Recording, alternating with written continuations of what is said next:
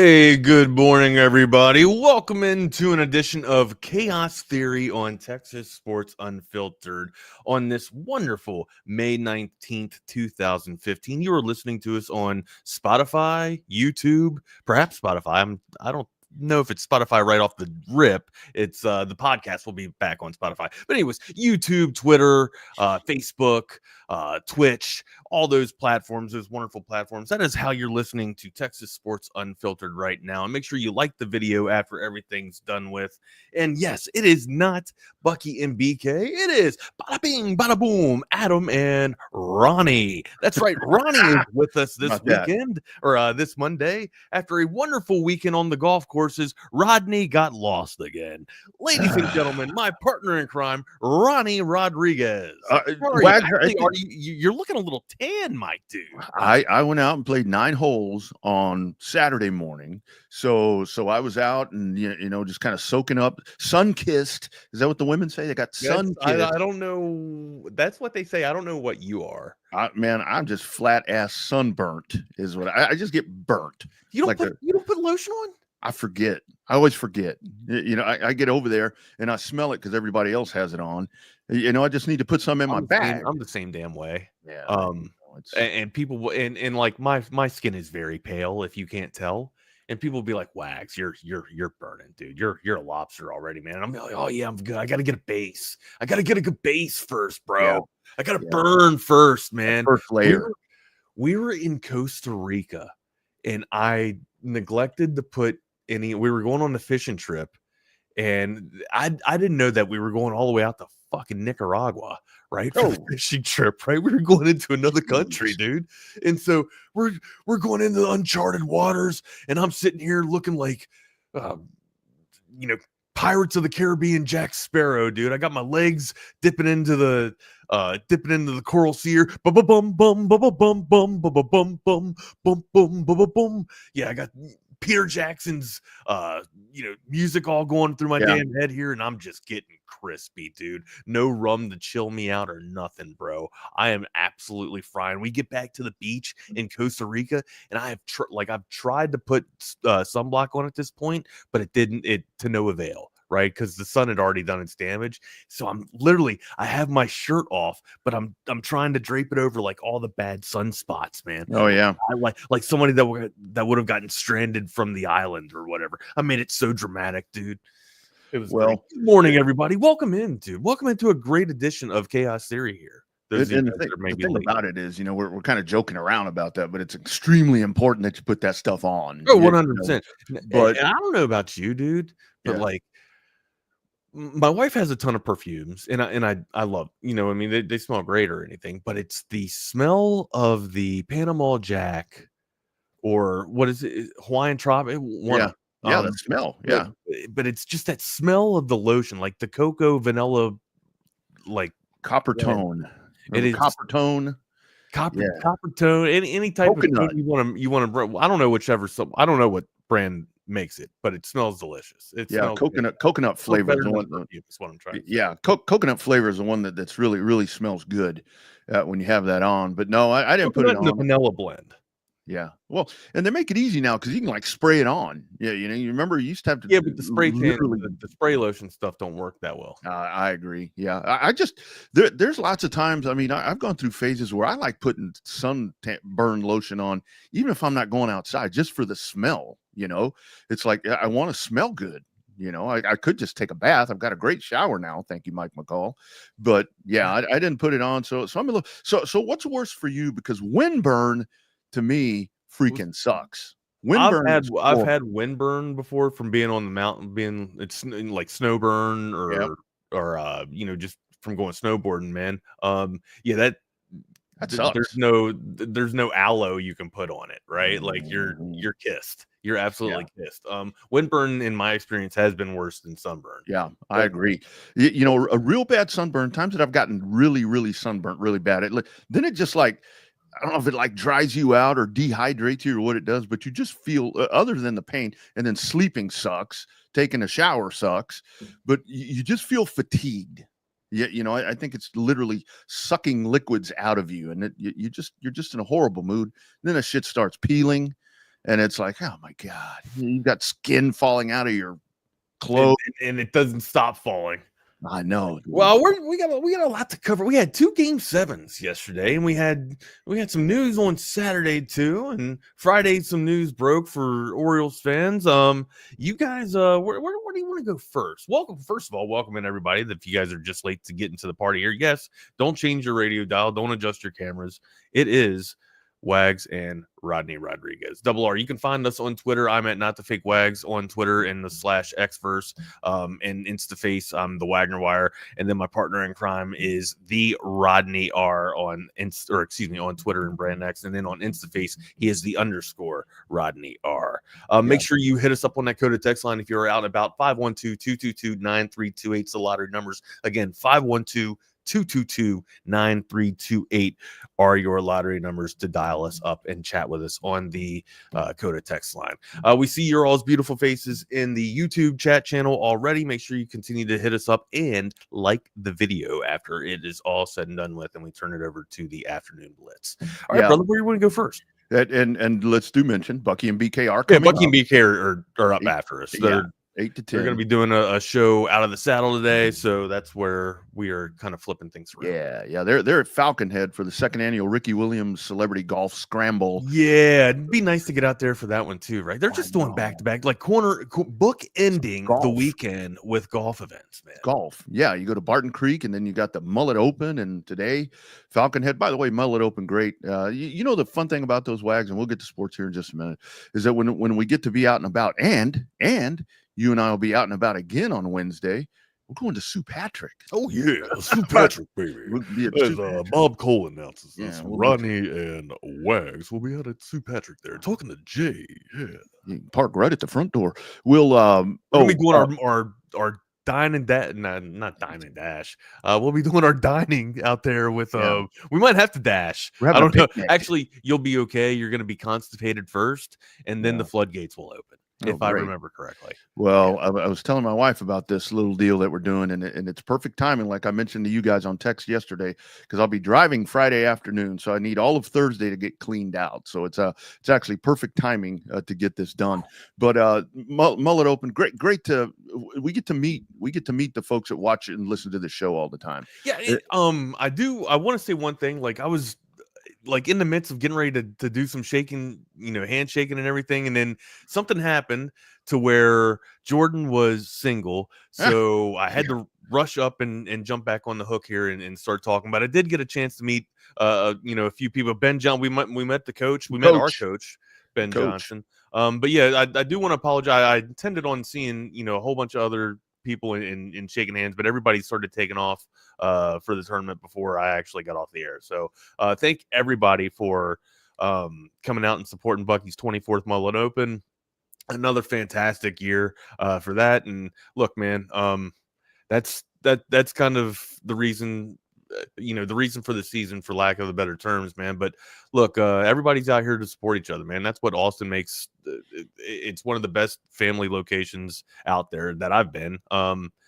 It's the community giving back and coming together for everybody, man. You guys have done it for Buck for the past 24 years, man. It's fantastic, and it's great to see you guys, and it's great to be a part of that stuff. So thank you guys so much for the turnout that you were able to do and provide just for this great man that does so much stuff for the rest of us here in Austin, man. And a lot of people if you don't realize by now, you might be under the rock, but a lot of the reason, or the main reason why this thing has got a pulse is, like Texas Sports Unfiltered has got a pulse, is because of Bucky Godbolt. So absolutely, he does tremendous things all around Austin, and just the Mullet Open is just one of them.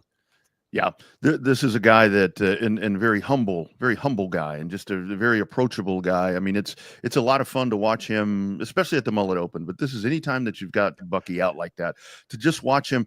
People say work the crowd, but Bucky doesn't work the crowd. He navigates and influences the crowd, right? He does. So my favorite part of Friday was after it was all said and done with, and I was getting ready to walk out, and they were getting ready to make their announcements for the tournament itself and getting ready to do the shotgun for it.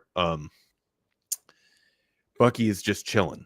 Yeah, sitting on that rocking chair. Yep. After all the hard work, he's just sitting there watching watching his 24th masterpiece. You know what I mean? And that's like, to me, that was the morning complete for me, right? Was to see Buck, happy and just looking at another victorious 24th mullet open.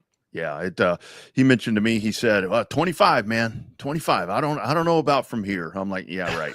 Give him 3 months and he'll be all over it again. So again, another great event, a full field. Did you actually play? No. Oh, okay. No, you mentioned that you hit 9. I thought you No, were out there. Yeah, Saturday morning. Oh, gotcha. Went out and hit 9. Get this, Wags. I played those 9 holes. I used the same ball, the whole 9 holes. Now, look, dude, we talked That's a about win. growth. That's we talked about growth in golf. That is the first step, man. Not losing $3 balls, right? I had to chase it one time. I thought it was lost. And what did you play with a Cal? Like, do you remember what you played with? Or it was a Titleist. I think it was a Titleist one. There you go. I mean, not one that I bought. It was just in my bag. It was the whitest. Titleist might be a $2 ball. Might be a $1.50 ball. So yeah, hey. Can't be buying those $3 balls and losing the $3 balls. Can't be doing that. I thought it was lost one time, and there was a guy on the hole that was next to me, and he said, "Dude, I think this is you over here." And I went and I looked, and there it is. I'm like, "Holy shit! I think I'm going to save this." So yeah, it's a good time. Well, we had some golf over the weekend, man. How about Scottie? You want to talk a little bit about that first before we get into anything else? We're already talking about golf anyways. Hello, friends. Yeah, here we go. And with Scottie, that might even be advantageous to my house too, because this is hilarious, right? Doing the show this morning, right? Flip-flopping today of all days is hilarious because this is the first day that my son does not have school. Oh, well, shit. Turn me up full blast. Turn me up full blast. See that explains it, because we were getting ready to go on here, and Wag said, "Hey, buddy," or whatever, and I'm like, "How's it going?" He's like, it was blaring, right? I had my speakers up from the course that I was doing, right? Because the course is a little bit. Some of the speakers have different microphones, so you have to have it reared up. So I had this one blared all the way up, and then you came in with a beautiful bolstery voice here, and turn it up real loud. Damn near shook all the portraits and painting off the damn wall. Turn it up real loud, and I'll start going. Read.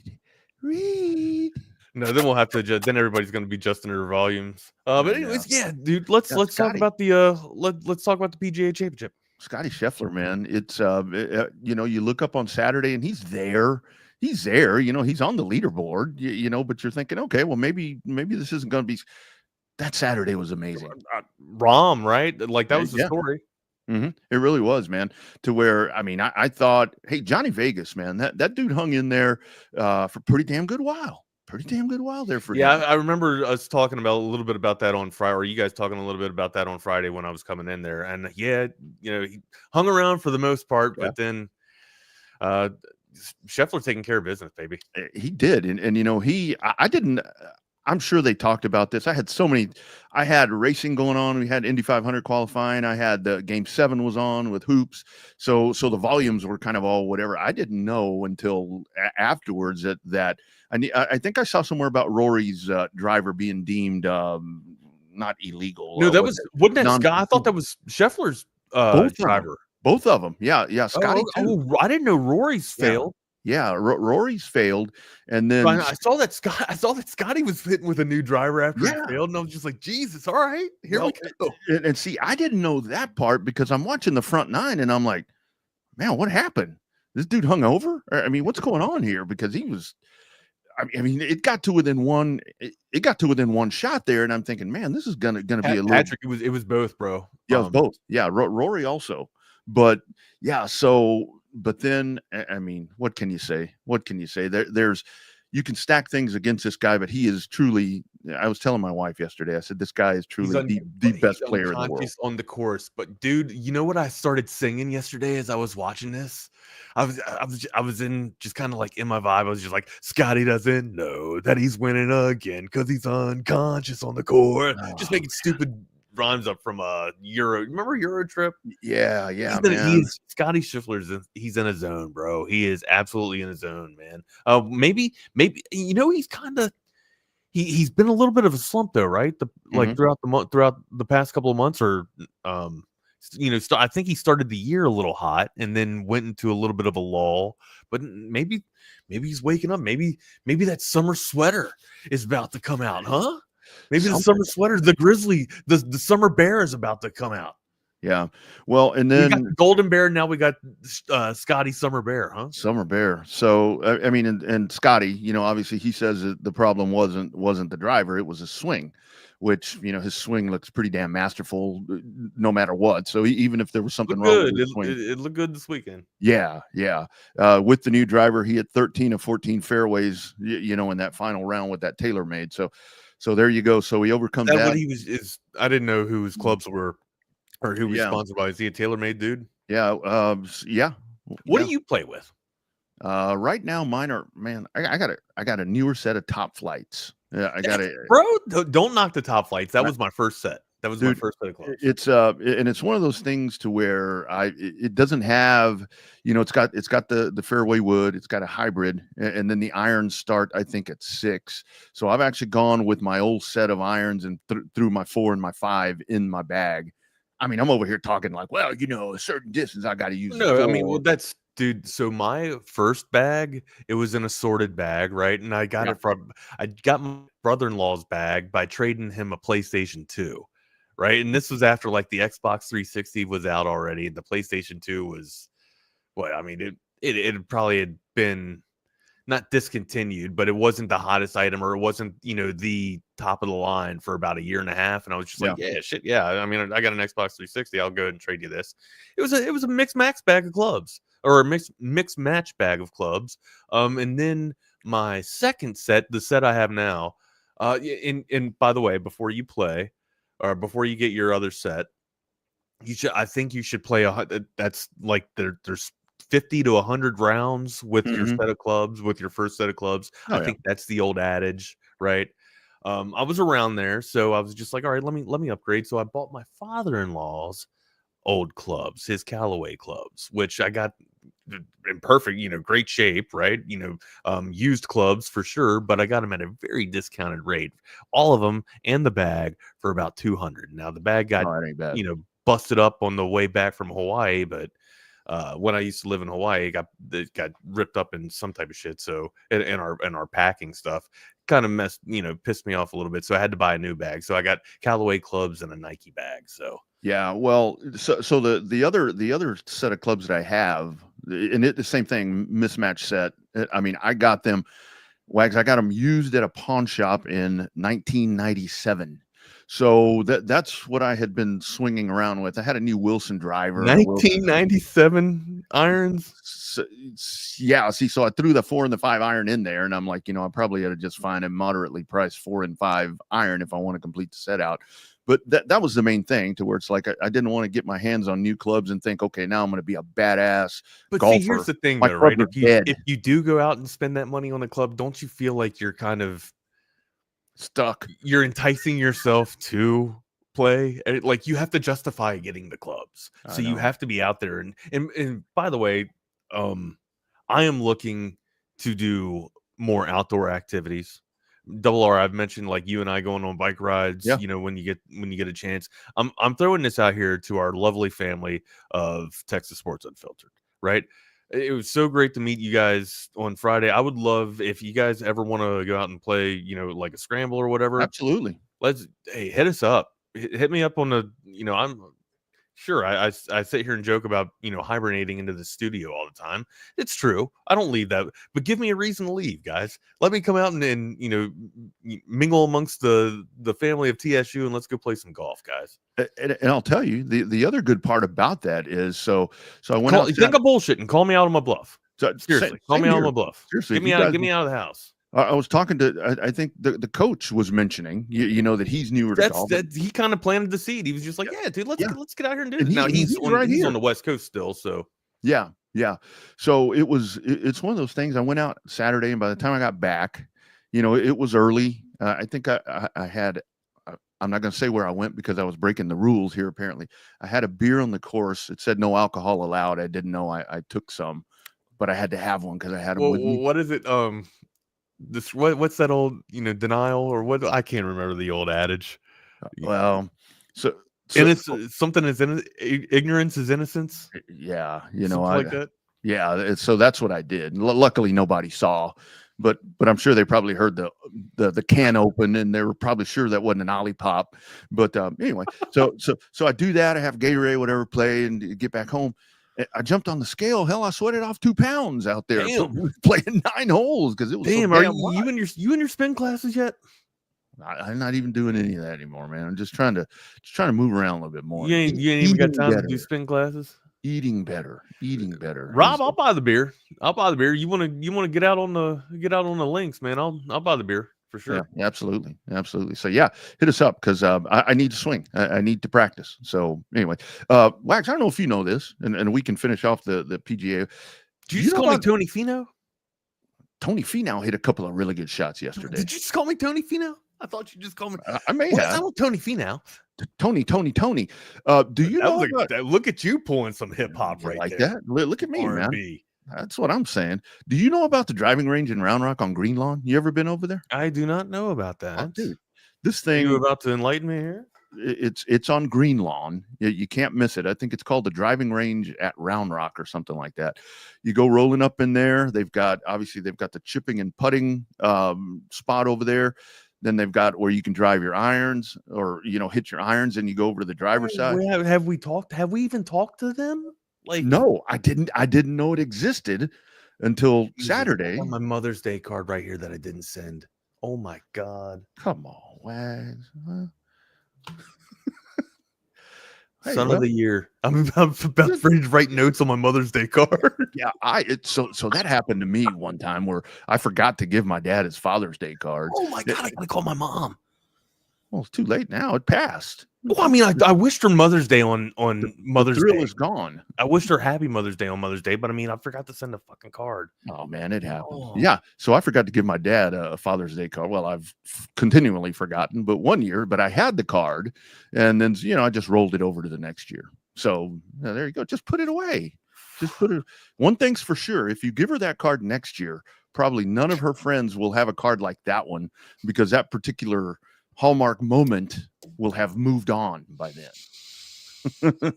See, you're just ahead of the game. Son of the year, huh? Son of the year, just ahead of the game.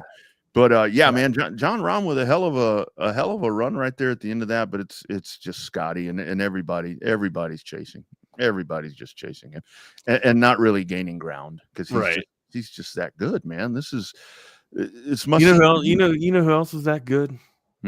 Texas baseball. Yep. SEC champs taking care of Oklahoma, and you've got a little bit of time. So here's my question. Thursday. So I took a guess on Friday and talking with Jordan and thinking that the SEC tournament was going to start on Wednesday, but it's actually Thursday. So we got some time for the bats to kind of put the put the serenade on them, sing a little bit to them and get them sizzling, get them ready for this SEC tournament. Have the aluminum getting ready to pop. Yeah, man, we got it. But also we do got some baseball news from Major League. Okay, and I won't take up too much of your all's time here, but I just wanted to say some things, right? Because the baseball in Baltimore has been bad for a little bit, and not a little bit. Since the start of this young campaign, right? We're almost out of May. We're in the 3rd week of May, and it doesn't look like it's going to get any better. Injuries have already started to plague. Gibson has already been sent down on assignment again. So what the front office, what they thought was going to happen, has not turned out well. It's been a failed experiment. You allowed 2 of your biggest bats, or excuse me, one of your clutch bats.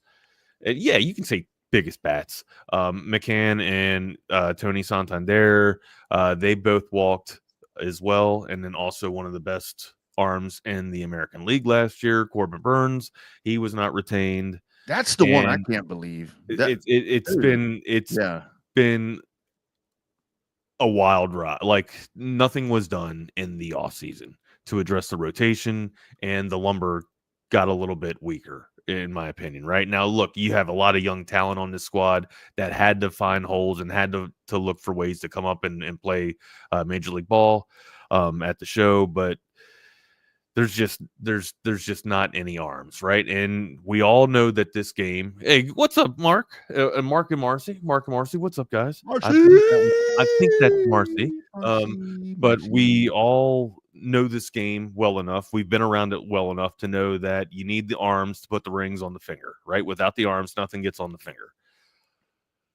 Baltimore fired their head coach, Brandon Hyde, in a knee-jerk move, right? When Brandon Hyde kind of engineered, base running or not didn't engineer base running, Trying to be like the Pacers. Utilized, base running and small ball to kind of get this team wins when they were squandering for wins, right? They couldn't find any, and he was able to kind of, no pun intended, like shit them out, like just able to find victories.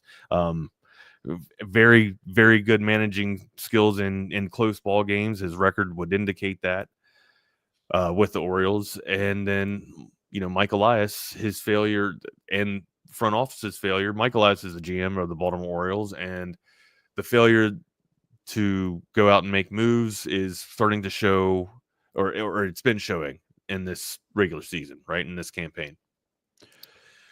Brandon Hyde was fired, relieved of his duties over the weekend. And of course, Mike Elias isn't going to fire himself, right? It's as simple as that.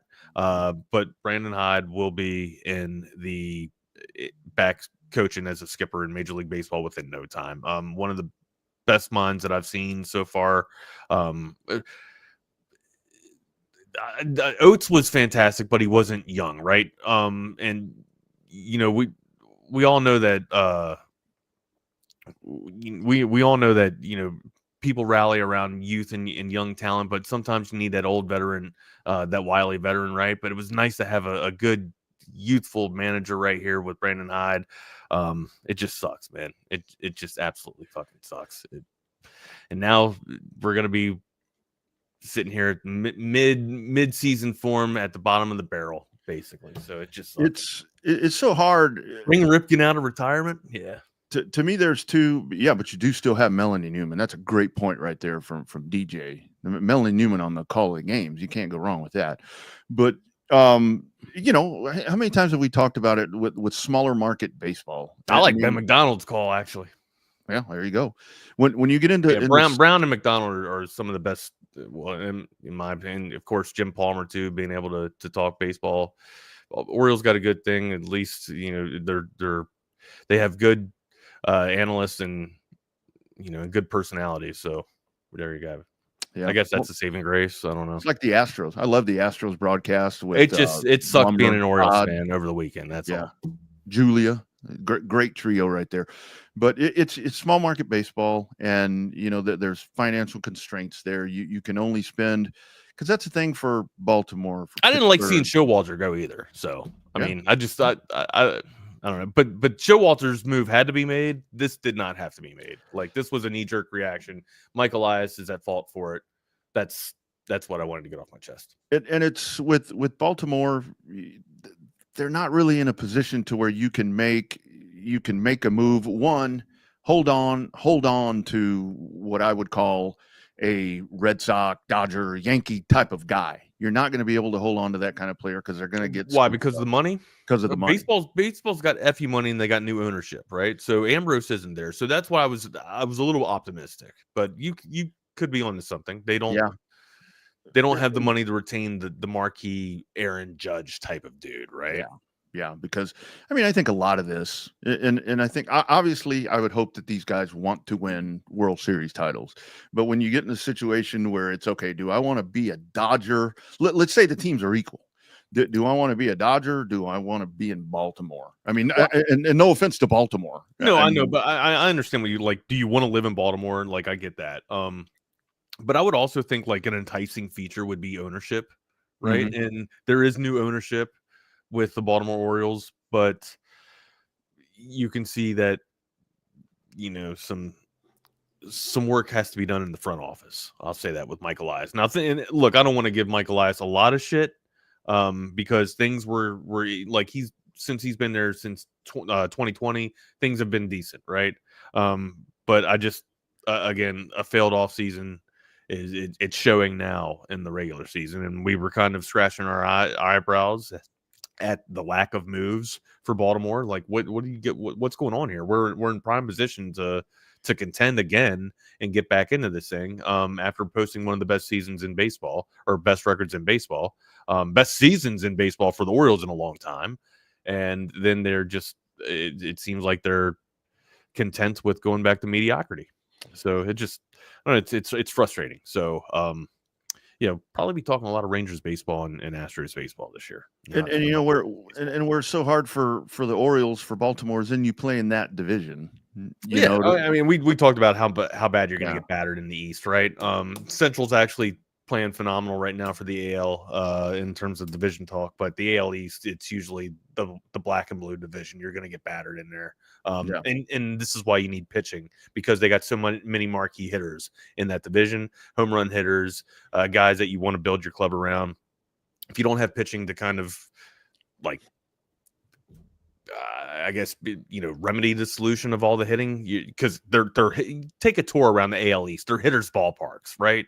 There's really not too many pitching, friendly pitching compounds or confines out there in the East. Baltimore used to be one, all right, but then it turned into a hitter's park after all the other parks started getting larger, and now they added an extension to Camden. So again,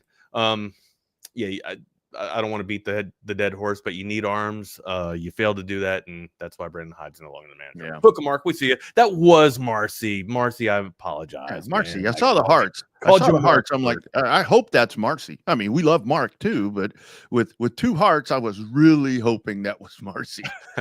So anyway, Astros do win 4-3 over the Rangers to finish off the Texas series. There, looked like Jack Leiter had him a little no hit bid going on there. Him and Framber were just going back and forth on Sunday. The Astros able to win, and like we talked about in the AL West, we were having that conversation with Tom on Friday, to where if you're the Astros or the Rangers, you just have to play okay. You just got to stay relevant. You got to stay relevant. You got to stay close, because Seattle is not going to sustain, and Seattle doesn't have that big of a cushion anyway. So something's going to happen there. So and they usually tail off. Absolutely. I mean, it's death taxes. That All-Star break, All-Star break, and the Astros winning the pennant in modern day baseball, right? Yeah, yeah. I like to say with Seattle, not so much the pennant, but at least the West. At least the West in modern day baseball. I always like to say with the Mariners, you can guarantee they're going to peter out. That's really the only way that I can describe what Seattle does. They peter out at some point. They just fizzle. The fizzle's gone. Where do you want to go next, partner? I tell you where I do want to go is over to Bee Cave, the Bee Cave area. Let's talk about our friends at Covert Bee Cave, covertbeecave.com. When you want to talk about ownership, if you're a part of the Covert Auto Group, that ownership is probably the best in the world, because they've been doing it for over 100 years. The Covert family of dealerships. Go off camera and pick my teeth real quick. Sorry. There you go, right there. So the Covert family of dealerships, Covert Bee Cave, covertbeecave.com, the newest dealership. It is over 40 acres out there in beautiful Bee Cave. 7 different brands of new and pre-owned cars, trucks, or SUVs. Service after the sale, all of that. Customer service. It's our friends at Covert Bee Cave.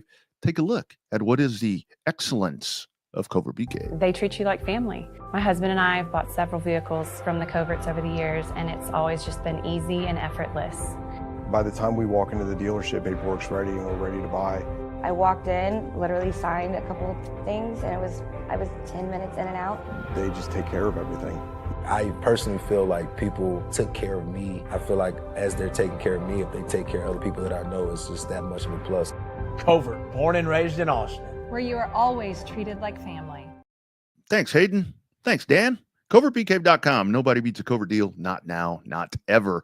We were talking about the mullet open wags. When Mike McCall came walking in, Mike and Steve come walking in, the whole crowd is like, because you want to talk about a badass golfer. Here comes this dude walking in. Mike looks like a professional golfer, doesn't he? I mean, the dude is built like a professional golfer. He comes in, I'm like, oh my God, look, tournament's over. Tournament's over with this guy coming in. Can I ask what a professional golfer looks like though? Because isn't John Daly a professional golfer? That's true. Huh? That's very true. What is the MO of a professional? Yeah, and kind of Johnny Vegas is that way too. Johnny Vegas. Let's get some happy Gilmore. On Yeah, it's all good. It's all good. McCall Custom Homes, check them out. McCall Custom Homes, ATX.com. I'm sporting the McCall Custom Homes lid today that I picked up from my man Mike. This is actually a pretty good little golfing cap too that's probably going to be with me. So thank you, Mike, for that. I appreciate that. Just great service with those guys. Free estimates right now. If you're a TSU listener, viewer, whatever you may be sure and mention that when you call or text 512-633-9580. That is for that free estimate. If it is a kitchen remodel, a bathroom remodel, living area, space outside, you need a second story on your house, or maybe you need a new home. You've outgrown where you are now.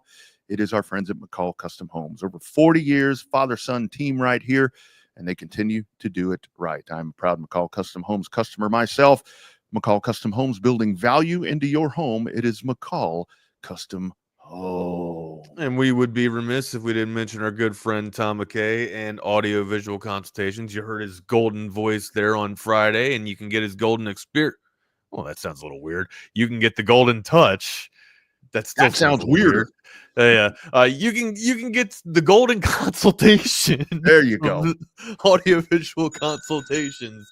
If you give them a call, the numbers are 512-255-8678. Again, those lottery numbers are 512-255-8678. Just give them a call. Nothing golden will be on your walls or anything like that. They'll just come over and put the best audio visual automation up in all of the land here. They've been setting the standard in it, been doing so for 36 years, since 1988. I think we got the math right this time. But yeah, just give them a call, 512-255-8678. That website is avconsultations.com. You can go there and see the gallery of projects that they have on display over the past 36 years in business, and also just get an idea of what you want in your home if you don't have one already. 2 TVs like I got, and the Dream Theater downstairs, or you can have the 3 set up, the trifecta, as I like to call it, that Rodney has over at his house. Did an awesome little display of the races going down yesterday. Ooh, cool? And sent it over to Tom McKay. There might be something up on the website because of that.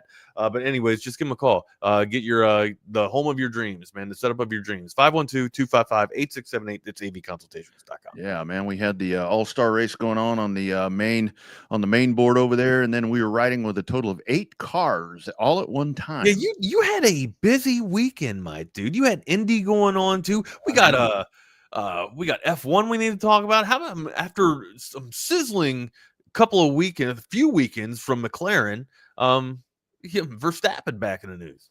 Yeah, Max Verstappen wins, and I don't exactly know if we're at a point in Formula One yet with if Red Bull's about to go on a run and Max Verstappen is about to overhaul Lando Norris and the other group. I just don't. I haven't seen the consistency, anything to tell me that Red Bull is at that point. I think Red Bull has kind of taken a couple of steps back to where McLaren has made their programs better, and they're winning pretty dominantly and winning effectively and regularly. So I think what you're going to have, I think, for the rest of the way is that you're going to have McLaren, maybe rattle off. It won't be Team Red.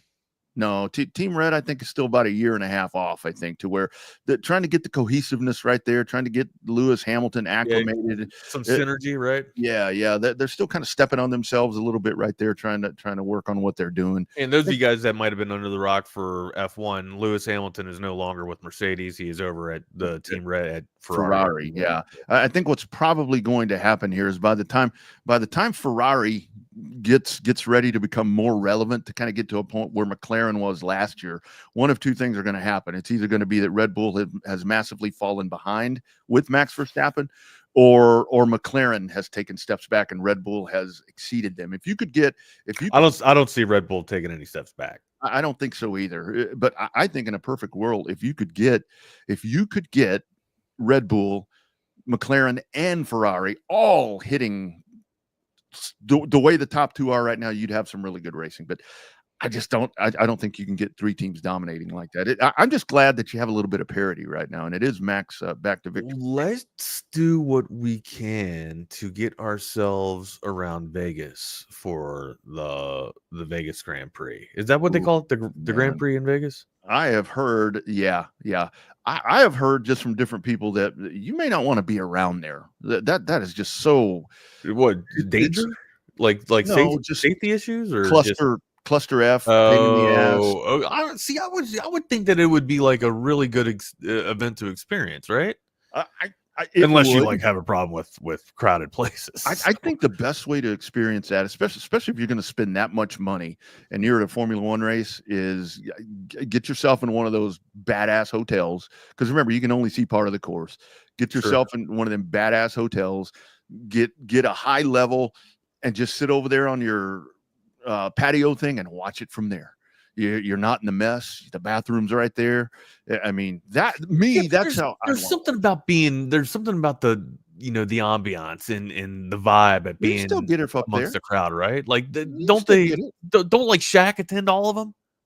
Yeah, but I mean, like to be around them, you get all those fancy people down there, and it's like you can't get within a whisker. That's probably like how close you going to be able to get to the who's who of the celebrities. Yeah, right? See, that's what I like about NASCAR races. Is you go to a NASCAR race, you're walking down pit road, and hell, there may be somebody famous right there walking next to you. That's a cool part. They don't have. I mean, they may have their handlers or whatever. I walked up. So when NASCAR was here one year, I mean, I like walked from here to, I guess, my wall, which is probably about 4 feet away, to Michael Jordan. And it was like, I'm never going to get that close to that dude in any other setting. But yeah, so you've got that. Indianapolis was qualifying day for Indianapolis this Sunday is just unbelievable. There's so much drama. There's so many stories. You had Scott McLaughlin for Team Penske, who was the fastest on Saturday. He was an odds-on favorite going in the Pennzoil Yellow Submarine. He had a massive crash yesterday, Wags. I don't know if you saw this. I didn't. But if you get a chance, go take a look at this. That yellow submarine, the Pennzoil number 3, McLaughlin just hits the wall, destroys that thing. It like dug chunks into the racetrack. What's that? Is he okay? Oh yeah, he's totally fine. They were talking to him afterwards. He's disappointed. He's like, I hate this for my team, but that car hit the ground and literally dug grooves into the pavement. He hit the ground so hard. Yeah.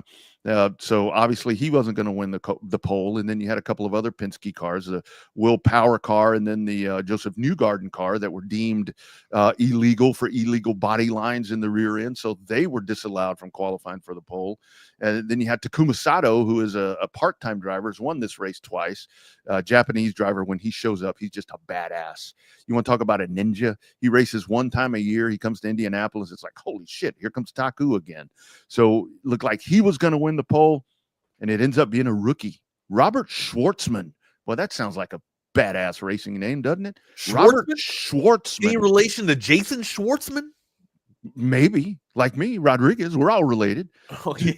232.790. That's cooking on a 4-lap average. That's a cooking. 4-lap average. That's hauling ass on a flat track. Greatest spectacle in sports, they now call it, coming up next Sunday. May have to drop you a couple of specials for that. You'll have the Coke 600 as well. Christopher Bell wins the All-Star race for the NASCAR folks last night. So, yeah, there you go. Lots of racing. There we That's go. presented by Coda. On to some hoops, huh? Presented some by hoops. Coda. Yeah. Game 7 last night. Some of the sexiest words in all of sports. Not just Game 7 in basketball, but Game 7 in hockey, too. So we were treated with a dandy of sports this past weekend. And it started on the floor, on the basketball floor. Maybe not the greatest, not sexy 7 to watch, right? Yeah, kind of a thumper, kind of a kick in the ass. Jokic just couldn't. I mean, he was missing layups. He kind of had to do it all on his own, right? I mean, and also it's been an injury riddled Denver. I'm not trying to make excuses for the Nuggets, but they've been dealing with injury. Most people or most teams in the postseason have dealt with injury, right? I mean, Boston dealt with injury. Boston dealt with, their superstar going down. But yeah, Murray, started to make a little bit of a run into this postseason, but the key cogs just weren't there for for Denver. Russell Westbrook started to flame out a little bit. Gordon flamed out a little bit. Porter never showed up, and it got bad. They just didn't have the Joes to compete with the rest of the Joes on Oklahoma City, and it was on full display yesterday. 32-point victory for the Thunder, and they look like they are able to cruise right now. And it's going to be a tough out for Minnesota too, right? Like Minnesota is going to have to find a way to get ready and deal with Shea, because this dude he's silky smooth, man, and he's crafty. Look, there's nothing that sexy about his game, but it is silky and it is smooth. And it absolutely is. And this is my knock on Oklahoma City has been the youth part. I think I'm kind of at a point right now to where I can say that they've been tested enough, and kind of the youth part of them has beaten them enough that they're past that. So if you go a full season, right? Like if you go the entire NBA regular season, and then you get, I don't know, this deep into the playoffs, aren't you, even if you're a rookie, like aren't you a battle tested, calloused? I wouldn't say battle tested yet, but aren't you starting to harden up a little bit? Aren't you calloused a little bit? Yeah, I think you're so. not a soft rookie anymore, right? Mm-hmm. And I think that's what's been good about the playoffs is that technically you are. It's still your rookie season, but like a full season has gone essentially. Yeah. Now you would like to have that off season to kind of mold together all that hardened skin, but still. Well, you what I'm trying to say. And I think OKC in this playoff run, they've been tested enough to kind of thicken that skin up a little bit, if you know what I mean. And I think that they're going to need this with Minnesota, because I mean, you will have Julius Randle at full tilt and so forth. Ant. This is going to be a really fun series to watch, I think, here. And but when you see Randall's going to have to continue to play like he's playing. Yeah, absolutely. That's not breaking news. Right. And see, that's what we talked about with Denver. We even talked about it with the Knicks in the Boston series before Tatum went down, to where you were going to have that constant 3-4 performance from your top four every game. And I think Minnesota, more than anyone, is really going to need it right now, because Oklahoma City, when they looked like they looked yesterday, and a couple of other times during this playoff run, man, that they look damn near unbeatable, to be honest with you, Wags. They just look overpowering. They look overpowering. And I think that if they finally cross that bridge to where we're not going to call them, okay, they're too young, then that's scary. That's really scary. Here's the thing too. Like if you're Oklahoma City, Shea gets to the line a lot, but you have so much size too. Like Hartenstein only, no free throw attempts for Hartenstein, right? And then only 6 attempts for Chet Holmgren. This is your size, right? And this is kind of what I'm getting at, because Minnesota also has size too, and Minnesota tries to bang. Like Finch tries to get the opposition in foul trouble. I'm assuming that the Thunder are going to realize this, right? And try and, bang around a little bit more and try and get, put Minnesota in that position to where they're, shooting 1-on-1, or Oklahoma City shooting 1-on-1s before, you get to the damn end of the first quarter. And, hopefully if you can use that to your advantage, right? And get the other team in foul trouble here. That's kind of like the MO that Minnesota, that the Timberwolves try and do to the opposition. I'm wondering if they're going to, Oklahoma City's going to try and counter that and force that on Minnesota, right? And then try and use like their youth and their silky smooth guard against, the raw and rugged guard of Ant-Man. So it's going to be a fantastic matchup. I think the bigs for Minnesota are better right now. Not more skilled. I just think they're better. They're going to have the advantage into this matchup because they have experience, right? I'm not saying that Chet can't play, but I'd like to see what Chet's going to do against Rudy Gobert. I'm pretty sure when they match up in man, that'll be the matchup there for Rudy. And Randall will probably be on Hartenstein. It's gonna be a great series to watch. It's gonna be a fun series to watch. Then on the East, we got a rendition, a '90s rendition of I can't really call it a 90s rendition. I mean, they did battle last year and then battled back in, I think, the early 2000s too. But again, it's a rekindling of the rivalry, right? Knicks and Pacers here for the East. It's going to be fun, man. We're going to have great conference basketball, and then also we got conference hockey too. That's going to be sizzling, man. Yeah, with OKC yesterday when they went down in that first quarter, I mean they came out and their shooting was, I mean, cold. I mean, you want to talk about cold, and that's where I started to think, okay, they're about to choke down, they're about to lock down right here, and the thing is, in this game, I mean, finish it off. I mean, just finish this thing off, get it done. But they did. They bounced back nicely and then just took control. I mean, they took control. And there with the Knicks, man, this Knicks Pacers matchup where we have talked about, like I mentioned earlier, with the Knicks, that it was so imperative that obviously Jalen Brunson to do what he does. But now with the matchup with Indiana, this is just going to be. It seems like New York has cleared the hurdle there of Boston, and I'm still hearing today, well, you know, when Jason Tatum went down, I don't care. It still seemed to me like the Knicks were in control of that. Sign me up. Look, Sign me up. The best finals marketing in all of the NBA. This to me, and this is where I get the whole thing with ratings, and you know, I study this shit about ratings and all of that stuff, man. I want good basketball. I will watch. I mean, I'm going to watch whatever series, but sure, I don't want to be put to sleep while I'm watching a basketball game, especially the finals, right? Yeah, like I don't want to be put to sleep. That's the thing. That's like and I get it. It was only second round, but still like a 30-point game in the playoffs. That's a sleeper, and we've had a few 30-point games. Okay. Yeah, absolutely. I mean, yesterday at the end of the OKC game, I'm like, okay, I flipped it off. I'm like, all right, I need to screen for something else. I know what's going to happen here. This one's pretty done. But yeah, you just want good basketball. I know the market stuff, but this is where we come down to, like we were talking about with Baltimore, where you get Indiana and Oklahoma City.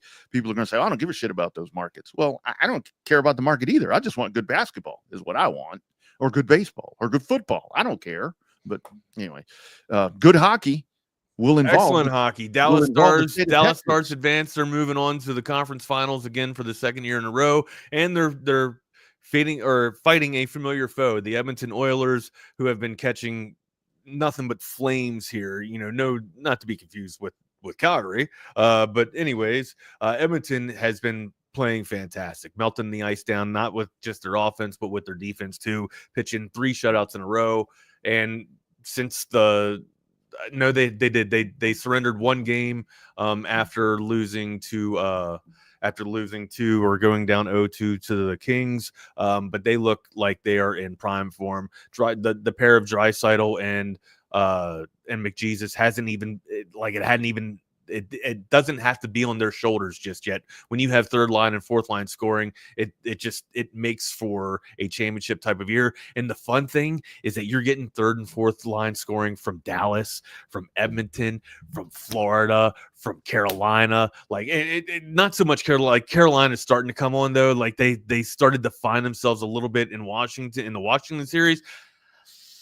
Let me walk that back. Washington didn't even really show up offensively, right? But their goaltending kind of kept them in the series. But still, nonetheless, you have some really good matchups coming for the conference finals here, with Dallas versus Edmonton, and then Florida versus Carolina here. I kind of mentioned, I mean, Florida last night was fantastic against Toronto. They did everything but score the extra point. I mean, 6-1, just complete dominance. Reinhart and the crew, and Marchand, another to the Leafs. He did it all career at Boston. He does it for Florida, dismantling the Leafs and scoring in a Game 7. So as much as you want to hate this dude, Brad Marchand shows up big in big moments. And you know, putting in the empty netter last night just to seal the deal. And here's one bad thing that you got to take away if you don't have skin in the game for the Leafs, right?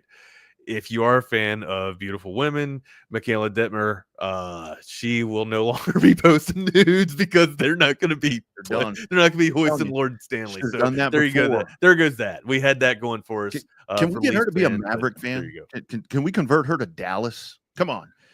Join the train. Join Dallas. Come on, lady. I don't know. I think she's a Canadian. I don't okay. think she's gonna. I don't think she's gonna be able to pay the tariffs.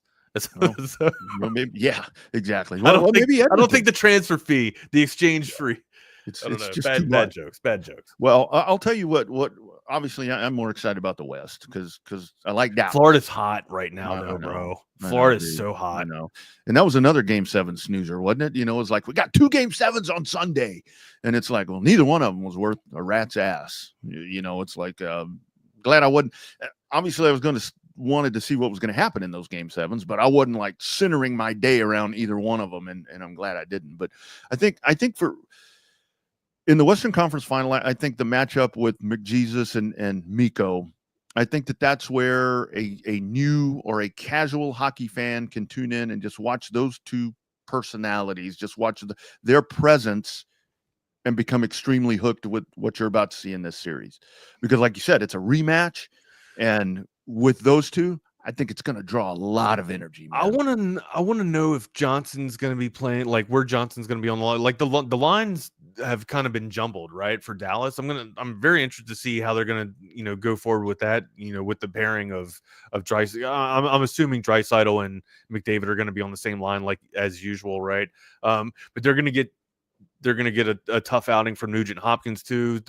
Edmonton can play. Right, Edmonton's got some good skaters, so Dallas is going to be tested. But Dallas has, I think, right now from the West with Miro coming back too, and Robo starting to come to form. I think Dallas is the best team. So Florida is just really hot at the moment. So I think everything's starting to come together. Florida's healthy now too. So not to get too ahead of the skates here, or too ahead of my skis.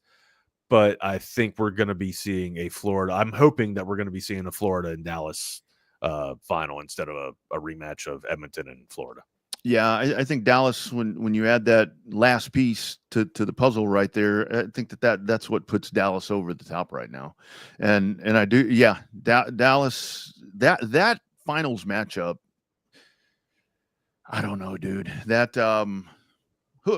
Let's say we get that finals matchup. Who you going with? You going with Dallas? Oh yeah, I'm riding with the boys. Right? I mean, you have to, right? I think.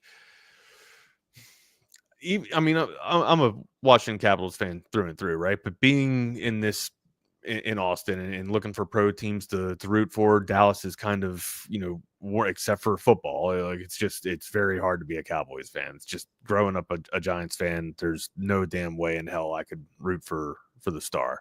But Dallas has, the Dallas Stars have kind of worn on me, and the Mavericks too, right? Like when you're living in purgatory, being a Wizards fan, you gotta find something to pull you out of the dumps and pull you out of the depths of hell. It's been Mavs basketball, for the NBA. So again, it's great to root for the hometown when you can. I can't do it in football, but I can do it in hockey and I can do it in basketball. So yeah, I'll be pulling for the boys, pulling for Dallas. There you go. So earlier when we were talking about the SEC tournament, so it will be Texas on Thursday. That's going to be a 3:00 game, but a lot goes on before that, obviously, with kind of the double bye right there. It starts off early tomorrow morning, 9:30. You've got Alabama and Missouri, and then you've got Oklahoma and Kentucky, Florida, South Carolina, Mississippi State, and the number 14th seeded Texas A&M Aggies. Hey, there you go, little brother. Yeah, boy, did they fall? They fell, and they fell hard, didn't they? Yeah, but let's not. No. Let's not beat up on the people that are down. Yeah, no, absolutely. So Texas on Thursday, Alabama, Missouri, or Tennessee is who they're going to face when they finally. So what else we got on the show? I'm sorry, go ahead. Well, there's a part of me with the SEC tournament. Texas is going to be a number 1 seed for a regional, super regional. That's going to be in Austin. I would say it seems pretty likely. Maybe. What about hopefully winning 2 of 3 against Oklahoma changes the minds of some of the voters, right? Yeah. I think that they've got that locked in at this point. Okay. I truly do. So what do you do in this tournament? I mean, you got to get those arms. You're shorthanded.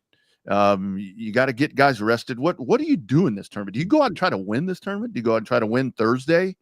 I mean, I'm not going to say then you lay down. You can't do in barbecue. You can't do that.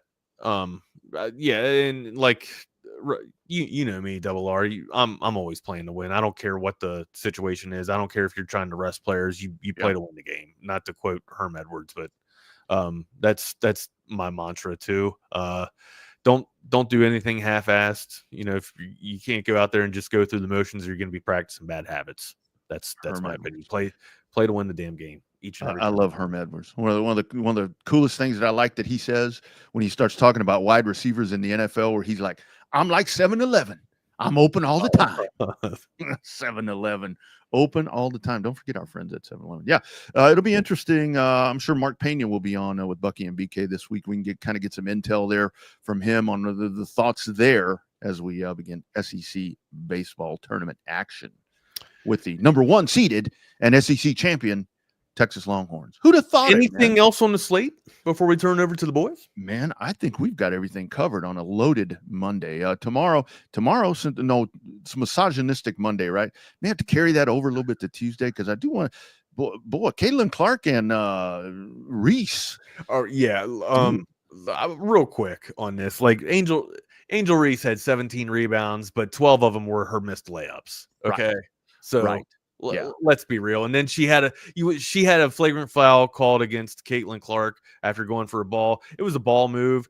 Like everybody, they both acknowledged that, during their post-game conferences. But also people in the media aren't questioning the flagrant foul that could have been called on Angel Reese, 2 seconds earlier. That was way worse. Way harder than what she experienced on Caitlin Clark. And I'm not trying to make this a Caitlin Clark versus Angel Reese thing like the rest of the media is, because honestly, Angel Reese just ain't even in the same arena as Caitlin Clark.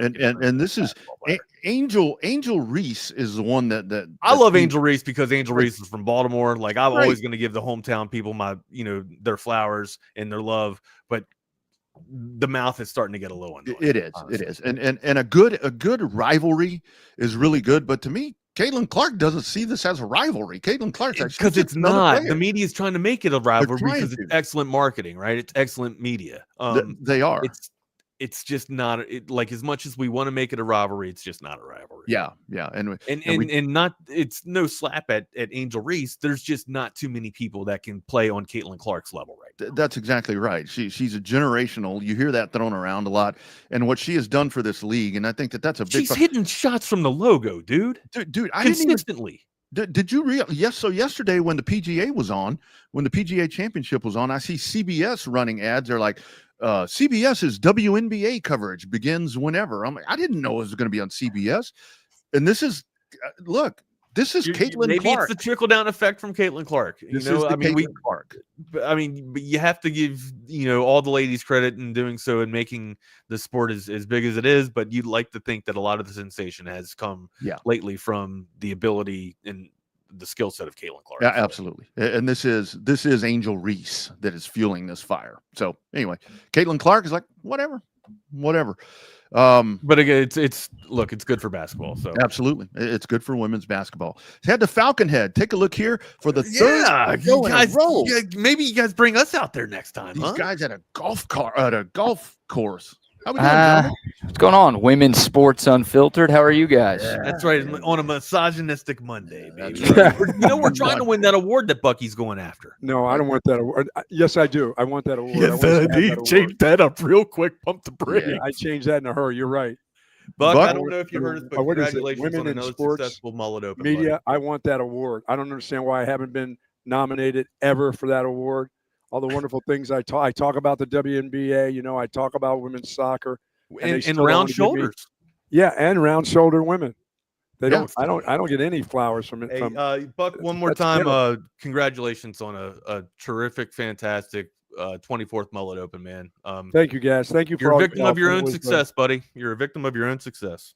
Yeah, it was fun, and we're out at Falcon Head today, and this is where the 4th annual mullet open took place. Not the 24th, but the 4th annual mullet open was out at Falcon Head for 2 years.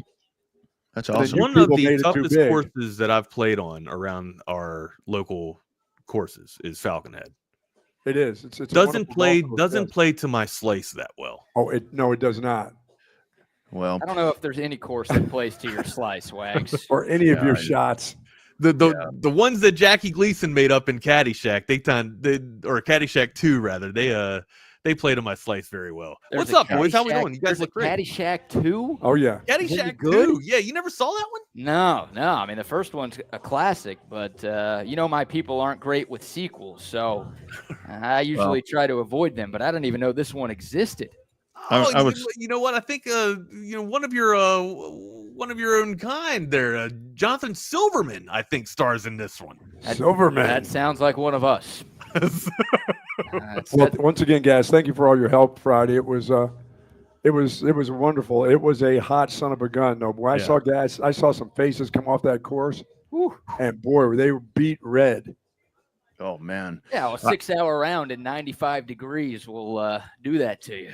Yeah, it was. It's warm amongst the pine trees of Lost Pines. That Lost Pines deal. Once you get down there in that valley, not much air going on there, but there's plenty of air going on out at Falcon Head right now. Yeah. I was telling, speaking of sand traps and so forth. So I was telling Wags guys, I went and played 9 holes at Lockhart State Park on Saturday morning just to kind of get some swings in. And somebody asked me, they were like, "Did you hit the sand trap?" I said, I never went in the sand trap.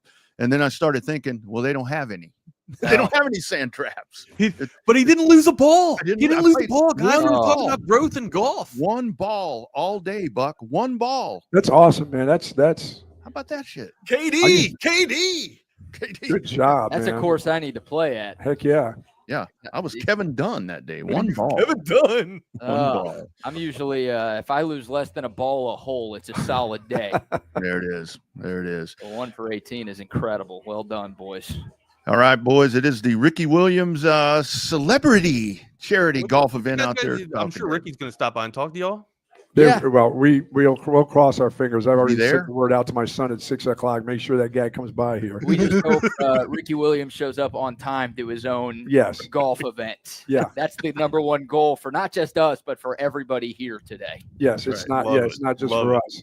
That's right. Yeah, but thank y'all for taking the early shift today, and looking forward to seeing y'all in person at St. Patrick on Wednesday. Nice. Yeah. You know who else looks forward to seeing us is our friend Bob Cole. Bob Cole, yes. Gonna eat a little MREs out there, boys. He'll be in the ready shitter. for it. Hide your toilets, boys. Hide your toilets. After the MRE, we're gonna be blowing some mud. Yeah. Hide your toilet, and it's I'm gonna smell looking like forward cool to water. Wednesday. Smell like cool water. Cool. All right, boys. See y'all mañana. Thank you, man. Thanks, Later, y'all. boys. Be good. Have a great show. Thanks, guys. All right, there they go. And here we are. We are broadcasting live from the 2nd annual Ricky Williams Celebrity Golf Scramble at Falcon Head Golf Club. It's Bucky and BK. Back to our original time, going from 8 to 10 this morning. And if you're watching us on YouTube, Facebook, Twitter, or Twitch, you see that there's a 3rd chair set up. We're hoping that 3rd chair gets a lot of use today because there are some big names who will be participating in this tournament. Of course, Ricky Williams will be here. Vince Young will be here. Jamal Charles, Derek Johnson, TJ Ford, our man Casey Stutard, our guy Quan Cosby. There's a lot of current and former Longhorns across a number of different sports participating in this great event. We're hoping to have some conversations on the air with a bunch of them. And it's a nice, chilly, windy morning here at Falcon Head Golf Club, Buck, but it's our 3rd straight show at a golf course. Wow. And we're excited to be amongst the people once again. How are you? Yeah, I'm good. This is as I said, this is where the 4th annual Mullet Open and the 5th annual Mullet Open took place. And boy, what a great place up here up on the hill. Yeah. You know, after being in the pines of Friday, it's nice to be up on the hill with a little bit of breeze, but this breeze has been cranked up all night long. And thanks to everybody for showing up on Friday. And there'll be a number of people showing up, celebrities out here today for sure. And, you know, as you said, it's just cross your fingers that the Rickster will wake up in time. But my son is, like I said, at 6:30, I sent out a message to him. Make sure dude's up for his own tournament, please. Get him up and get him cranking and moving around. But it's a pleasure. And thank the staff out here at Falcon Head for having us out here, and the folks that are involved with Ricky's tournament for having us out this morning. And it's been quite the weekend for me from Thursday on. And, you know, sadly enough, I had to put my dog down on Saturday morning, which after all the fun things that were going on during the course of the Mullet Open on Saturday morning, I had to lay Yogi to rest. The vets came out and put him down. And after 10 years, Good dog. Hell of a run for a hell of a dog. Hell of a run.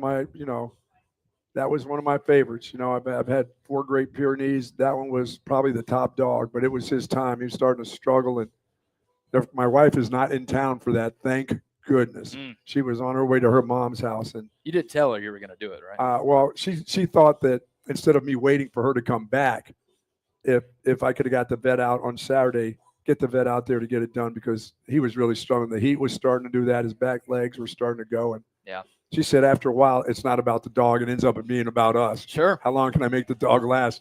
I did that to one of my Great Pyrenees who lived to be 15. Barney lived to be 15, and probably 6 or 7 months. Should have been down before that, and I waited because I wanted to see if he could make it to his 15th birthday, and I said, out of here. But I wasn't going to do that to Yogi, so it was okay. And the vet that saw my dog 3 months and when I first got him was the one who put him down. So it was kind of cool, that little circle of life or death. But I'm very good at that whole pet thing. As I told you before, I can separate the death of a pet than the death of a relative. You know what I mean? It's totally different, but it's sad nonetheless. But it was time. You get 10 years out of a dog over 100 pounds. That's pretty good. Yeah, dogs are still part of the family, right? Whether you treat them like a human or not, they're still. You pay for them like they're part of the family. That's for sure. You do, and they're with you every step of the way. Absolutely. And, yeah, that was a great dog. So I've got one to go. I got old Dopey still left. Dopey, Louie. Louie's looking around like, where's Yogi? There's my other guy. Yeah, where's my other guy? The guy that probably like, well, now I'm going to get twice as much food, right? Yeah, the guy I was jumping on helped breaking his hips. Yeah. So yeah, but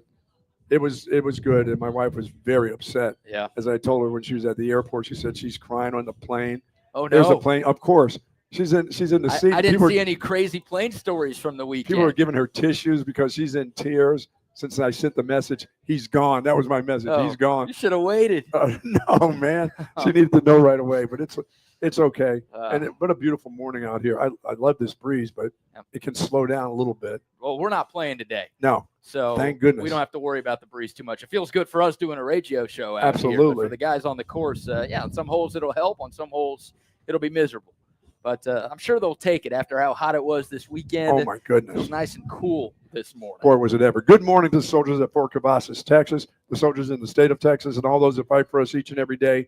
Thank you so very much for the great job that you do. We do appreciate it. To you and your families, do be safe out there. Yes, indeed. Plenty of sports to get into. Registration for this event starts around 8:30, so it'll be towards the back half of the show. We'll start having our live conversations with some legendary lifetime Longhorns. We obviously have plenty of sports to break down from the weekend. We'll talk about Scottie Scheffler winning the PGA Championship. We'll talk Texas baseball. We'll talk Longhorn softball. We'll talk NBA and NHL playoffs. We've got plenty to get into between now and 10 o'clock. And the other guys have already talked about the WNBA, so they got that in, thank goodness. Yeah, we will spare you the Caitlin Clark, Angel Reese rivalry that we play over the weekend. There was a little scuffle between the two over the weekend. I thought you were our women's sports guy, Buck. I saw highlights of it, and I was not impressed. So. Okay, well, that checks out.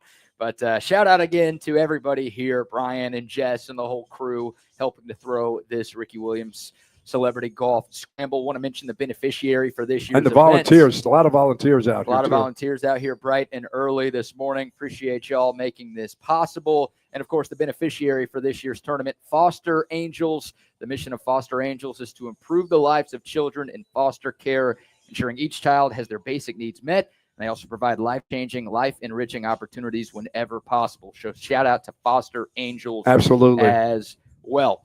All right, Buck, we're on the golf course. Let's start with a little golf. Scottie Scheffler has done it again. How about his 15th PGA Tour victory since 2022?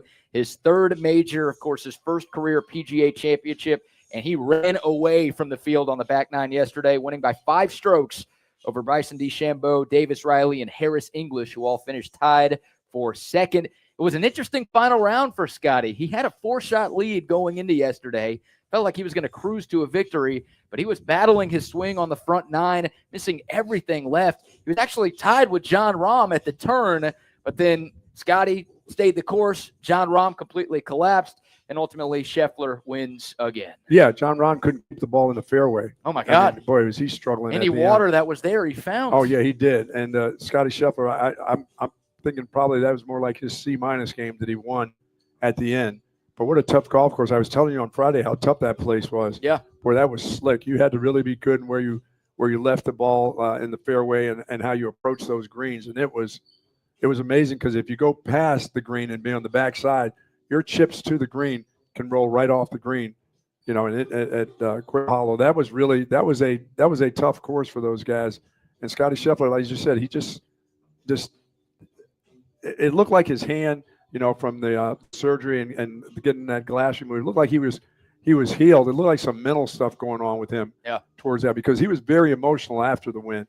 Because I know he's probably felt like, man, I'm the best. I'm better than these dudes right here. Yeah, he is. But I'm still struggling. I haven't got it quite together. But I thought his C game was pretty good yesterday. It's so hard. I mean, any golfer can relate to this, whether you're a pro or just a complete amateur like us.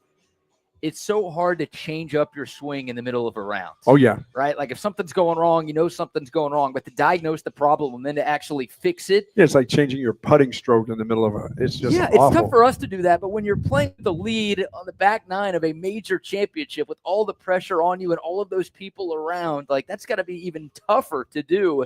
Yeah, Scottie Scheffler, everything was left off the tee. He was scrambling. He was somehow only 1 over. I guess it was 2 over because he bogeyed 9. So right. 2 over on the front nine. He probably should have been 4 or 5 considering how bad he was off the tee. But he was able to correct whatever was ailing him. He started finding the fairway, and that's when he was able to put up some low numbers. And, again, everybody around him kind of collapsed, so it turned out to be a blowout. Oh, it did. It really did. And it was a fun watch. And, you know, for him to get that championship, you know, it's another championship under his belt. And, boy, I think there's plenty to come because I think he's found a little something now, too. So yeah, look out the rest of the way. Oh, what he did at the Byron a few weeks ago, right? Running away from the field there. And then now this. Yeah, you know, the offseason hand surgery, like you mentioned, it feels like 5 seasons ago. Right. Considering the way he's played over the last month. So, you know, he's going to be favored in the U.S. Open. You know, he's going to be favored in the British Open. Like, there's a chance. I mean, I'm not going to predict that this guy's going to complete the career Grand Slam this year. There's a good chance he will. It wouldn't be the craziest thing in the world, would it? No, I don't think so. As I said, when you win a championship with your C or your B- game, now you're starting, and you could tell he felt good about it. I think the emotions was the fact that he felt good that he could change some things up and still win. Yeah. With the great field that he was playing against, and some of the great players just kind of wilted away. They just did, you know. Others just kind of hung in there, but they couldn't beat him. So I would think if he can get in there with his B game, he still would beat the rest of those guys. And he had the field that way too. Yeah, I think you're right. And like you said, everybody around him just, you yeah. know, Rahm was there for a while. DeChambeau was close. He gave the feel of a guy who was going to make a charge but couldn't put it together. Yeah, John Rahm was the one who was carrying the momentum. Yeah, it's pretty crazy. Harris English was one of the first guys on the course. He shoots a 65, which was the best round of the day. And when he finished his round, he was like 9th. He ended up tied for 2nd. Like that just goes to show you how tough the conditions were as the day progressed yesterday. And again, I mean, Scottie Scheffler was only 1 under on Sunday. It's not like he just tore the course apart. Oh, no. He just was better than everybody else around him. And obviously he had a 4-stroke The course lead. got to all of them. It did. It did. And I like to see that from time to time. Oh, yeah, for sure. At points, it's cool to see guys dominate these courses and post those. Well, we said on Thursday there's not going to be any 20s. There's not going to be minus 20 on this golf course. It's nice to see these guys look human every once in a while. And it's like, oh, I could hit that shot. Oh, yeah. That shot that they just hit way to the left or in the water. Oh, no. I can make that putt. Not quite. No, I've never said that. I only say that on the shots they miss and on the putts they miss. It's like, I could do that. That's good. These guys are just like me. Here's a little bit of sound from Scottie Scheffler in his post-tournament press conference yesterday, talking about winning his first ever PGA Championship. I mean, just a lot of happiness. I think, maybe thankful as well. I mean, it was a long week. I felt like this was as hard as I've battled for a tournament in my career. I mean, this was a pretty challenging week. I mean, the first 2 days I did not swing at my best, and I was able to post a score somehow. And, outside of the last 5 holes yesterday, that's where I really kind of put myself ahead in the tournament. And, the back nine today was pretty special as well. But yesterday, the way I finished off that round, I think it was really important for me to have a lead to play with today. And, I played with it a little bit more than I would have liked to. I think at one point in the tournament, I was tied for the lead on the back nine, but stepped up when we needed to, and it was a pretty special week. Yeah, I mean, when it was time to put the foot on the gas, he did. And some of those were just hey, let's make par. Let's not screw up and make a bogey here. Yep. It wasn't like he was making a bunch of birdies. It was just, let's just stay par. I've got a nice enough lead. Let's go. And he finished up, and I mean, by the end of it, it was like he crushed the field. Yeah, he had. And people would think he just crushed them all day long. He really didn't. It wasn't like that, right? It was an up and down day for him. But he had a 6-shot lead going into 72, and then bogeyed the last hole. He could have quadruple bogeyed and still won the tournament. Impressive stuff from Scottie Scheffler. And now to put things into perspective, Buck, Scottie Scheffler, the first golfer since the great Seve Ballesteros to have won his first 3 majors by at least 3 strokes. That's a legendary company. You got to go back to 1983 when Seve won his 3rd major. And then here's even more rarefied air. Scottie Scheffler, one of just 3 golfers to have 2 Masters and a PGA Championship before turning 30. Tiger and Jack, the other 2. Yeah, I believe you're right. I believe there's a possibility this guy could just sweep it all this year. Yeah, he's also only the 3rd golfer to have 15 tour wins and 3 majors before turning 30. Tiger and Jack, the other 2 there. So we're all looking for the next Tiger.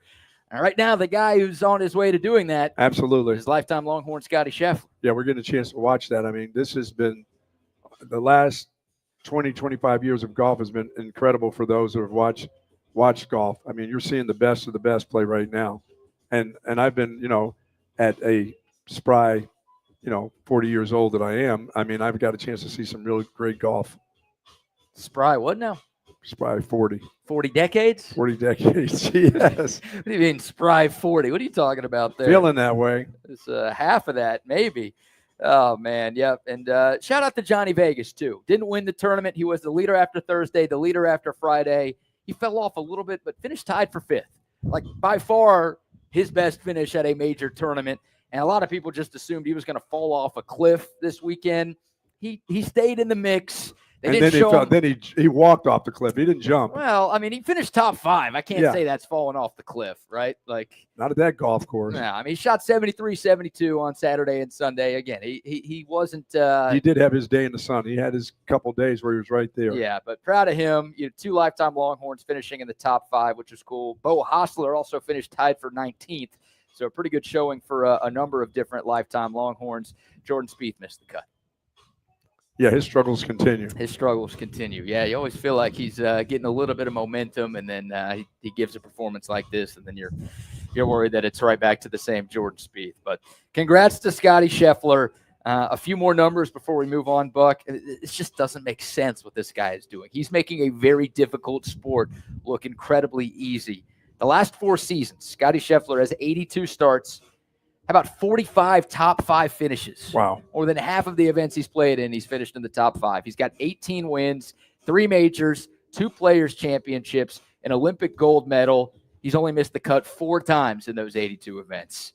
And, oh, by the way, $75 million in PGA Tour money made. That's just PGA Tour money, huh? Oh, yeah, that's not endorsement. No. Nike is paying him a good amount of money. A lot of guys look like walking NASCAR cars out there. Scottie Scheffler, just Nike logo. That's all he needs. Nike logo on the hat. That's all he needs. And I don't know if you saw, of course, last year at the PGA Championship was when Scottie Scheffler got arrested just driving into work. Did he play Did he play with handcuffs on or something? He did not play with handcuffs, but our friends at Nike, after Scottie wrapped up the Wanamaker yesterday, the verdict is in. World number 1, Scottie Scheffler is the PGA champion. And then in this graphic, it says, best player in the world, ?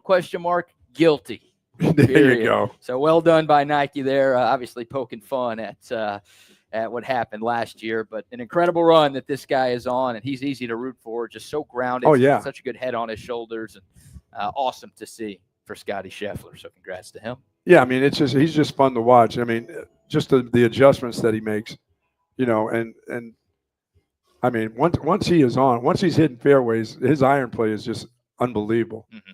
And so when he got off a little bit and got himself back to, as you said, he started hooking the ball a little bit to the left. Once he got back on, look out. And it doesn't matter if he's in the rough, he's still going to make a good shot. He's not going to do something dumb. No. John Rahm was pressing it yesterday. He had to, because he knew that he either needed to have, and he had to have a good lead. So he took a couple chances yesterday, I thought. That's the only way to beat the dude. Yeah, you're right. No, he did take some chances, especially late. Like, even before he started taking chances, he was finding water. Right. But then once he was way down, he had to take chances. He's got that live money, right? So for him, he didn't need to finish tied second to make that extra money versus No, it wasn't being about the seventh money. or eighth. No, he wants to win a championship. He wants to get back into the major form that he's had before. Yeah, exactly. So he's like, I'm going to take these extra risks. I don't care if I lose a couple of strokes. It's worth it to try to win. They didn't work. He ended up falling, way out of contention by the end of the day. Like for he and Gazer on Lib, it's not about the money. It's about the championships now. So they can afford to not be in third place. They can go to seventh place. Who cares? Tied for eighth. He was tied with Scottie at 9 under par at 11, and then he ended up tied for eighth at 4 under. That's okay. That's not great.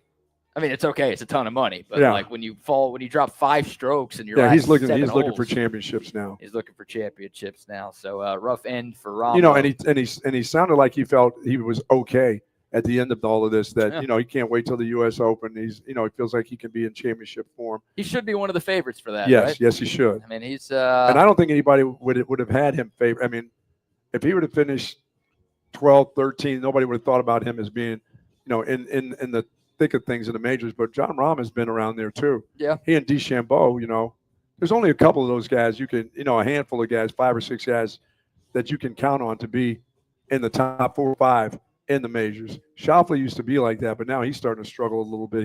His game hasn't come around yet this year. Tied for 28th. That's not good for him. Not great for him. Now he's your reigning PGA Now champion. when you call him the big 3, he's not. It doesn't seem like he's a part of that anymore this year. Okay. So far. Yeah. It's we're in a pretty good run of major golf because there's been a lot of big names winning these tournaments recently. Obviously, Rory McIlroy taking home the green jacket earlier this year. You've had, Colin Morikawa, Bryson DeChambeau, Xander Schauffele, Brooks Koepka, John Rahm. I mean, these are your most recent major winners in golf. So if you're a fan of the big names, you're a fan of what's been going on in these major events. But congrats to Scottie Scheffler. I don't know if he's the best golfer I've ever seen, but I think he's the most grounded golfer. I think he's the most mentally strong golfer I've ever seen. I think he's going to be around for the long haul. Yeah, I do too. Just because he doesn't let his emotions get the best of him ever. And he was going through a lot yesterday and found a way to calm the nerves and get the job done. So congrats again to Scottie Scheffler. All right, plenty more Texas stuff to unpack from the weekend. We'll talk Texas baseball. We'll talk Texas softball. We got, again, NBA and NHL playoffs to get into. But before we shift gears here, Buck, how about our first round of sponsors? Yeah, we're very fortunate. We're in these comfortable chairs. Not like my relax-the-back chair, but I'm pretty comfortable today. It's not a wooden chair. I got a little back rest to this. But, folks, if you've got and you're struggling with pain, back pain, upper back pain, neck, shoulders, thoracic back, lumbar area, please call in our friends at Relax the Back for sure. They've got a chair. They've got accessories for you, recliners, office chairs, desk, office, and they've got wonderful stand-up desks, too. If you're not wanting to sit, they got stand-up desks, too, that are very comfortable for you. But if you've got problems with your back and you've been struggling for years, that doesn't make any sense. Call on our friends over at Relax the Back. 2 great locations at the Hill Country Galleria, right across from Whole Foods, and in North Austin at the Gateway Shopping Center. Please, right across the street from the Container Store. Live pain-free like the Buck at Relax the Back. Shout out to whoever won that Relax the Back. Oh, boy, chair. did they ever – talking about somebody happy. We should have sat in that chair and got it worked in for somebody. Oh, I farted in it. Oh, you got a chance to sit down? Oh, now I'm pretty sure they feel great about that. But yeah. Thanks to the folks at Relax the Back here in BK's. It was a wonderful, wonderful gift to somebody at the Mullet Open on Friday. And I saw the guy who won it. He sat down and he said, "This is real." I'm like, "Yeah, it's real. And it's going to stay that way. It's going to stay and support your back, your lumbar area for years." So I want to thank those. Also, thank you to Chris Tyson. The auction, our auctioneer that was out there, the silent auction went well again, as it always does. And Chris is here today. Yeah. Doing the same thing. I want to thank him for showing up out there on Friday. Did a fantastic job. A lot of great auction items that he has, and he'll have the same here today. Yes, indeed. Yeah. Twice, 2 shows. 2 shows. Seeing Chris Tyson. Shout out to McCall Custom Homes as well. They were out there. I did not see Mike. I'm disappointed. If Mike came up to me and I was in another world, I'm sorry about that, Mike. I had never met Mike, so there's a good possibility I was in another world. He probably came up and having conversation with me, but, I would not remember. That guy was playing with a hernia on Friday. He did end up playing, didn't he? You talk about your Willis Reed game. Wow. That's what Mike McCall did on Friday. I think he had a 388-yard long drive as well. That'll work. That's about 4 shots for me. Yeah, that's going to get me to the green in 3 right there. That must be nice. Shout out to McCall Custom Homes. Hey, if you're trying to upgrade your home here in 2025, reach out to McCall Custom Homes. New kitchen, new bathroom, maybe adding some new life to your outdoor space, whatever you're trying to do. McCall Custom Homes can make it happen for you. Yeah, I got to talk to Mike. My wife's out of town. Maybe I get some things rearranged while she's out of town. Oh, she's going to love that. Yeah, she can't wait to see it. Mess with the house while wifey's gone? Yes, indeed. That always works. McCall Custom Homes, ATX.com is the website. They're giving free estimates to TSU listeners right now. So if you want to reach out to them, again, McCall Custom Homes, ATX.com. Check out their 5-star reviews. Look at the gallery of projects they've done over the last 4 decades, and they will take care of you. And a shout out to CentexTickets.com. We'll talk a little Texas softball in a moment, but we know the Texas softball team will be hosting a super regional at McCombs Field this coming weekend. The Longhorns swept the Austin Regional this past weekend. They are moving on to the Supers, just 2 wins away from a trip to the Women's College World. And if you want to get tickets this weekend, CentexTickets.com has you covered. Don't forget to use the promo code CENTEX10 at checkout, and you will get 10% off of your ticket purchase over there at CentexTickets.com. They've got Texas Stars playoff tickets. They've got Texas baseball tickets. They've got Dallas Stars tickets. So, yeah, the Dallas Stars are moving on to the West. Yes, I've helped them move along. Thank you for that. CentexTickets.com has you covered with everything that you need. See the folks from Big Hat are out here. Big Hat, the mocktails went well. There we go. On Friday out at the Mullet Open. So I want to thank those guys at Big Hat. There was a couple of people came to me and said, you got to have more mocktails. It's delicious. That ginger taste in the mocktails. You do have the margaritas and all the other alcohol drinks, but the non-alcohol drink by Big Hat was fabulous at the Mullet Open. Yeah, those over things, ice, nice. Those things were going fast out Yes, there. they were. Yep. And adjusting some things over here to make sure. And thank you to Smokey Mo's. Thank you to Mitch getting the breakfast tacos out there, and they've got tacos here. Yes, indeed. Yes, indeed. We do appreciate it. They got you set up. So congrats to Texas softball. Mention them. Want to start with them. The Longhorns sweeping through the Austin Regional. They took care of all 3 other teams in the Austin Regional. A run rule victory over Eastern Illinois on Friday. A run rule victory over the Michigan Cheaters on Saturday. Good, got to get them out of there. Yeah, I mean, I don't care that it's a different sport. They're still Cheaters, still Michigan. Yes. 16-4 the final in that one. And then the Longhorns running away from UCF yesterday in the regional final, 9-0. So no sweats for Texas softball. They had a tough showing in the SEC conference tournament, but they put that behind them quickly and took care of business in the opening rounds of the NCAA tournament. So the Longhorns moving on the 6th straight trip to the Super Regionals for Mike White and company. Only the 10th all time. It's 6 in a row. The Longhorns will play host to Clemson. How about that? You played Clemson in a college football playoff game. You will now play Clemson in softball for a trip to the Women's College World How about Series. the Aggie softball team? Will they be moving on? Oops. You mean there's an oops there? Sorry about that, Aggie softball. I saw a score where they had like 14, 15 runs in a game over the weekend, but they don't move on? They lost to an insurance company. Liberty. Did they really? Liberty got him. Yeah. Well, the Mutual of Omaha may have got them. Yeah, that's tough for Texas A&M softball. Were they the number 1 ranked team? They were the number 1 overall seed. Wow. And they lose in the regional. It's the first time since the NCAA softball format changed back in 2005 that an overall number 1 seed lost before a super regional. My goodness. Yeah, so A&M making history again. They're good at that. Congrats to them. We gave them some love on Friday for yes, we did. being number 1 in the SEC in severance money paid this past year. So making some history there.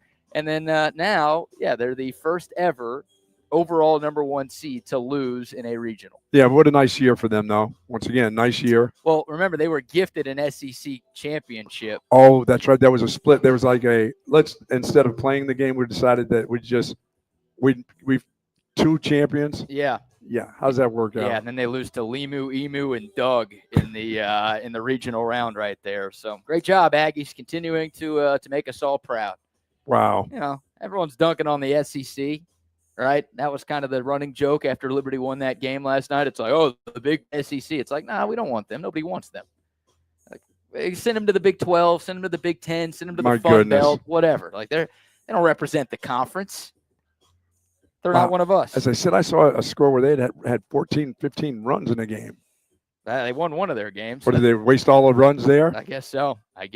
So way to go, Aggie softball. Well done. And their women's tennis team lost the national championship yesterday to Georgia. An opportunity for a natty? Opportunity for a natty, and they let it slip away. So tough showing there for A&M. Wow. Yeah, not a great weekend. That's a tough weekend. Not a great weekend for the Aggies. It was a great weekend for Texas Longhorn Baseball. Of course, during Friday's show, we talked about the Longhorns winning the SEC. That happened because of Thursday night's action, the Longhorns winning that series opener against Oklahoma and Arkansas losing their series opener to Tennessee. That gave Texas baseball the outright SEC regular season championship. But the Longhorns did end up winning their final series of the season. They take 2 of 3 from the hated Oklahoma Sooners north of the Red River. The Longhorns lost the Friday night game, but they won the rubber match 8-1 on Saturday. So good to see. Texas didn't have a whole lot of to play for besides just bragging rights over a big rival. Sure. But you wanted them to get some sort of momentum and just win a series going into the postseason. Yeah, some guys had the right to ship a little bit. Yeah, and they did. Some guys did. The offense really showed up. I think it was 7 runs, 6 runs, and 9 runs in the 3 games against Oklahoma. Obviously, getting Max Ballou back was big time for the Texas offense. Well, we had talked on Friday. No one will remember if they win 2 of 3. Nobody will remember that they slumped at the end of the season if you win a championship. Yep. But I remember that they won 2 of 3 now. I'm going to be talking trash to Oklahoma fans. But they also had a couple guys individually had to get themselves together. So how was that? How did the guys the pitching staff that needed to get some things straightened out, how did they end up? Well, good job by the coach, though, right? Yeah, I mean, the Thursday plan ended up working, yes. Right? And that was, again, the game that Texas won to win the SEC title. Absolutely. So they kind of piecemealed it together with Cade Bing and Grayson Saunier and a couple of other bullpen arms. Obviously, Dylan Volantis ended up getting the last 6 outs to close the door on the SEC title. That worked out pretty well. Luke Harrison was awesome on Saturday in the series finale. He continues to be the most consistent starting pitcher for Texas, obviously, since the Jared Spencer injury. Ruger Riojas, not a great showing for him. He's just in a struggle right now. He's in a struggle right now. It wasn't as bad as the Florida start. It wasn't as bad as I was thinking that it couldn't get any worse. Yeah. But then you're playing against a rival, and it could get worse. Yeah, it didn't get worse. It got a little better, but he didn't get out of the 4th inning. Gave up 5 runs, 3 of them earned, but he had an error that led to those other 2 runs scoring. So he struggled, 7 hits, walked a couple of guys, didn't hit anybody.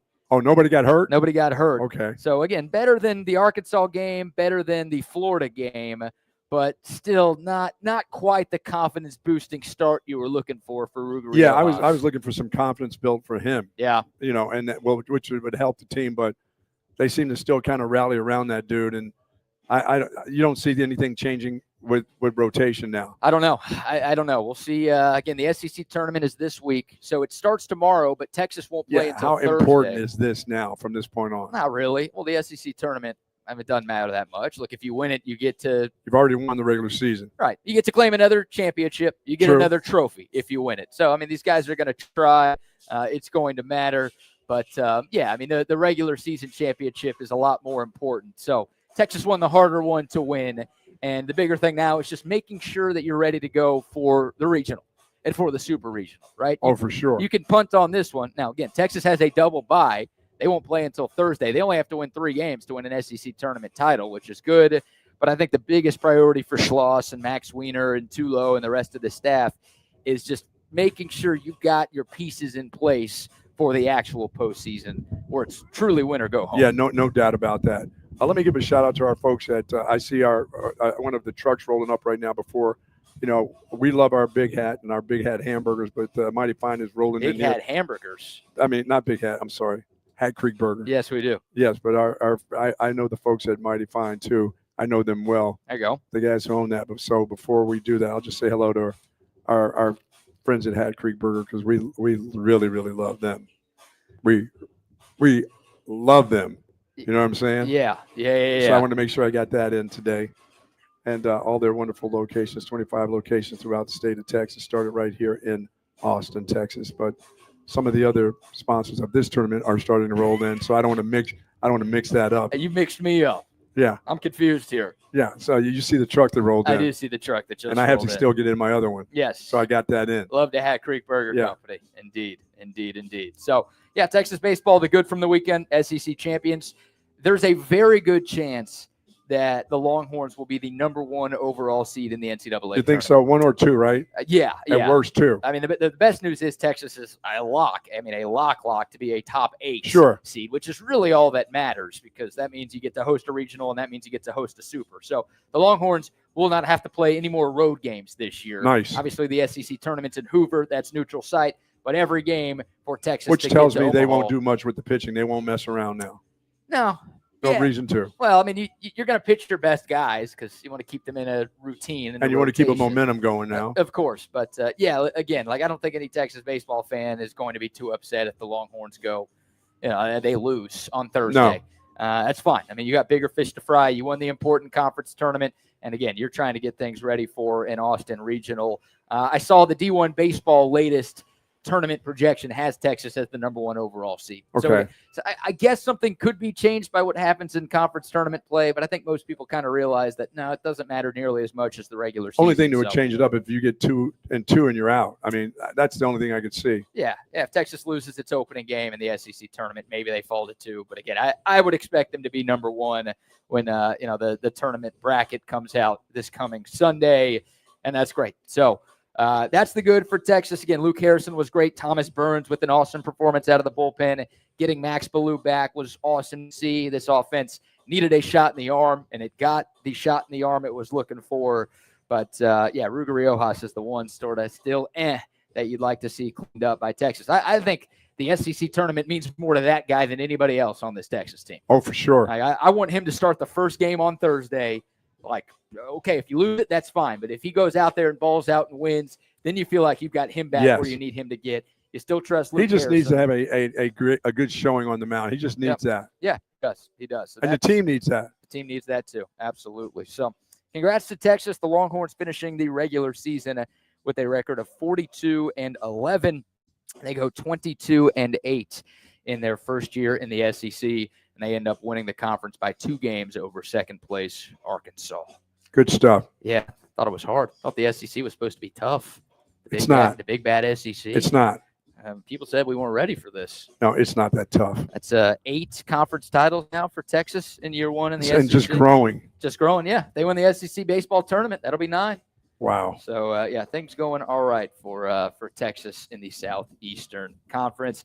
Again, the SEC tournament starts tomorrow, but Texas has a double bye. The top 4 seeds have double byes, so the Longhorns won't play until Thursday. They will get Tennessee, Alabama, or Missouri in the first game. So we're all going to wait and see how this tournament plays out over these next couple of days. Absolutely. Good to see.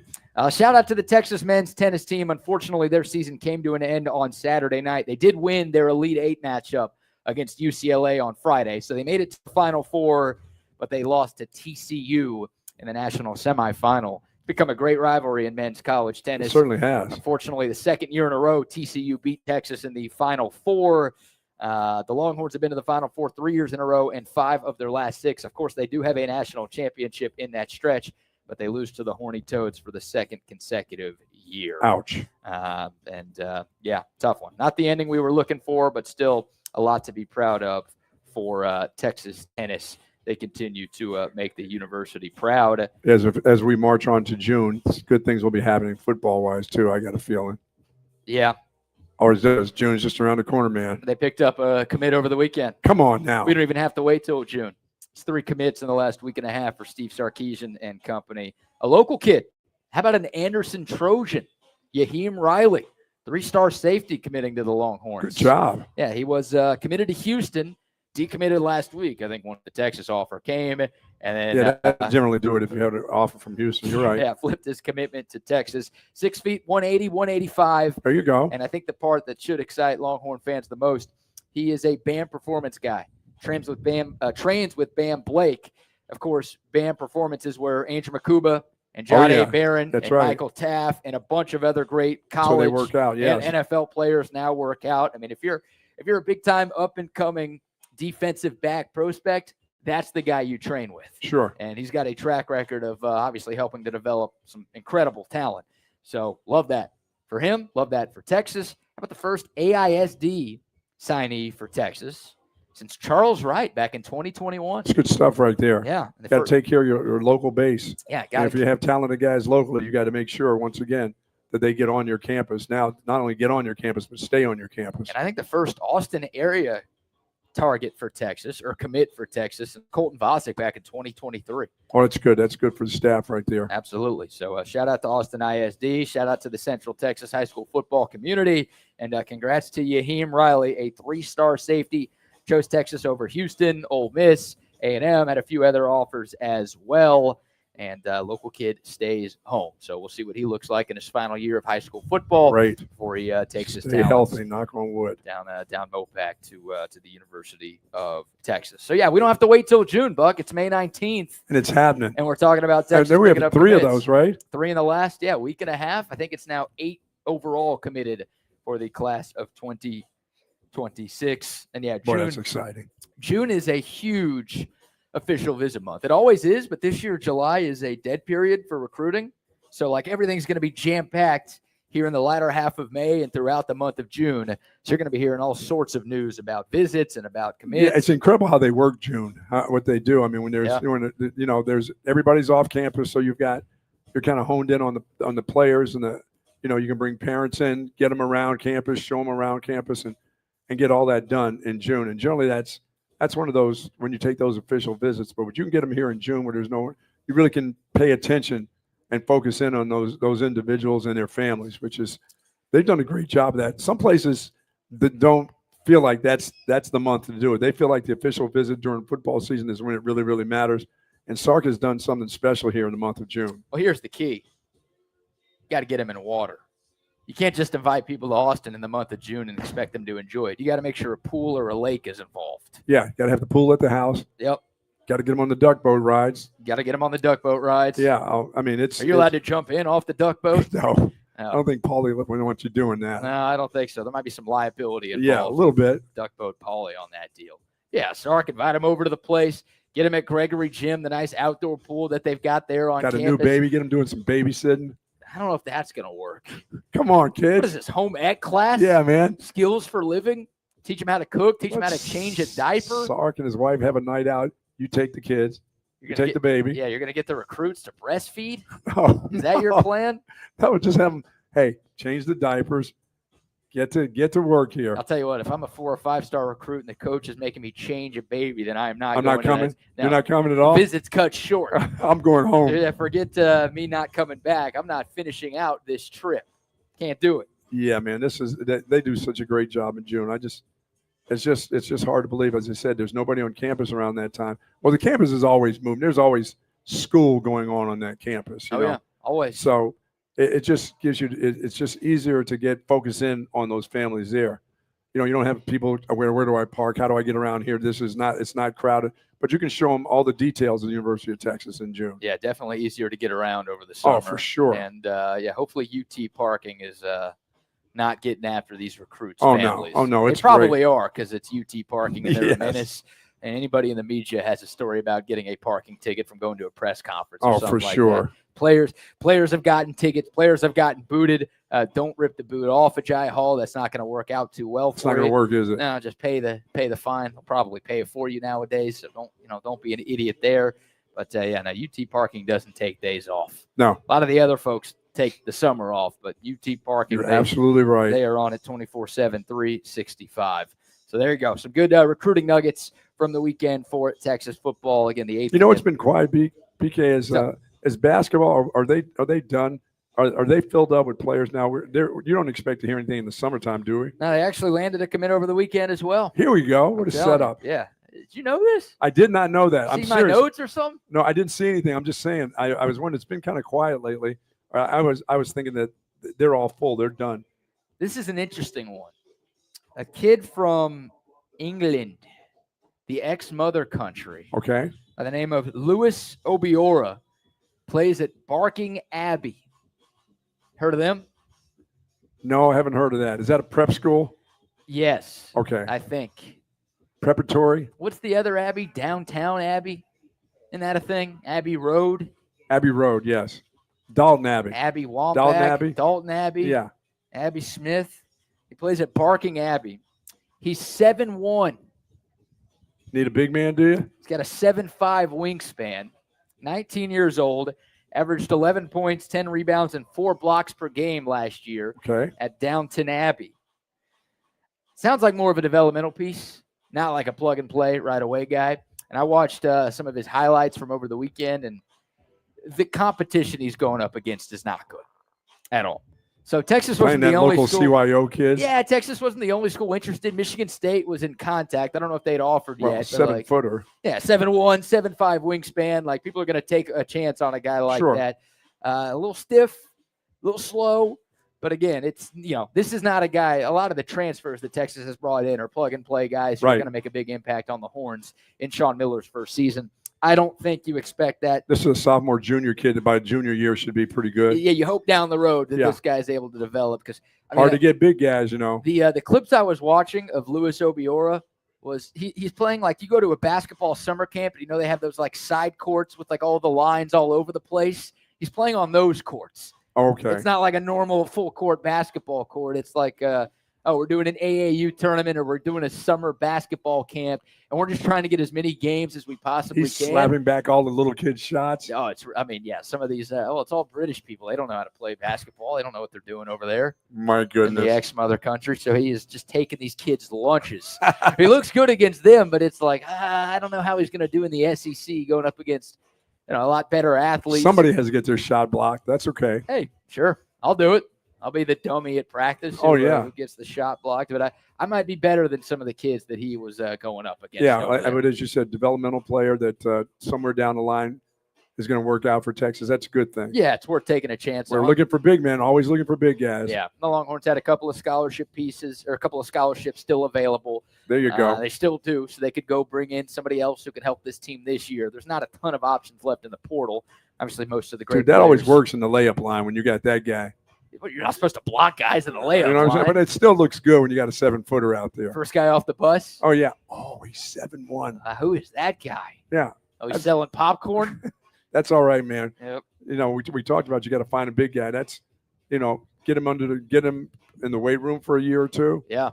It's good stuff. Be nice. It's the second 7-footer that Sean Miller has brought in. Of course, Matas Vokataitis coming over from Florida Atlantic. Excuse you, yes. That's a plug-and-play player who is going to be a big factor for the Horns this fall. But, yeah, another 7-footer. So all of you people, or part of you people, who complain about size for Texas basketball, Sean Miller has heard your complaints. He has gone out and brought in some big dudes. Plus, Wasina Traore, the Xavier transfer, who's about 6'10", 6'11", right? Also coming in this year, following Sean Miller from his previous stop. So, Texas has made it a point of emphasis to get some front court help. That's good stuff, man. Yeah, I like the job that Sean Miller has done. And again, we'll see what he does with the remaining. I believe there are 2 scholarships left for Sean Miller to fill up.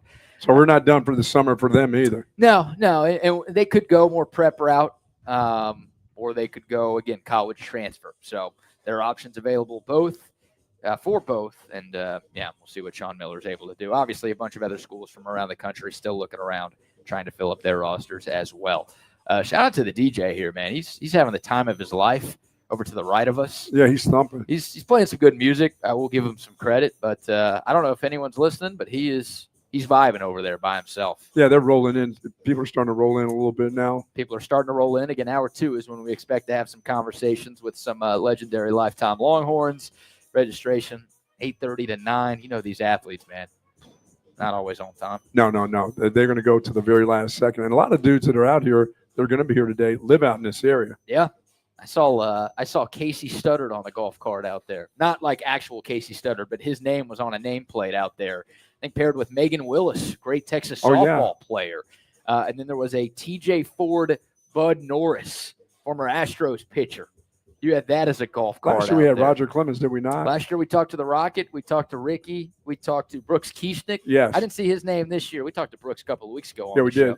We'll get him on, of course, before the regional play starts next weekend for Texas baseball. But, some big names out here this year. Quan Cosby will be here. Hopefully we get the chance to catch up with him. DJ, Derek Johnson, Jamal Charles. Yep, all the dudes live out this way. Vince Young, Malik Jefferson. Rumors that Michael Taft was going to be here. We'll see if he shows up. I remember last year we talked to Ohio State's Troy Smith. Troy Smith. Yeah. Right after the show. It was, yeah. I don't think we had him on the air, but Troy Smith, I think he's going to be here again. So, yeah, a lot of big names here, a lot of lifetime Longhorns, maybe some current Longhorns as well. So definitely keep it locked into hour number 2 for the opportunity to hear some great chatter there. All right, before we get to the Bucks Gold Star locks from the weekend, the Buck actually made the people some money. Let me just tell you this. On Friday, you know, when you and Tom were doing the show, thank you to Tom McKay, AB Consultations, for stepping in for me on Friday. He always does. It really enjoys it. I had somebody come up to me and said, you know what? I take you serious when you're giving out these games. He says, I got a cousin that I go to. He goes, you have made me some coin during the football season. No way. Yeah. He said, you have made me coin and you continue to make me coin. He goes, I continue to go with your picks when I use my real money. Nope. And he was, yeah. I don't believe you. He said, it's the real deal. He said, get your own little show there of your picks. I said, I got a little show here of my picks. This is it. This is it. That's why you're winning. He goes, I've been winning. I'm going to stick with you. There's no chance. Yes. He said. Who said that? Yes. Yes is not a person. Yes, sir. Oh. Sir is a person. Oh, my gosh. He said, I'm doing the real thing You with know, you. it was a charity golf tournament, and that guy was just in the charitable mood. So You think it showing was? you some charity by saying that. By the way, thank you to you folks that went right to the Burke Center for Youth, right online and gave your donations. I've heard about that already. He said a bunch of donations came in. Nice. $30, $20. They sent them in. Whatever it takes. Absolutely. Any amount helps. Absolutely. And again, 100% of the super chats we got on Friday will be going directly to the Burke Center for Youth. So shout out to everybody who Look at Chris Tyson. He's all geared up because he's got that bad wheel right now. This guy doesn't miss. This guy does not miss. The great Chris Tyson. Thanks, brother. From Thank you doing for the silent Friday. Tyson Collectibles over here. Tyson Fundraising. That's right. He's too good of a guy. Of course, he's fundraising. That's what he does. Shout out to Chris. We saw him on Friday. A lot of repeats. Oh, yeah. These guys play golf. These guys have jobs. No. Their job is to play in these celebrity golf tournaments. That's it. That's the job I want right there. That means do a good job until it's time that you can do this. Yes, indeed. All right, before we get to your Gold Star locks from the weekend, and actually no games tonight, no basketball, no hockey, tonight. so you do get a day off there. But we'll recap the playoff action from the weekend. But before that, some sponsor shout-outs. So our good friends, good morning, Jay, over at Sue Patrick since 1975. That incredible selection of Longhorn apparel and collectibles. They've got it all. Tons of Texas-themed items there for you. A wide variety of men's and women's clothing. Got my polo on. There we go. Got it right here, Jay. I'm wearing it today. And they've got free curbside pickup. Plus, folks, go to 5222 Burnett Road and pick up everything that you want. How about a jelly cat? I know Mother's Day. Dad could use a jelly cat, too. Yeah. I may need a jelly cat for my trip to Pennsylvania here in June. You know, just so I have that comfort of using that jelly cat as a pillow. That $500 jelly cat, if I have to, What about I will the do it. $1,000 jelly cat? No. That's too much. That's too much. 500's in the budget. Yeah, and too big, too, that jelly cat. But they have all the jelly cats and everything else that you need. Golf apparel, it's right there at Sue Patrick's, 5222 Burnett Road. Parking, easy in and out. We were going to be there Wednesday. Wednesday, Jay's got some special stuff, some special items. SEC baseball shirt. Nice. SEC baseball champion shirt, I should say. Good job. And then rumors that the 2025 football schedule glass. Oh, the glass may be out? May be out. Oh. I might be speaking out of turn here. If I am, apologies, Jay. But we definitely will have the Texas SEC champions baseball shirts. For more information, go to SuePatrick.com for sure. Can't wait to be there Wednesday. Yeah, also Chaos Theory will be there on Wednesday as well. Oh, that's right. You guys have to eat those. We'll be eating the MRE food.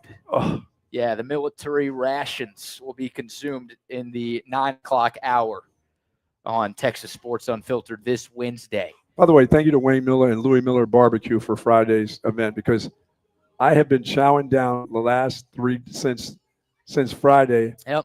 I have been eating mac and cheese and the chicken that they had out there, and it was, you know, old Skinny Bones here right now wants to go to 160 by the end of the summer. I'm on a good start right there. I'm not a big mac and cheese person, but I am now. How are you not a big mac and cheese person? Even as a kid, I was not, big into mac and cheese. Mac and cheese is incredible. Dude, that chicken that barbecue chicken that they have to go along with mac and cheese. Yeah. I have like 4 containers filled with mac and cheese. And I've had it for breakfast, I've had it for lunch, and I've had it for dinner. And I didn't know I could eat that much chicken because, obviously I don't touch chicken because of my nails and stuff. I don't like to get my nails all. You've been forking and knifing I've been forking and knifing it. Oh, is it delicious? It is. It is delicious. Did you give Yogi one final? He did. He had that. He had that for his final meal. Yogi had. I didn't give him the mac and cheese, but he did have the chicken. He had a whole piece to himself. Mac and cheese would have been great. I should have. He was going out anyway. Yeah, he would have been crapping his way to the afterlife. No, and when they give you that last shot, things loosen up, and I didn't want to do that to the folks that were taking Yogi away. So that's probably smart. Yep. Oh, by the way, thank you to Amanda, your wonderful girl, for her help too. Did you see that? I saw that. There's a bird that landed right on top of our little camera out here. Yes. Not to, But thanks for all your help. By the way, I didn't thank you, but thank you for your help. I have never seen anybody attack a tee line like you did. You're talking about an organized. BK and his girl were serving tea, and you're talking about an organized shift. And don't get it all wrong. He had the ice and the cups and everything. Oh yeah. And it was all planned out. You had that all planned. People couldn't just come up and grab something and walk away from you. Oh, if TSU fails, I've got a future as a line cooker. Yeah, my God. It was impressive. But thank you to Louis Miller Barbecue. Thank you to Wayne. His girl were out there. They brought the food. Yes, they Boy, did. Did they bring plenty of it again. Yes, they did. Shout out to them. Shout out to OLIPOP. Oh, yeah. Well, another one of our great sponsors. Should have brought me an OLIPOP out here this morning, but I've got a few in the fridge. You'll see us drinking them on the shows all week long. See us on Wednesday for sure. I'm sure Jay and the gang will give us an OLIPOP at Sue Patrick. But shout out to OLIPOP. If you're eating a bunch of barbecue and mac and cheese and you want to drink something a little healthier than the traditional soda, go get you some OLIPOP. For sure. We've got 19 different flavors, some of the classic soda flavors, but also some new stuff as well. Every can of OLIPOP has 9 grams of fiber, very little sugar, very few calories, and there are ingredients in there that help support great digestive health. So you can feel good about the soda you're drinking when you drink your OLIPOP. Again, great tasting soda that's actually good for you. Pick it up wherever you buy your groceries all around the state of Texas. Heck, all over the world now. OLIPOP's growing like yes, it is. Crazy. Shout out to them. All right. Buck, you made the people some money this weekend. Okay. The bad news is you missed your biggest play of the sports weekend. But I helped the Stars, though. You did help the Stars. Thank you very much for sending the Dallas Stars to the Western Conference Final for the 3rd consecutive year. Dude, I haven't lost a game with the Stars game. You right? You lost some in the first round. You did not lose any in the second round. You correctly picked all 6 of the Dallas Stars Winnipeg Jets games in round 2. So well done on that. Yes. You had the Stars closing the series out on Saturday night, and they did that. Thank you very much. You also had the New York Knicks in Game 6 against Boston. Nice showing there from the Celtics, huh? Yeah, I was worried that if they got that one win that was going to be it. They would just show that they can win without without Tatum, but they weren't going to win 2 in a row. No, I thought they'd put up a fight. I thought the Knicks were going to win that game, but I thought it'd be close. And the Celtics, especially the way the Celtics played. Yeah, in Game 5. Yeah, it's like, all right, a win like that maybe gives you some confidence that hey, maybe we can do this without Jason Tatum. Right. And they just, it was pathetic. It was embarrassing. I can't understand. And we saw this with Denver yesterday too. In an elimination game, it is win or go home. Yeah, you got to fight in that game. How do you just give up like that? Like we've seen some comebacks in these playoffs where a team will go down by 20 and then they'll come back and win. And it just felt like, Boston completely checked out on Saturday and Denver completely checked out on Sunday. And it's like, makes you wonder if these guys even care. It seems like a long NBA season. They were ready to go home. Yeah, huh? I'm not getting paid anymore if I keep playing. So I got my paycheck. Check cleared. We're good. Go nice. Have a nice beach vacation now.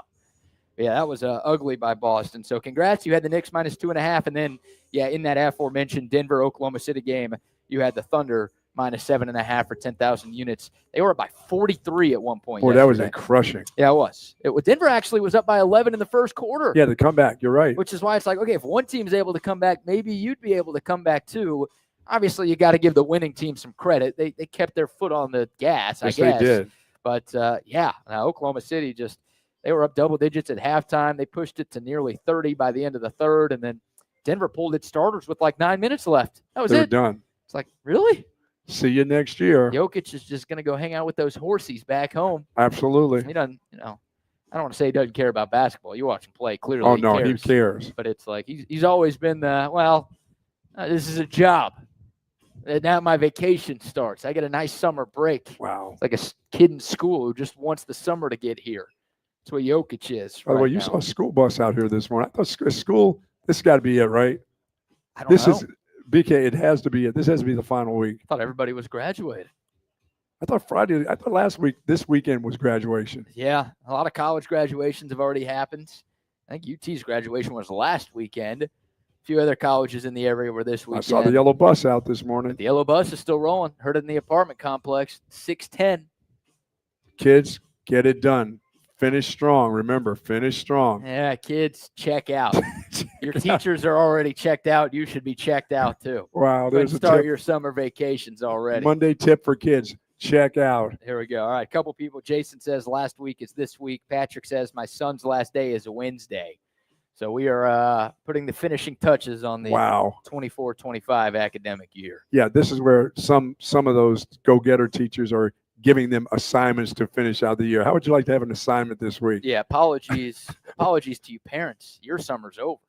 Yes. And school starts for the parents once the kids get out of school, right? Yeah. Then you actually have to hang out with your kids. Yes, you do. That's got to be the worst. Summer camp. Yeah, get them in camp. Get them in golf camp. Get them in tennis. Get them in something. School ends on Wednesday. Camp starts Thursday. That's exactly right. I need you out of the house. I got stuff to do. Oh, my goodness. Buck grew up in Camp Civitan. The day the school ended, I was at some camp 75 miles away with muddy water, and people were pushing me in the deep end. Overnight camp? Overnight camp, and kids were sleeping with their eyes wide open. How long was that camp? That camp was 2-week camp. I went to camp for 2 weeks. God. Government cheese, grits, powdered eggs. Oh, was that horrifying. You're going to eat some of that on Wednesday. Oh, my God. Give you a taste of your past. Oh, that was horrible. Government cheese. cheese. And I went right to camp. It wasn't one of those, okay, you're going to have the first week off, let your parents get used to you. My parents sent me to camp right when it was over with that next Monday. Yeah. Bye. They were like waving. See you later. Yeah, they took me like 100 miles away, and I was going to be seen for 2 weeks. They were pissed that it was only a 2-week camp. Then again, maybe that's when they got their deal going on because I was the oldest of 8. Maybe that's where kids were born. Yeah, kind of things probably happened then when I was away at camp. Yeah, it's usually how it goes. Yes. All right. Any volunteers around? We might need a volunteer here to help flag down some of these athletes, because we don't have commercial breaks, so we can't do it ourselves. And our young man, intern Brock, is not here. So, is he graduating too? He's done.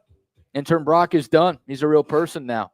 He's still an intern in our book. Yeah, always will be. Still not paying that guy for anything. If he wants to keep working for TSU, he's got to keep doing it for nothing. Yeah, and he doesn't live far from here because we're not very far. Falcon Head's not very far from Dripping Springs area. I think he's moving out of the old parents' place. Oh, too. Is he? Yeah, he's becoming a real person now. They're probably kicking him out. That's what it is. It's not moving out. He's being thrown out. That's probably the truth right there. But anyways, congrats to you. You went up 15,000 units by going 3-1 over the weekend. You're now up 18,000 units total. And I'm not done. Now we're getting down to some really nitty gritty stuff.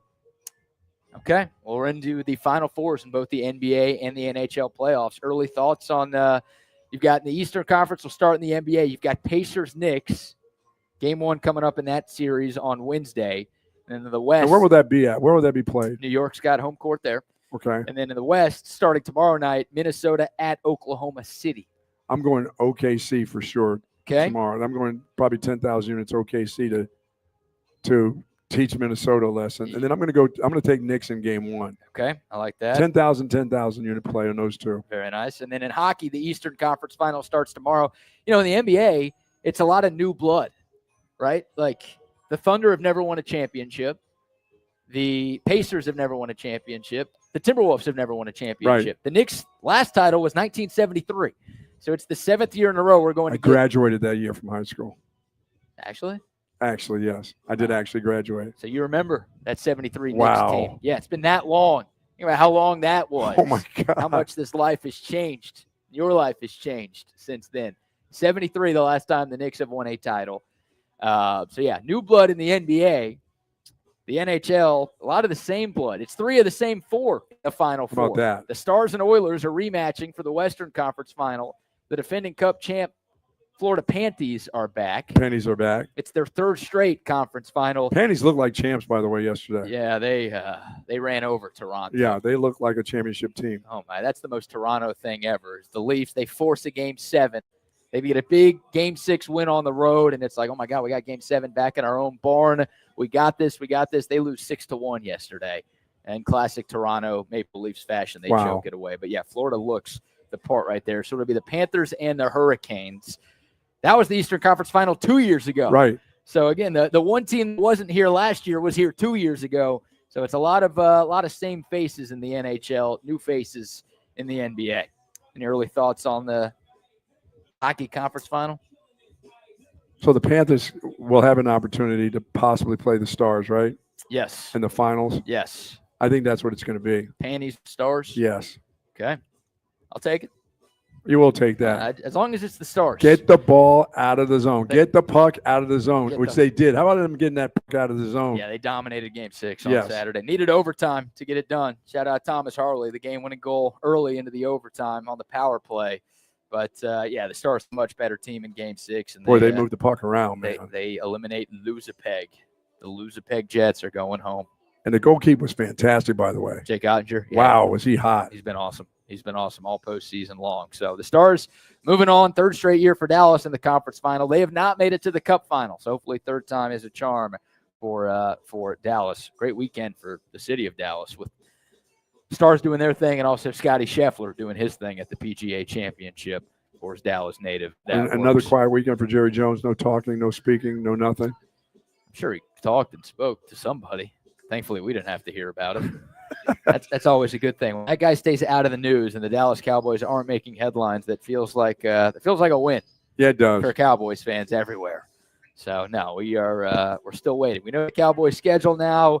We've gone through rookie minicamp. Now we're getting close to, OTAs and then training camp. But there'll be some interviews coming up. There will be some times where Jerry Jones says something stupid. And that Micah Parsons contract, how's that going? Come on. You know the answer to that. That answer is August, isn't it? Close to it. Could be September.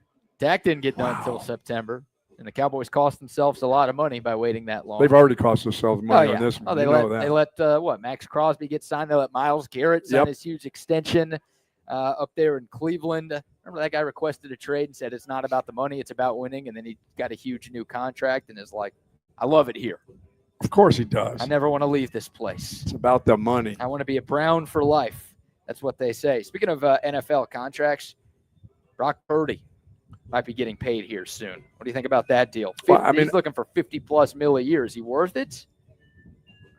Yeah, they have to have a quarterback, and he's been, he hasn't won a Super Bowl. He's been in playoffs, and you can't find one better than he is right now. They have to have him. Yeah, they can't go in without them because things are going to start happening for former Longhorn, Kyle Shanahan soon if he doesn't.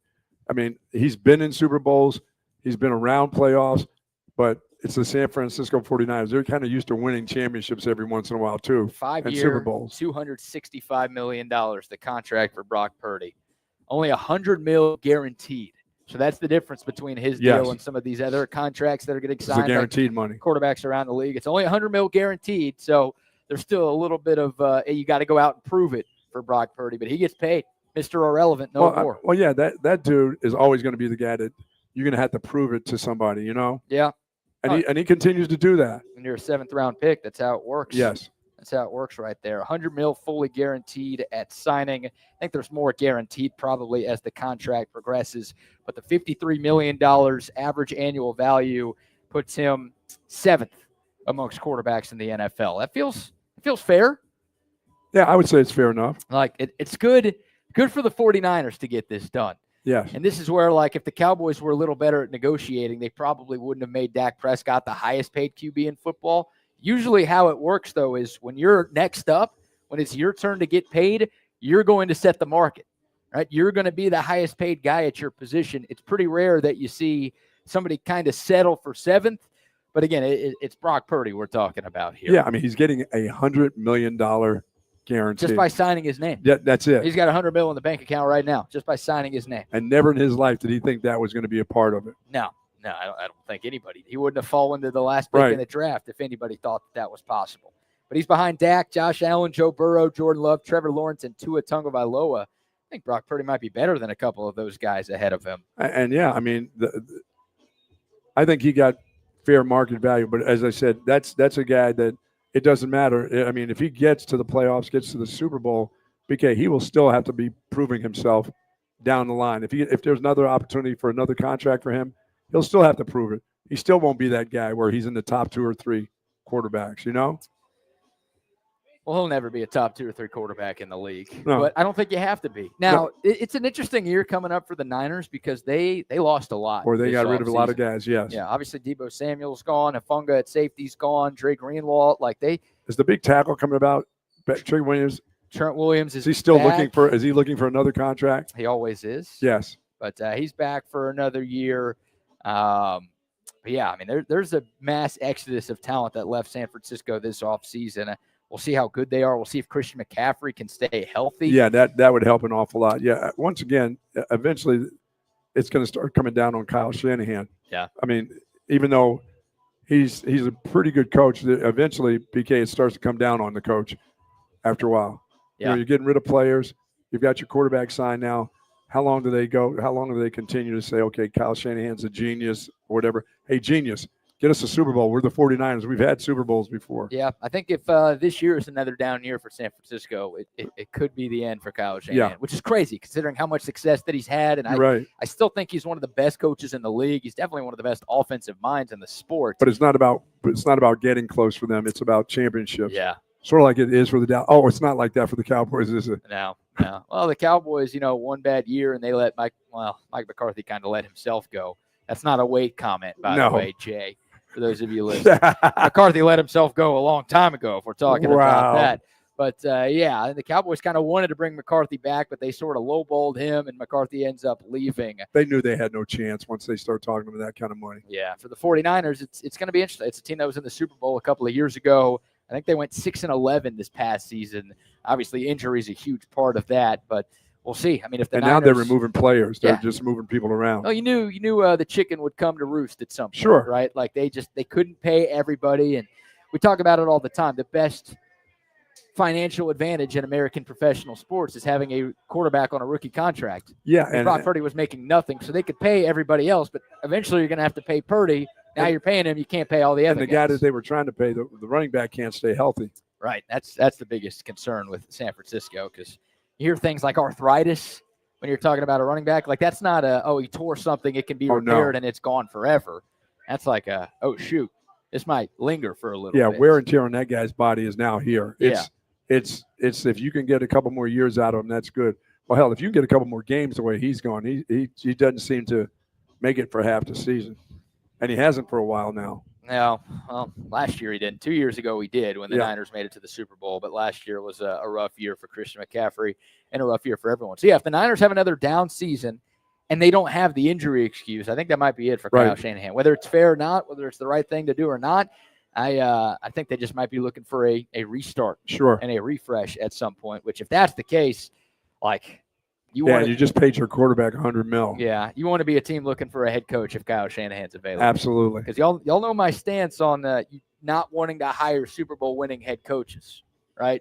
Because there's never been a coach that's won a Super Bowl with 2 different teams.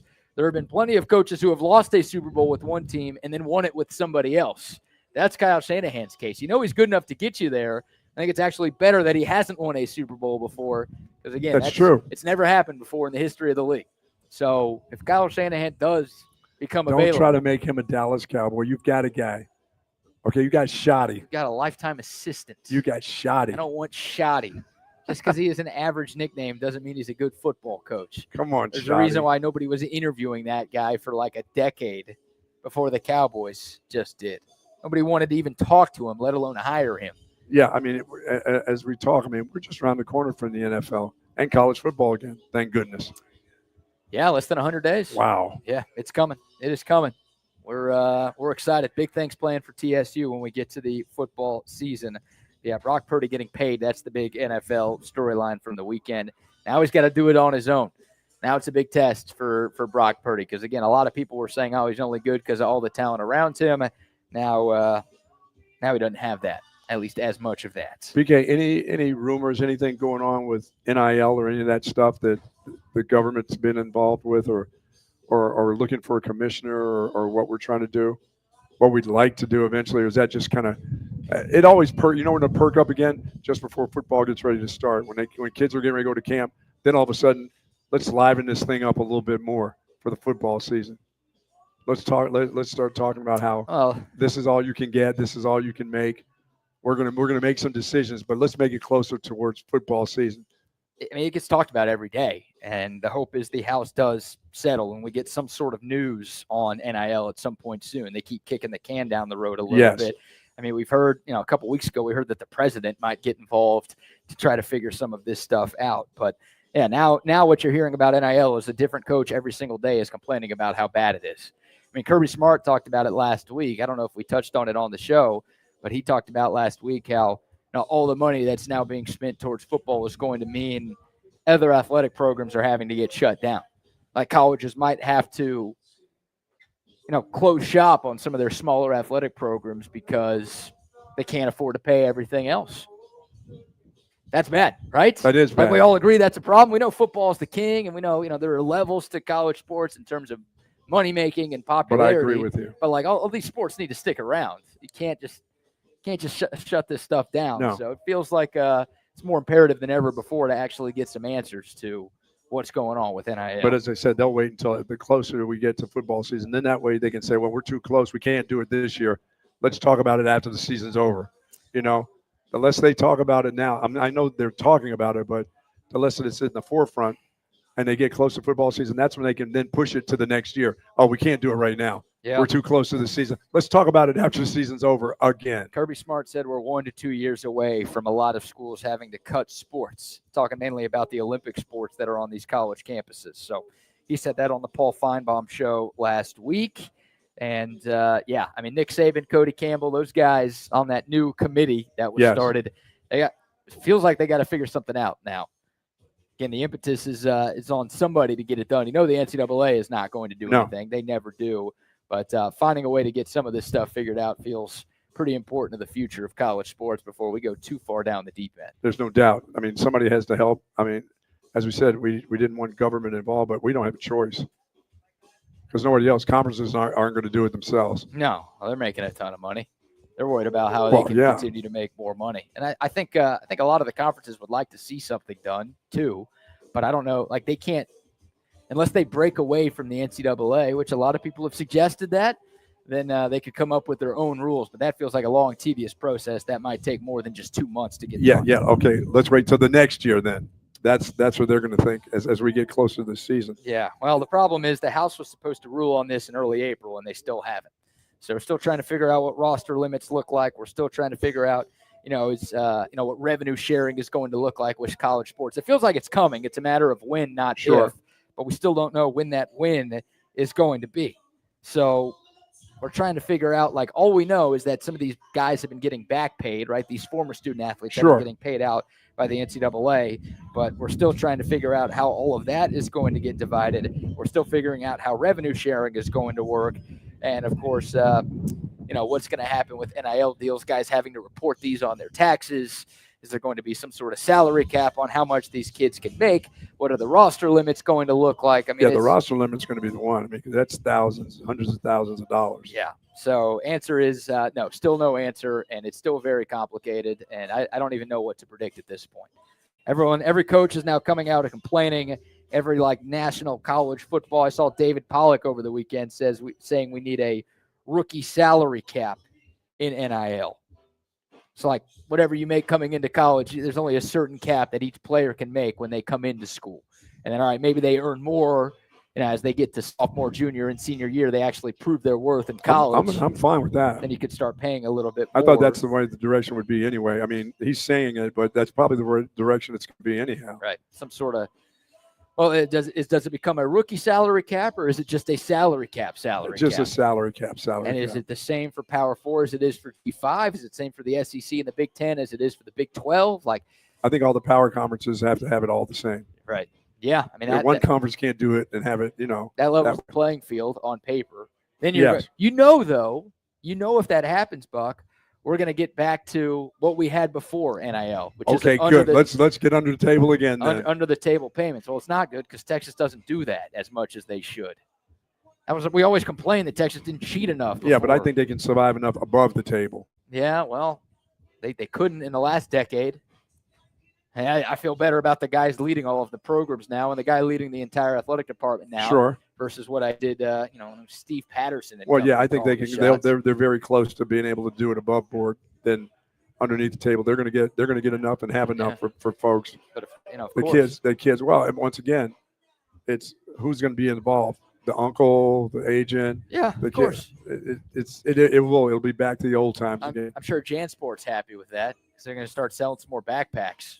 There you go. Again, if that happens. So get the money in the packs. Look, that's what a lot of people want. They want that level playing field, and of course, like that's probably what you should want. But as a Texas fan, it's like I've enjoyed Texas being able to flex its financial muscles a little bit in recent years. So you worry that might go away if everybody has the same salary cap there. I don't know. The more you win, the more you like winning. The more you flex your muscle. Yeah. Above board, and you're fine. And if you got to go underneath there. Somebody's going underneath there yeah. for you. Well, that's it becomes a question, like, do all of these schools and hell, do these conferences agree? Like the SEC and the Big Ten are making way more money than the Big 12 and the ACC right now. Also, these new TV deals are about to restart. Oh, yeah. There's going to be even more money coming into those conferences now that all this realignment has just gone down. Like, are they going to be – is Greg Sankey going to be like, yeah, we're cool. We're cool with having the same amount of money in NIL spending as all of these other conferences have? Or are they going to be like, oh, that's not fair. We want to be having more. It's never going to be fair. You're still always going to be you're still always going to be the big dog, the SEC, the Big Ten. That's people still are going to want to play in the SEC. Sure, that's for sure, in the Big Ten. But it's like, I don't know. I just don't know. I don't know if there's like a everybody's happy solution here. Right, like someone is going to be pissed off. People are all ACC pissed off. Is always right going now. to be pissed. Yeah, well, yeah. Of course, your mark's always going to be complaining about some shit. Sure. So someone's always going to be pissed off. There's no way to make everybody happy with the solution here. But it feels like the worst case scenario is, you start cutting Olympic sports because you're spending too much money on football and no one's doing anything to stop it. Yeah, I mean, I'd hate to see stuff like tennis go away. And I think Texas will be fine. Yeah, they're not. Nothing's going away. School like athletic. We talked about it last week. How much money Texas made, right? Right. They brought in more than $200 million in football revenue alone this past year. So Texas is going to be able to keep all of their sports together. But it's not just like the Texas States of the world, the UNTs. No, of the world. It's the BCs of the world. Right. Places like that. Yeah, it's power conference schools, but like they just don't bring in as much money as Texas or Alabama or Ohio State or Georgia that are going to have to start cutting these Olympic sports. And like these programs have been around for decades and decades, if not centuries, and they're all just going to have to go away. And by the way, women's sports really going to get cut. Well, with Title IX, I don't know. Like, I don't know if you can reverse the ruling of Title IX. So it's like every women's sport that gets cut, you might have to be cutting the men's sport too, unless they change the ruling of that. And that's true, because you can't cut the cash either. Right. So unless you change the Supreme Court ruling of Title IX, which I feel like those aren't super easy to change, you can't just say, sorry, ladies sports, we're getting rid of you. It's going to have to be like one of each. Well, we can't do that. As much as you hate women's sports. Don't say that. I'm a Title IX guy. Don't even say that. You were complaining about the guys talking WNBA earlier on the show. Well, I don't know if you can claim being a Title IX. Title IX That's got nothing to do with guy. Title IX, I don't think, does it? Not really. Women's sports, I guess, she kind of feels that way, honestly. Yeah, I just can't imagine places like Texas A&M. Their women's sports aren't going anywhere. Right. But it's the smaller schools that that will deal with it. Yes, they will. I think Kirby Smart's right. A lot of people laugh at him. Oh, Kirby's just complaining because he can't cheat. No, he's not. It's like, I think he's on to something. Like he probably realizes what's going on here, and he sees it at Georgia, which is a place that is probably okay when it comes to the smaller sports being able to stick around. But he sees what's happening at his place and what's going on around the country, and it's good. I mean, you need people to step up and complain, because otherwise nothing's going to get done. So there you go. Well, like I said, with all the complaining that's going on, the closer you get towards football season, the more they push it and say, next year. Sorry. Next year? Yeah, next year. We'll do it. We'll do it when the championship games are over with. Now we'll get together and we'll get this all settled up. Yeah. This is the time we're going to do it. Yeah, and then it'll get around again, and it'll be the following year. Yeah, you might be right. But you don't have any more. You're starting to lose legs on that table soon here. Yeah, it's already wobbly a little bit. Absolutely. Maybe none of the legs are removed, but the table's starting to wobble a little bit. All right, we'll take your thoughts. Dakota text line 512-222-9328. We're going to have a Cabo Bob's gift card to give away this weekend. Very nice. Well, a couple to give away because of Texas baseball taking 2 of 3 from Oklahoma and Texas softball winning the Austin Regional. So definitely keep it locked in all week long to Texas Sports Unfiltered for your chance to win. Hit us up on the Dakota text line and the YouTube, Facebook, Twitter, and Twitch live chats as well. We've got some funny stories to get into, some more sports. Again, I'm waiting for some of these athletes to show up. Where's everybody? Dude, it's 9:30. Those dudes are they're just rising right now. Just getting out of bed, I guess. Absolutely, from a long weekend. We thought, shifting to 8 to 10 would give us a better chance at talking to some folks, but we'll see. I might send some text to see if Casey Stutard and Quan Cosby are on their way, so we can get at least one of them on the show here. But before we shift gears here, Buck, how about a few more sponsor shout-outs? I'd like to say hello to our good friends over at Texas Orthopedics, folks. Now, if you're seeking that specialized patient-focused orthopedic care, contact the experts and our friends at Texas Orthopedics. Their physicians offer comprehensive surgical and non-surgical orthopedic care for children and adults, spinal care, sports medicine, trauma care, joint replacement, rheumatology, and more. Dr. Danny, Dr. Stockton are dedicated orthopedic surgeons there. Folks, and their goal is to get you right back into good health and the great quality of life that you definitely deserve. Texas Orthopedics is the largest independent orthopedic practice in the state of Texas. For more information, go to txortho.com. Yes, indeed. And you gave a shout-out to AV Consultations earlier. Yes, indeed. Shout-out to Thank Tom you, Tom McKay for the 85-inch Samsung TV. Oh, boy, was that guy excited about that. The grand prize for the Mullet Open. If you did not win, hey, you could still be a winner when you call AV Consultations. Absolutely. Get hooked up with the home TV setup that you have always wanted. The NCAA baseball tournament is almost here. The Longhorns have a shot to be the #1 overall seed. Make sure you've got your TV setup done by the time the real tournament begins. Of course, the NBA and NHL playoffs are into the Final Four. We've been talking some football. Yeah, football will be here before you know it. So get it done over the summer. avconsultations.com is the website. 512-255-8678 is the phone number to call to get that home TV setup done. They do surround sound. They do whole home lighting as well. They can hook you up, and they've been hooking Central Texans up since 1988. So they're the very best at what they do. Again, avconsultations.com, 512-255-8678. And some love to Woods Comfort Systems. Oh, man. Yeah, it's right. You know what? The temperatures last week were unbelievably warm. Now we got a little bit of breeze, but you want to make sure your air conditioning system is working properly. Woods Comfort Systems is the place. Close to 70 years of doing service in Central Texas. Nobody does it better than folks at Woods Comfort System. Plumbing, air conditioning, and heating. You don't have to worry about that heating. It's nice right now. Nice breeze out. But you are going to, at some time here very soon, going to have to make sure that air conditioning is working properly. The temperature's at the right temperature that you want it in your home. And the technicians at Woods Comfort System, they can get it done, folks. WoodsComfortSystems.com, 512-842-5066. That's the phone number to call. 69 years here in Central Texas. They're offering $69 off. Very nice. On an AC repair or a new AC install right now. So take advantage of their great anniversary sale coming up on 70 years, just like the Buck. I'll be coming up on 70 years next month, won't I? Coming up. Yes, it is. Be moving up a little bit. Moving up in the tee box. You ready for that? You're going to the ladies' tees, right? No, I'm not going to. There's the one now that's like a white or a green in between the ladies' tees. That's where I'll be going. It's for the old people.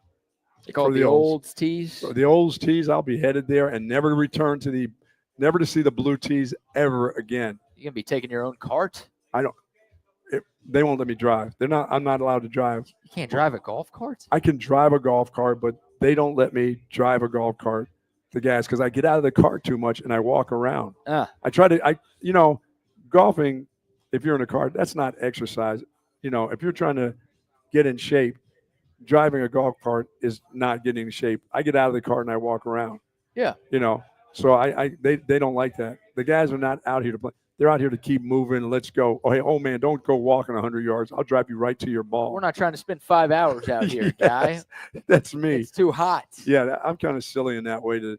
I like to, visit Mother Nature when I'm out there on the golf course. So I like to walk around and stroll around. Yeah. But the guys I play with, they're not into that. They're like, get your ass in the cart. I'll drive this cart right up on your ball. Right. And you can just get out, swing, and get back in the car. Don't walk 75 more yards to the ball. And there's nothing about nature out here that you need to see. Yeah, the guys will get so close to the golf ball. It's like, I know. And they forget I'm a lefty. So it's like, dude, And they don't I'm literally get on the going right to hit you. side. I'm going I to know. hit you with this club here.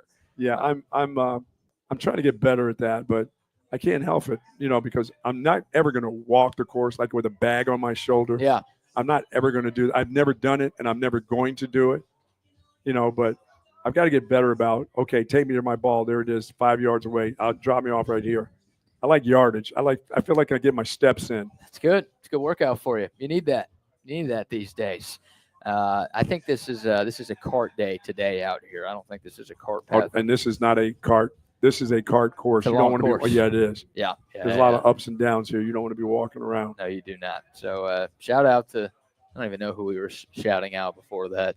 All of our great sponsors on Texas Absolutely, Sports man. Unfiltered. That's a good excuse to shout all of them out right here. Buck, we've got, well, you tell me. I think this might be an all-time great bit, but since you are getting up there in age, about to turn 70, yes, could be some trouble here. Oh, here, I'll stall here for a second. We've got Austin women accused.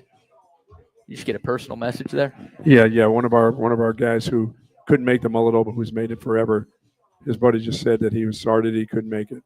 I thought that was somebody trying to help us out, get us a guest. That was someone who just interrupted the show to Yeah, tell you just something he could have just- told you in 15 minutes. Absolutely. All right. Thank you very much for that one, guy. You tell me if this is a good bit or not. Austin women accused of posing as nurses to rob residents at Buda Senior Community. Oh. 2 Austin women facing multiple felony charges after allegedly posing as nurses to steal from residents at a senior living community in Buda. I mean, they got into the place? 32-year-old Gina Hernandez, 30-year-old Elsa Vasquez, I think she wasn't frozen, were arrested May 8th by Austin police, according to the Hays County Sheriff's Office. The investigation is into a series of thefts that began in March. Investigators said the women wore scrubs and presented themselves as nurses or health attendants, then distracted victims with fake health evaluations while stealing wallets containing financial documents and credit cards. There they go, scammers. How about that? Getting those numbers, huh? Right, that. Yeah. I love the scammers who get the numbers. They determined the suspects tried to use these stolen cards at some Austin area restaurants and businesses. They were trying to purchase TVs, smartwatches, and other items. Damn. Is that Stutard over there? Come join us. You signed up? Yeah, it's going to take you a lot longer than 20 minutes to get those. Casey Stutard is here. He'll be joining the table here in a second. Shout out to a lifetime Longhorn Casey Stutard, who will be participating in this Ricky Williams Celebrity Golf Scramble today. We'll get Big Case at the table. I see Derek Johnson over there. Oh, yeah. So we've got some big names showing up here. Hopefully we'll get a couple of them on the show before we wrap things up. But, yeah, these two ladies, TVs, smartwatches, other items, and, they got caught because – By the way, what are the Olds taking all that stuff into the – no, that's their residence. That's where they live That's now. where they live, yeah, senior living Yeah. community. You know, a bunch of nurses walk in there. If you're an old, it's like, all right, I got a new nurse, whatever. They got new nurses cycling in and out of look these at that places new all nurse. the time. Yeah, hang on. It's a 32-year-old nurse Yeah. right there. Well, you tell me if it's a No. I'm not. No, I'm not. I see those two. I'm not giving up anything. if to it's them. a hey, look at that new nurse, or oh No. no, sorry, but There's a scam going on with those two. yeah, exactly. So you hear 32 and 30-year-old, you're like, hang on. All right, Yeah. nice new young hot nurse here. No, just showed the Buck. The picture is not great. No, right that's there. not going to work. Both women are facing multiple charges, including I didn't realize.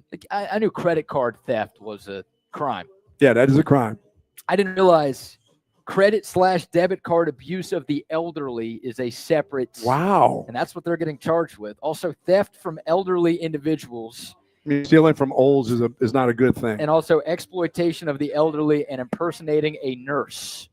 Those are all crimes, and these are felony charges that they're facing. So when someone does something against me now, it's doing something to the elderly. Is that true? Yeah, well, Yeah. I guess so. I don't know what the age limit is for. It starts around 65, probably. You think so? Yeah. Once you start getting those, like, I've been abused for a long, long time. you got your AARP card yet? I got all that stuff, All right, man. then I think you're considered an old.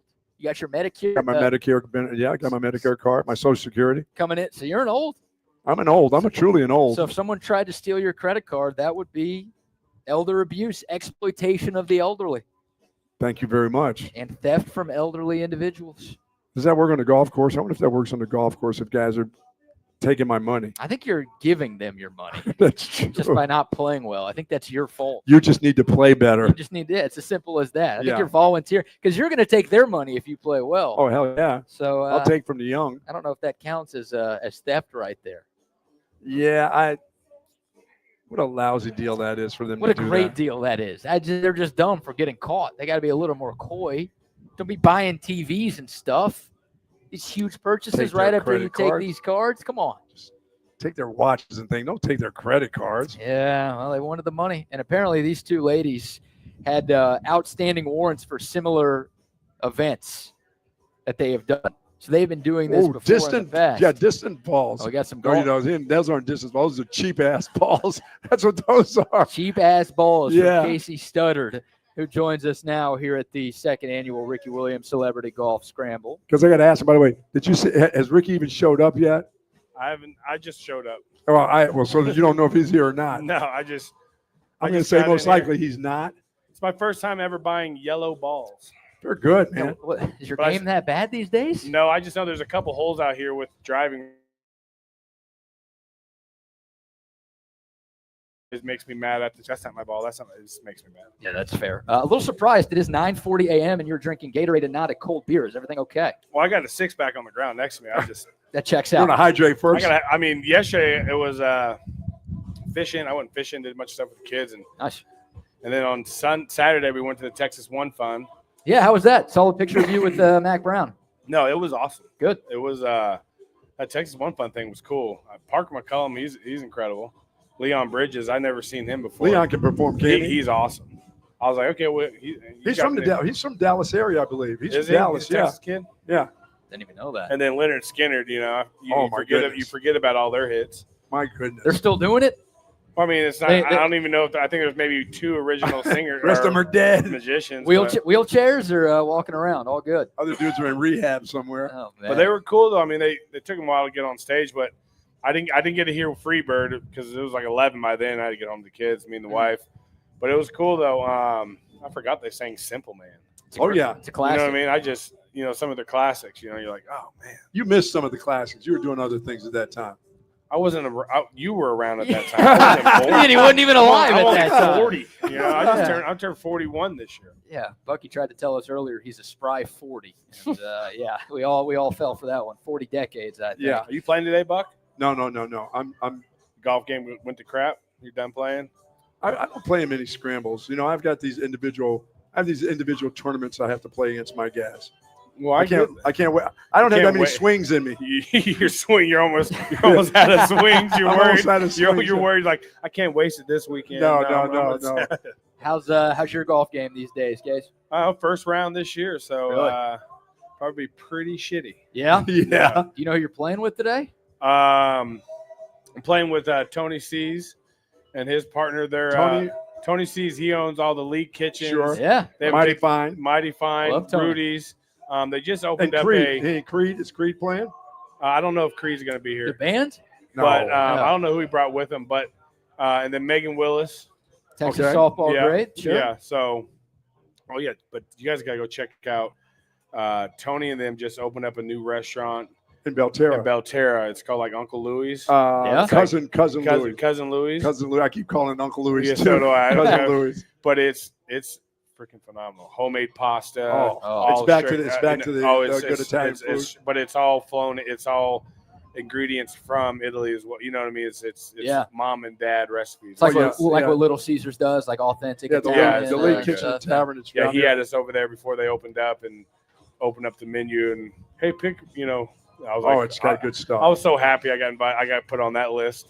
That's and huge. I used to love Mr. C down when Mr. C had the League Kitchen Tavern down to 620. Yeah, that League's Italian so food. Good too. Oh, it is absolutely fantastic. So good. So Casey, we've got less than 100 days away from the start of Texas football. I'm sure you were out there at least once or twice during the spring. We know you keep in touch with the current program. What's big storylines, big takeaways from Texas spring football, and how do you think the team's looking right now?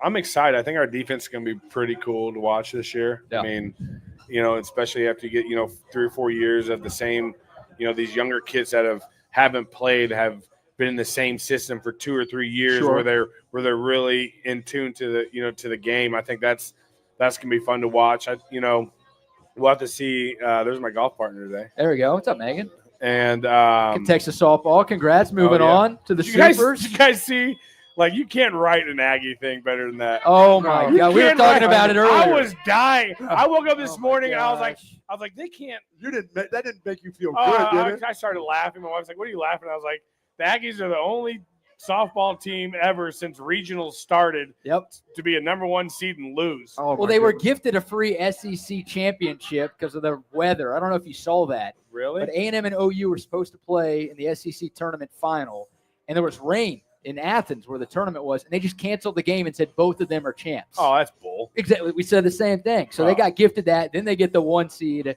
I think it's fitting that they lose to Liberty Mutual Insurance or whatever. Yeah. So, it's cool. Where is Liberty College at? Carolina or something? I don't know. Georgia, Bama. Georgia, one of those places. The Flamers of Liberty. Yeah, that's wild. I think that's what they are. That's wild. So that was pretty cool to see. No, but I mean, I think the season, we're definitely going to have weapons. I like to see how they mix up the O-line. The O-line is going to be the biggest thing. Can we protect Arch? Can Arch? But I think, with Arch's legs, he'll be a little bit more comfortable, get outside the pocket. And Sark's going to put some of those big play actions in there and stuff like that. And they'll move him out of the pocket. And they'll move him out of the pocket, But if they want to be successful, they're going to have to move some people off the ball. Yeah. Well, they're going to have to be able to run the ball, really. Yeah. What are you seeing from that group? There has to be push. Yeah. There hasn't been push yet. They've got to their positions, but we're not knocking people 2-3 yards off the ball where we've had good running games. I get that, but it's more schemed to me. It hasn't been an angry running game. It hasn't been an angry running game where it's like we're getting people pushed off the ball. If we start seeing that, I think we have a chance to, it was weird. It felt like at times last year we saw it, but Georgia games, Ohio State, when you were playing against the teams you got to beat to win a national title, it wasn't. When you're playing against NFL talent. Yes, exactly. Against D linemen that are sitting there that are, ready to roll. You know what I mean? So how much of that is coaching? How much of that is just guys having the mindset and mentality of just being a little nastier? What's it going to take? They just need to know that you got to keep driving your feet and just don't ever stop. Yeah. Because at the beginning you're going to be stalled, but the key is that defensive lineman, when that running back gets close to you, he has to let up to go reach for it. Yeah. Unless you're getting pushed back. And then he just kind of pushes you and grabs, right?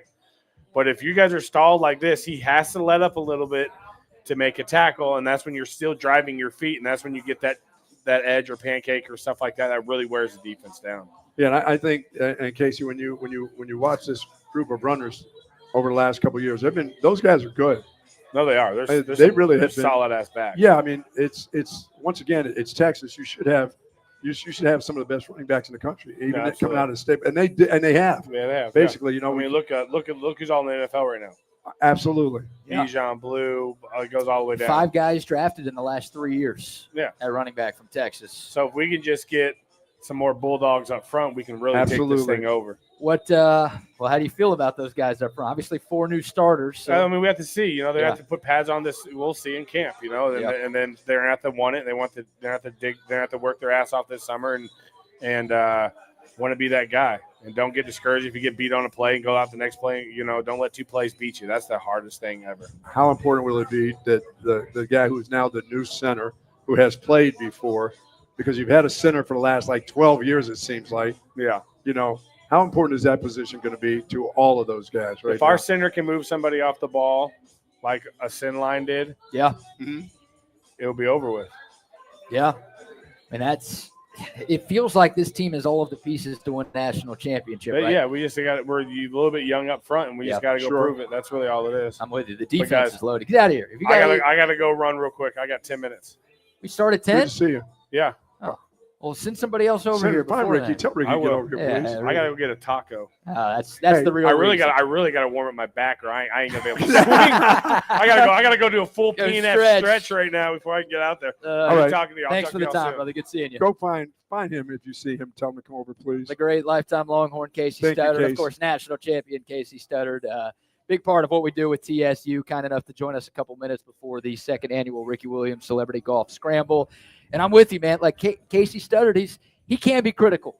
He can be critical of the offensive line because he was part of one of the best offensive lines the sport has seen in the last 2 decades. And last year, like, I know Texas was a finalist for the Joe Moore Award, but they weren't consistently great enough. And you look at the Georgia games, you look at the Ohio State games, obviously the 3 losses that Texas had last year. But as Casey said, the games where they were going up against NFL talent, they didn't get enough push. They couldn't run the ball effectively enough. When they really wanted to run the ball. And that's got to change. Like, you have to, like, I think Arch Manning's going to be a stud. I think we all do. But you have to be multidimensional as an offense. You have to be able to pick up big yards in big moments on the ground. Texas couldn't do that last year. 4 new starters on the offensive line. It's a little scary wondering what that could look like, but that feels like the next step in this offense's evolution. And as you said, BK, as good as they were last year, how do they become better this year at running the ball? And when you look at the numbers, I mean, they had some really, ground-wise, running the ball and the runners themselves, that yardage was pretty doggone good. But how do they get to be better? Because they have to be more aggressive. And when they know that you're going to run the ball, you just say, okay, we're still running it. Yeah. There's no gimmicks here. We don't have to drop back and pass for 6 yards. We're running for 3 or 4 yards right now. I mean, it's the play I always go back to, and we all hate talking about it, but I think about it every day. I mean, first and goal from the 1 yard line, you should be able to just hand the ball off 4 times and score. You shouldn't need 4 times. You're absolutely right. You should score on first or second down. Oh, look who it is. Who is it? Ricky. Could you not see him walk in? No, I did not. Did he just walk past me? Can you not turn that far? I can't turn that fast. It's not that I can't turn it. I'm like, he's walking right by. I thought you were going to say something to catch his attention. I was going to let you do it. I did not see him. That was the slowest turn of all time. No. I did not see He just walked into the clubhouse. That's so weird. I'll give you a 5-minute warning when he starts walking to the door so he could catch it. It has nothing to do. It has nothing to do. I never saw him, so I never moved. Yeah, Ricky is here. My peripheral vision is not the same. We might get to, hopefully we get at least 3 to 4 minutes to chop it up with Ricky before he starts things off here today. I've got this bad right eye, so if he was in my peripheral, there's nothing left in that peripheral over there. He was to your right, so you would have missed him altogether. That is fantastic stuff. Unbelievable. Right, well done by you. But yeah, that's the next step, because I agree. I mean, the ground game. I don't know if Texas has like the best running back in the country. I think Texas has the best running back room in the country. Yes, they do. With Trey Wisner, with Jarrett Gibson, with Christian Clark. I would obviously agree with you. C.J. Baxter coming off of his injury, with the 2 freshmen coming in. Sounds like those guys were making some things happen as early enrollees in the spring. Nobody's got the you depth. Keep talking. I'm going to go get him. He's inside. He just walked inside. Make sure you can turn left and right to go find him. But the Buck efforting to go get Ricky Williams here for the final couple of minutes before things get started here. But yeah, that's like Texas has the running backs, and I think they've got the quarterback as well. We'll see what these receivers and tight ends turn out to be, but there's obviously a ton of talent in those rooms at Texas. Like, can the offensive line take that next step? Without Kelvin Banks, who was a first-round pick, without Jake Majors, who started more games than any other offensive lineman in Texas history, without Hayden Connor, who was a multi-year starter and a draft pick, obviously without Cam Williams, who was drafted by the Eagles on day 3.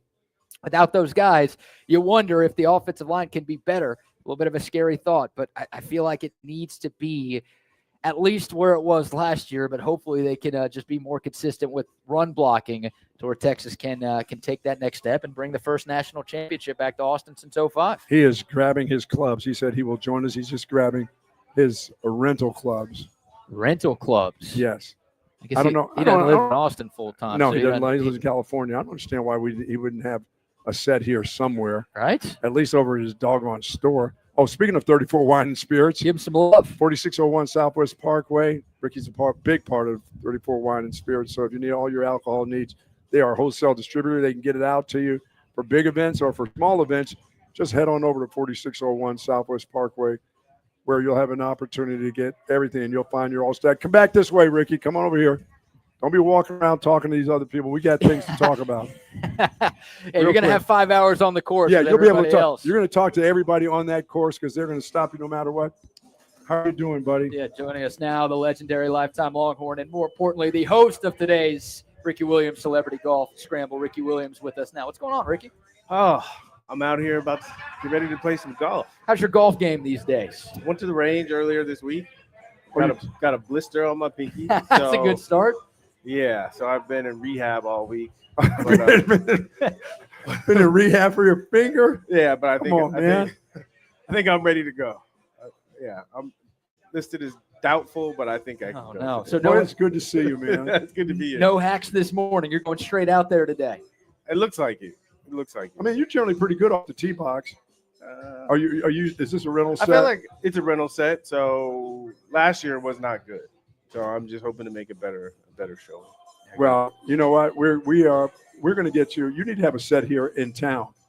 I do need to have a set of clubs here in town. town. That's a really good idea. You know, so when you come to I know town, you know people, right? Hook that up. You know people. What do you mean he knows people? You know people too. Someone asked me yesterday, the first time I ever played golf, and it was Buck. Really? Buck took me We're out. in Massachusetts. Yeah. Weren't we? Yeah, it was the first time. You're playing for the Phillies. Yep. Yeah, Buck introduced me to this game. How about that? Sure did. Was he bad back then too? Oh, he was pretty good. I was pretty good back then, not anymore. Yeah. I'm moving up on 70 years old next month. 70. Wow. Yes. Our guy Rex comments, I'm glad Ricky wasn't this soft when he was playing football in Texas. Thank God, right. If you had a blister and that kept you out for a game, that would have been tough right there. Hey, by the way, congratulations on 34 Wine and Spirits and how they're doing. I mean, it is a little corner store now is now a wholesale distributor, Ricky, and people, all over the Travis County. And as you guys get ready to move and expand, it's absolutely growing. It's exciting. That pivot, that shift into wholesale has been huge for us. Wow. Yeah. It's been working. That it has. I mean, when you're dealing with people like the Moody Center, Circuit of the Americas, I mean, that is a Barton Creek Omni Hotel and the golf. It's just phenomenal, man. It's phenomenal. That's the kind of business that is going to work for years and years to come for you. Yeah, it's beautiful. My favorite part about the store is the quote on the back wall. I love it. What is it saying back there? It's a quote from William James, who was one of the first American psychologists. And basically, it's a quote saying that no wonder people like to drink because, right, there's so many damn rules and strictness in life that we have to follow that we all need to relax. Well, I hate to be the quitter that I am, but I will be going on 24 years now, coming up in August. Congratulations. I am 24 years. I'll become 24. I'll become 25 years, quarter of a century for me not having a drink. Congratulations. Because you do remember when I used to drink.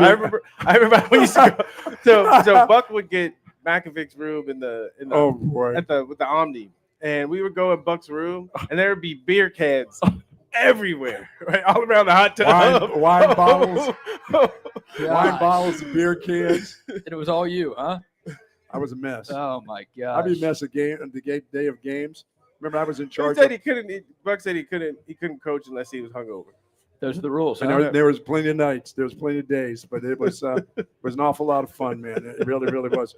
How are your babies? How's everybody doing? One of them's here. The little one's here. The other ones are not babies anymore. So Elijah, the football player, he's making the switch from St. Stephen's to St. Andrews because it's a better football program. There you go. And so I'm excited. He's like Coach Cantrell's doing a really good job. I'm excited to see what they do this year. How's your grandbaby?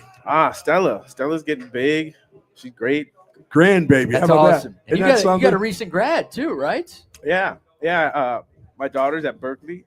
But my son just got into Berkeley, so I'm gonna have 2 kids at Berkeley. How about that? Yeah. Congratulations. Thank you. That is You big drag time. them out to California Exactly. Yeah. Spend more time with pops. Yeah, they got to get that. They're half Californian. They got to get it. So well, I mean, is anybody going to go to the University of Texas here? Honestly, Texas doesn't let any of my kids in. What? And then to Berkeley, but not Texas? Hey. Do they know who you are? Hey. You know people. You got to call somebody about that. Austin has changed so much, no one knows who I am. I walk around Austin and people look at me and like, what are you doing here? Wait a minute. Your name is still on the field, right? It is. Yeah. Okay. But it's different. I think the campus and Austin the campus is a different city. Okay. I agree with that. Yeah, it's a little town inside. It's like the Vatican. It's a town inside. We got the Pope walking around campus. I didn't see that. Sark. Sark is the Pope. The Pope now. So before we let you go, Ricky, I mean, the second annual Ricky Williams Celebrity Golf Scramble. It's awesome. I mean, the who's who of former Texas players. You got a bunch of different sports represented, but this is such a great event. Just talk about this and how cool it is that you guys are back for another year. Well, it's great to be back, but personally, I'm touched. Just all the faces I see, familiar faces. You know, guys I played with, guys that played after me, guys that played before me. I mean, I just feel fortunate that I get to host something that brings all the guys back together to do something that we all enjoy for a wonderful cause. Yes, sir. And, I just feel blessed. Who you sharing a cart with today? Do you know? I don't know. Okay. I started to meet the guys, but I don't remember their names. That's good. Yeah. Is AJ playing today? Business partner? I don't think so. Someone's got to work. Yeah. Someone's got to run the store. If I had it my way, AJ be playing with me. There you go. Yeah. Just because you're not drinking, though, someone's got to sell the booze for guys like me out there. Somebody's got to get that done today, I guess. Oh, man. A quick thought on the football team, Ricky, before we let you go. Spring ball's in the rearview mirror, less than 100 days from the start of the season. Obviously, another great season under Sark in 2024, but your thoughts kind of on where the program is going into 2025? Just keep building. 2 years making the college football playoff. It's time to make that next step and get to the championship game. And when you start to create a culture of winning, it becomes habitual. So, and I love the team last year always finding ways to pull it out, and that's how you got to do it. So I love the culture that Sark's built, especially in this new NIL age. I'm prouder than ever to be a Longhorn. Yes, sir. There you go. How do you like the running back room? Good, right? We got CJ back. It's a lot of speed and explosiveness. I always say with the running game, you just need an offensive line and a coach that can scheme the run game. Sure. When I was here, Makovic was brilliant at scheming the run game. And Sark is too. Right? I think ever since Sark and Bijan got together, it's become a big part of Texas's offense. I like that. Give Makovic all the credit. Don't give this guy any of the credit for the run game looking good. That's well done. He coached us up. No doubt about it. That's awesome. No doubt about it. Any more for Ricky Buck?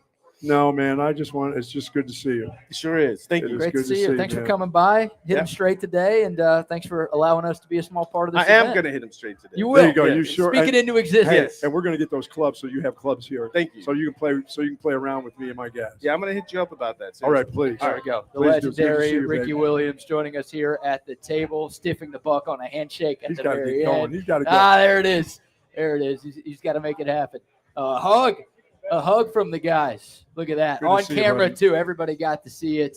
And now Ricky stiffs me for that's all right. I don't need it. I'm not important enough. But cool event to be a part of. Again, thanks to Ricky Williams and Brian and Jess and everybody who's allowing us to broadcast here. It's our second year in a row getting to do this. And yes, it is. Hopefully we'll be a part of this thing for years to come.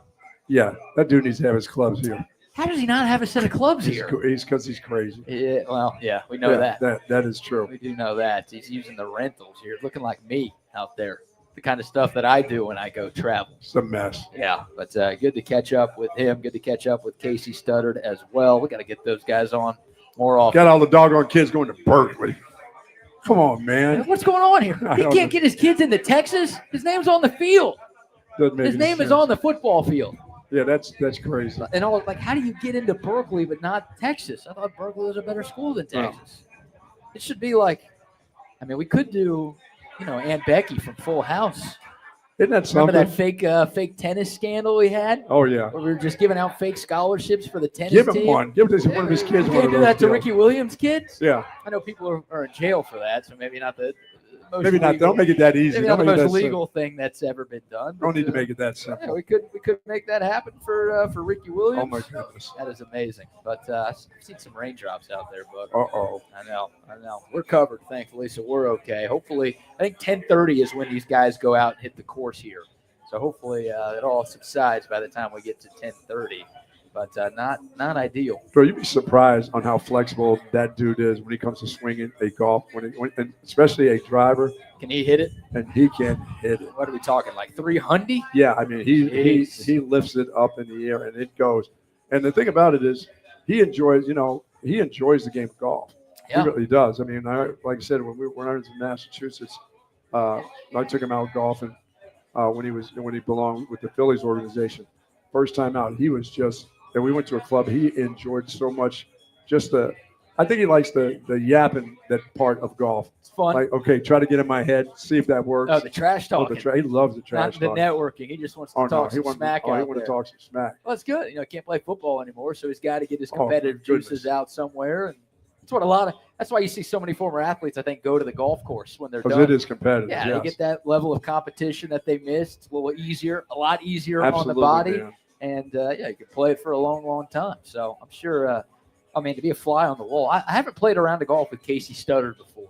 Oh, but I'm sure the amount of trash talking and beer drinking that happens out there with that dude. Of course. I feel like I got to say a prayer for Megan Willis Yes. being in a cart. And, Tony C. A lot of guys at Tony C's being a part of this thing. Oh, my goodness. Are they going to get an earful? Yeah, that's bring your Advil, not for the drinking, but for the talking that you got to listen to with those guys. Wow. And, Derek Johnson is out here as well. Quan Cosby, his name was on the list. I haven't seen Q rolling around. Yeah, but there's a bunch of guys that have to go because the driving range is right across from where they register. So they just go from there to over there.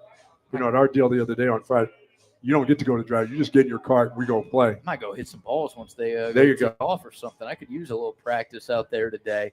But, these dudes need some hacks. These dudes need some hacks. There's no doubt. Which is what I do. So we've got a couple minutes left here. Again, shout out to this great event and a shout out to the beneficiary of this great event as well. If you have not gone over to Foster Angels, check out what they do. The mission of Foster Angels is to improve the lives of children in foster care, ensuring each child has their basic needs met, also providing life-enhancing, life-enriching opportunities whenever possible. If you want to donate to them, just head over to rickystournament.com. That easy to find all of the information about Ricky Williams Celebrity Golf Scramble.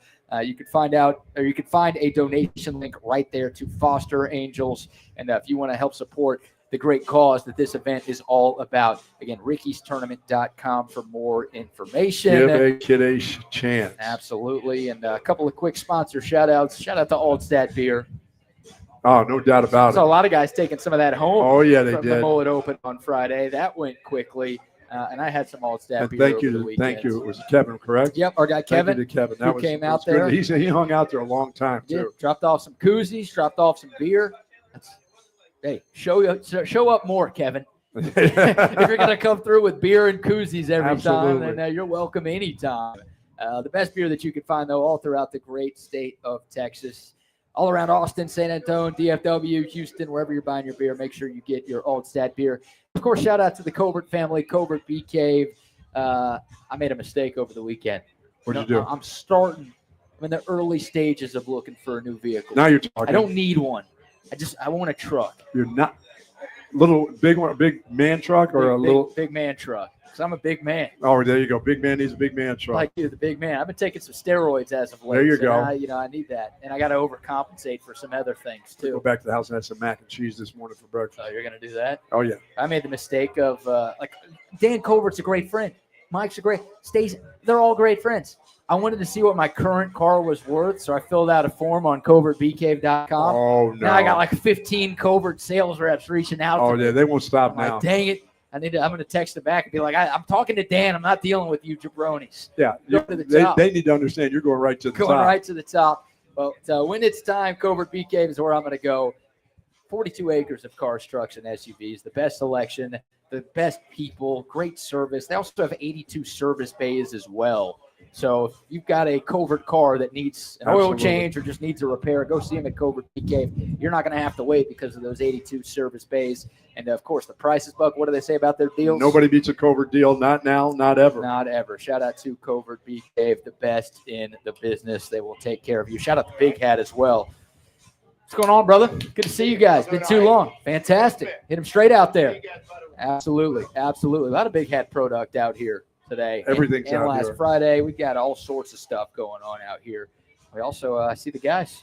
I see Jordan and Colin Kennedy filling in today. You got anything else you want to say before crosstalk? No, man. Just it's good to see everybody. And once again, thank you for Friday, BK. You did a fantastic job. Happy to be a small part of it. Thank you for the invite. And, man, thanks for what you do for the Burke Center for Youth. And that's a great day for so many people around our community, man. Well done to you. So we're off the golf course. Our next event is not at a golf course. No, we've got one show at home, and then we'll be at Sue Patrick on Wednesday. So the traveling road show continues. But we will be coming to a golf course near you. We do. In June, we've got the Coaches versus Cancer golf tournament coming up at the UT Club. I believe June 9th we'll be out there. And look, if you want to put us on for free, if you run a golf course, we'll do a show out there and we'll play around the golf. That's all you need to do. Call us up. It's that simple. It is that simple. All right, let's bring on the fellas. We've got Jordan Scruggs and we've got Colin Kennedy, a little Texas OU conversation this morning. Gentlemen, what's going on? Just recovering. Drove home from Oklahoma yesterday, and I mean, yeah. So I don't know. Just getting back in the groove of things on Monday. How about y'all? I got to be careful talking trash about Oklahoma with Colin here, but I'm sorry you had to spend some time north of the Red River. Were you in trouble? What happened?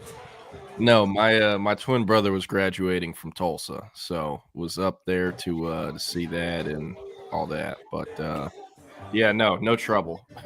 Good. Congrats to him. What's on the docket for you guys today? Mostly recruiting stuff. Colin was out at a state qualifying tournament for the 7-on-7, I guess, state tournament circuit, whatever you want to call it. And then Texas picked up a commitment on Friday from Yaheem Riley as well. Yeah. So we'll be talking that. Awesome. Very good. Colin, you've got your arms crossed. Are you mad at me already?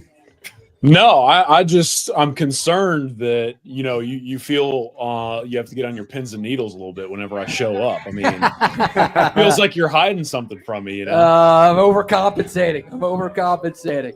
Now, I appreciate you filling in. Thanks for stepping in on Friday too, Colin. Much Always, man. appreciated Happy for to that. be here, and always fun to talk some ball with you guys, Yeah, always enjoy listening, guys. So we'll get out of y'all's way. Thanks again to all the folks here at Ricky Williams' second annual Celebrity Golf Scramble for having us out.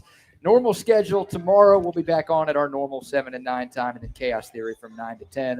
But we'll hand it over to you guys. Y'all have a great show. Boys, We'll be thank you. listening. Awesome. Well, welcome in. I'm the Lone Star Playbook. That's Colin Kennedy from Sooners Illustrated. I'll tell you what, Jordan. I don't know what BK's got. Like, he's got it out for me or something. Every time I hop on, he's talking some mess. I'm like, I thought we were good. I thought we were friends. I don't know what's going on there. Yeah, I don't know. I think that's the Ragio, as he likes to call it, the Ragio host, and I'm just trying to stir stuff up. Maybe I don't know. Yeah. Welcome in. You're filling in for Nick Harris, who I think is still in Miami or Florida, or is en route back. I'm not sure. And Nick will be back on Friday, and then the regular schedule with Will Turboff will start tomorrow, run through Thursday. A few things we're going to hit on first. Just kind of want to knock out the NBA talk. Thunder getting it done. I hate that. Going to be rooting for the Timberwolves this season. Probably the closing, perhaps, of the Nuggets championship window. We'll see. They got to pay some guys. Nikola Jokic getting fed up. Need a new ball coach as well. A lot of different things there. But, man, how about your kind of Oklahoma City Thunder? I know you're more of a Mavs fan, but, still kind of your team a little bit. Is it like I lived in the state for a few years and now I'm the Thunder spokesperson? I don't know what's going on with this stuff. But, yeah, I obviously watch a lot of Thunder basketball. A lot of people I know, especially from my days living in the state, are massive Thunder fans, and that was a big deal. Arguably the biggest game in franchise history. I think that I'm sure the other guys throughout the morning have recapped that game in that series, but the macro level takeaway as you move forward, on one hand, it doesn't matter how good of a boxer you are, Jordan. If you keep giving up your chin, you might just get knocked out. And the Thunder in that first quarter, I thought, showed their youth a little bit. I mean, what were they bad at this entire playoff run? 3-point shots.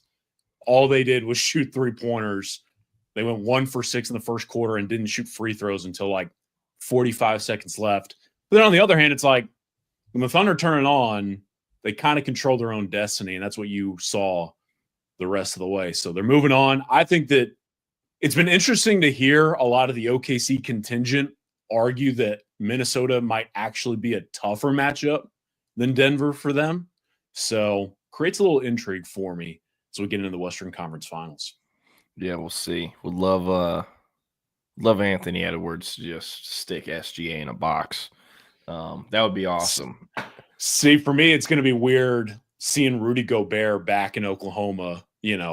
Every time he takes the floor in OKC, I think back to the wild stretch that was in 2020, whenever he basically shut down the league and literally the rest of the world after that. But it's going to be a fun series. I'm looking forward to it. Big fan of Ant. And the Thunder are starting to roll a little bit. Yeah. Hey, CB, great analysis here. You're not winning anything with Russell Westbrook on your team.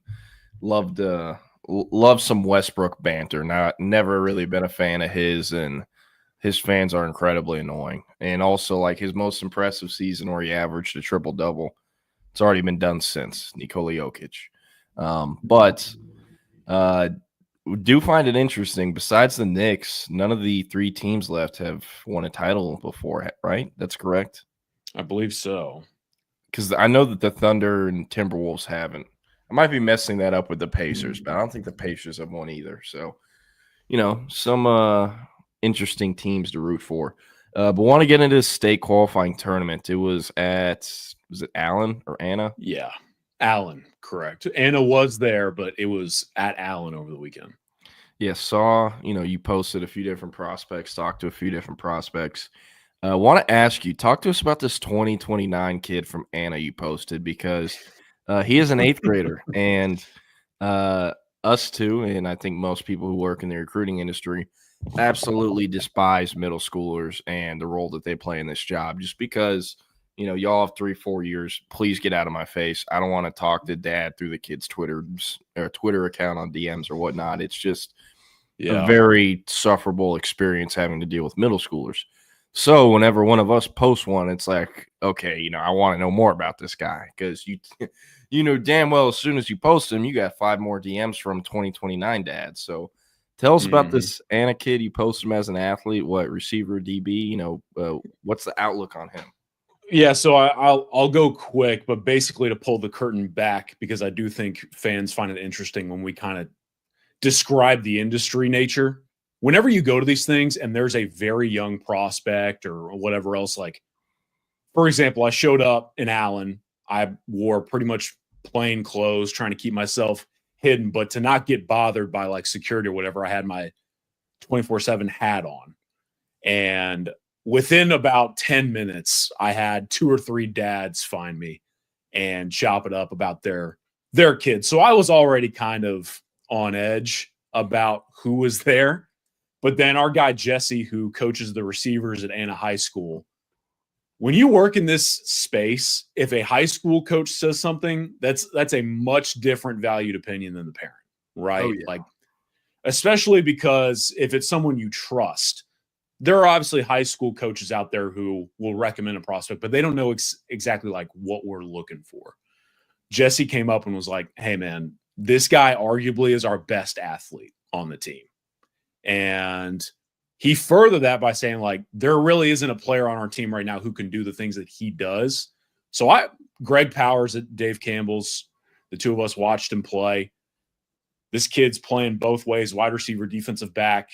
They said that they're going to try and develop him a quarterback at Enna.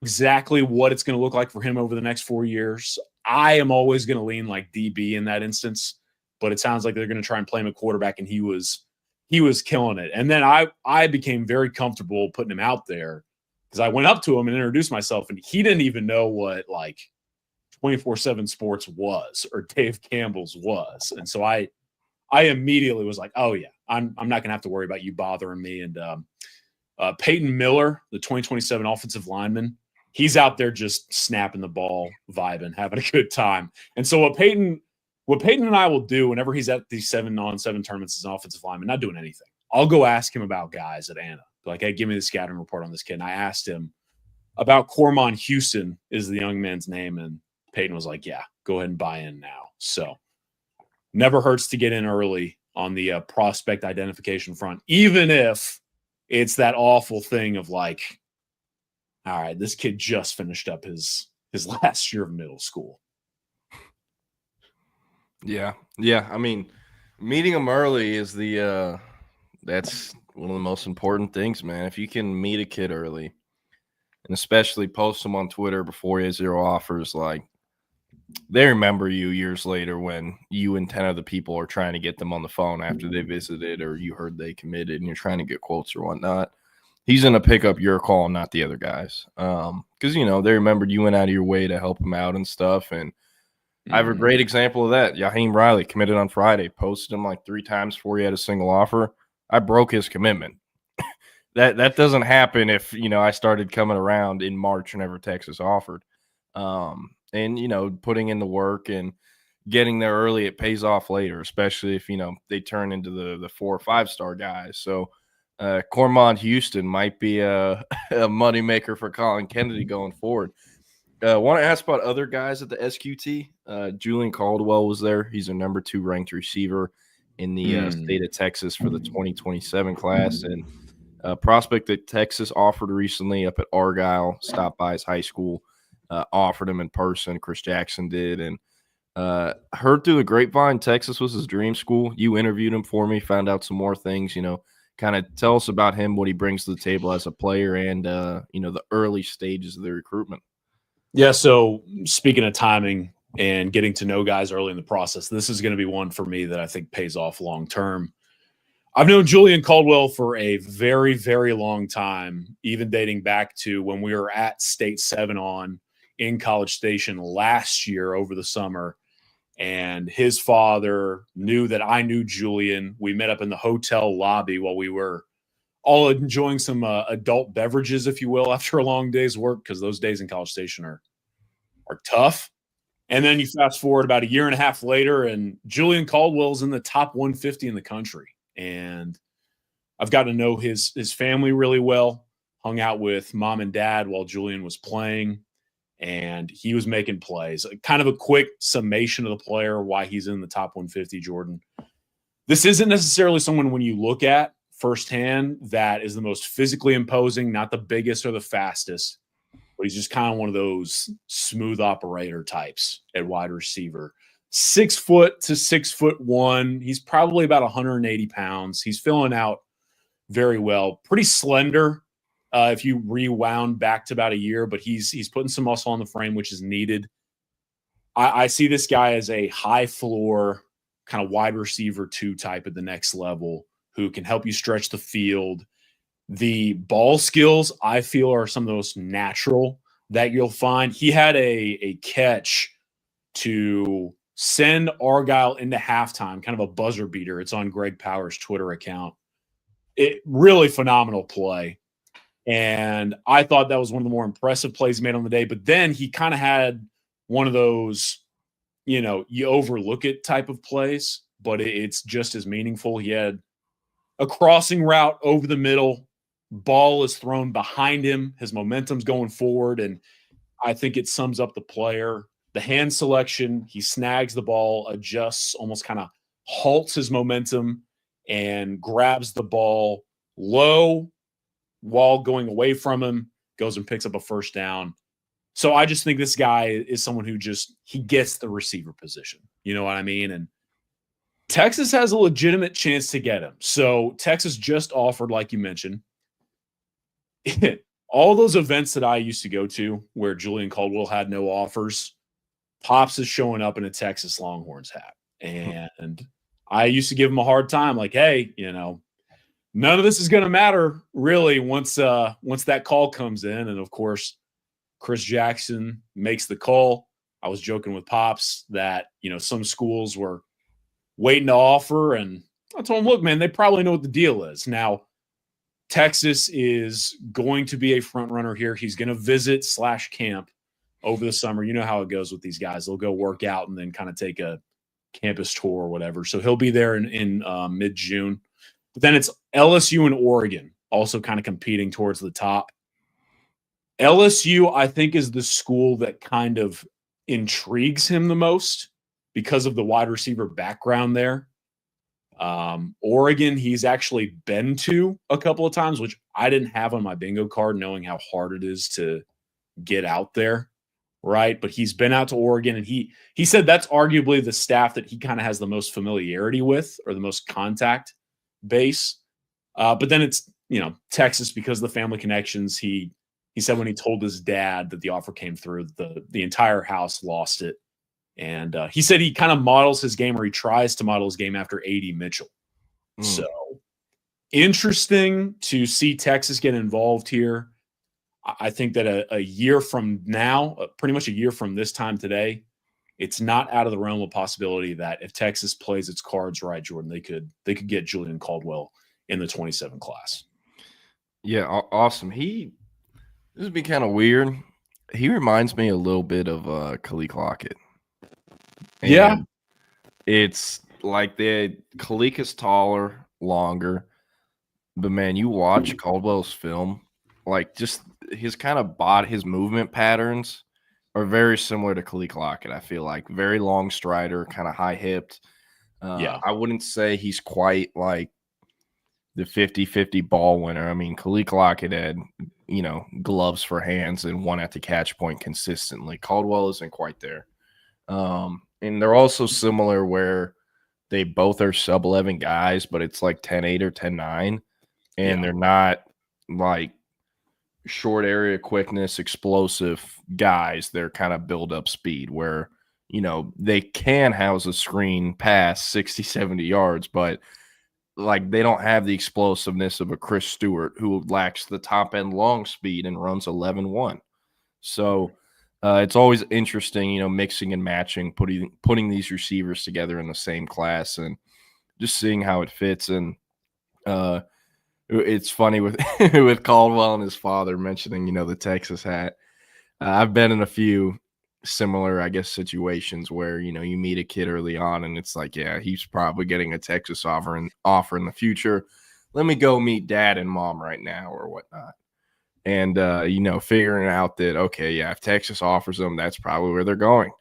And, especially, I'm in Central Texas a lot and everyone knows kind of what the Longhorn logo means to people in the state, specifically that part, the Austin area. And, I'm like, hey, man, I'm sorry, but I got a crystal ball as soon as Texas offers. And they're like, hey, so, not, I don't know. But yeah, Rodney Smith, that is, I guess, kind of similar. Pretty much the same thing. And it's funny. I was actually talking to my girlfriend about this the other day, but some staffs and scouting and personnel staffs like specifically look for large butts at certain positions. Like 100%. You know this better than I do. Talk about the book from Cooper Pategna that was given in by Nick Saban and that little excerpt about big butts on defensive players it was, right? It's pretty much a trick of the trade. You want defensive players with a big base, if you will. You want a little bit of a trunk, but it helps. The thing that it is at the end of the day, you want that power, right? And it's like I was joking with Bryson Thrower, the 2027 receiver at North Forney, that he walked onto the field.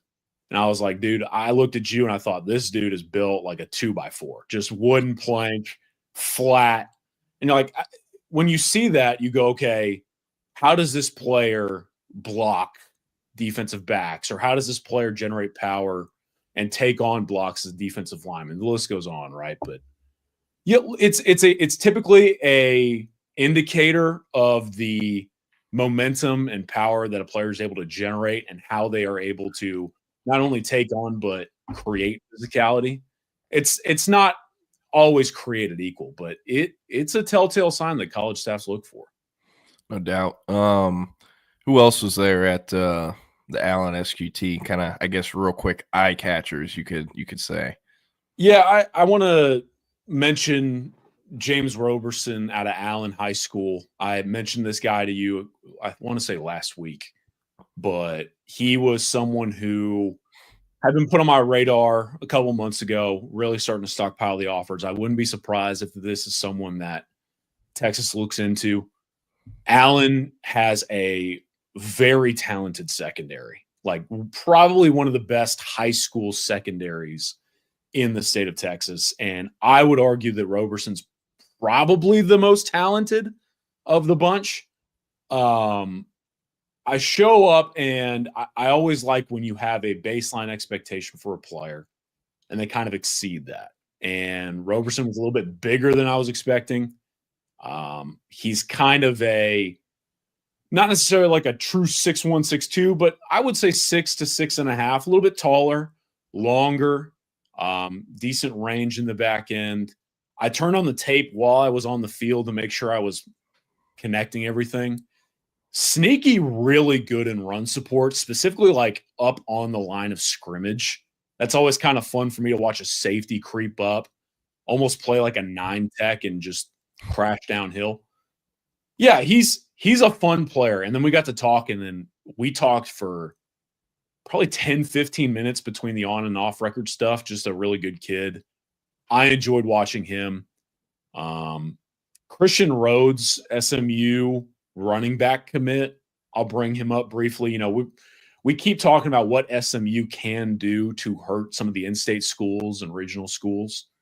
Christian Rhodes was one that I had heard that SEC programs were hovering around him, and talked to him about it. He was pretty much like, yeah, I'm not looking at anyone else. I'm shut down.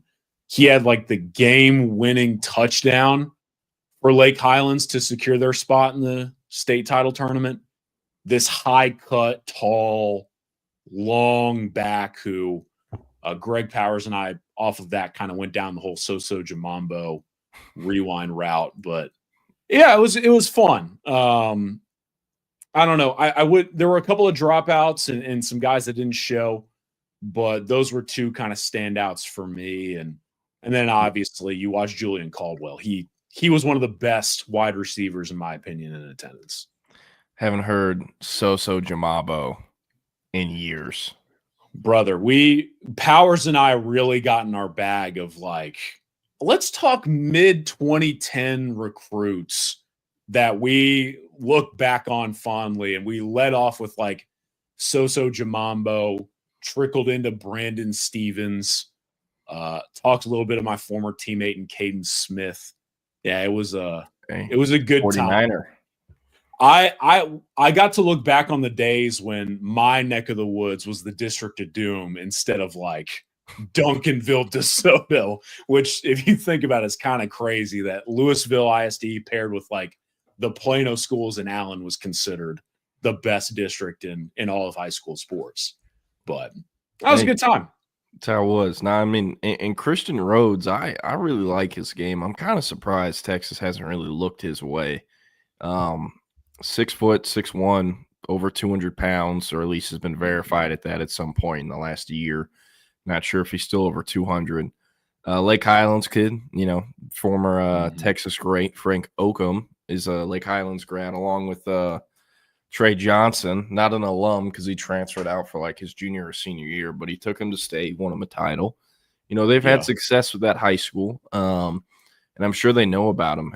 Another thing I like about Rhodes is, bigger bodied guy, but also longer limbed and has track stuff that is kind of, like, oh, okay, this dude is really jumping 6'1" in the high jump or 6 feet, whatever it is.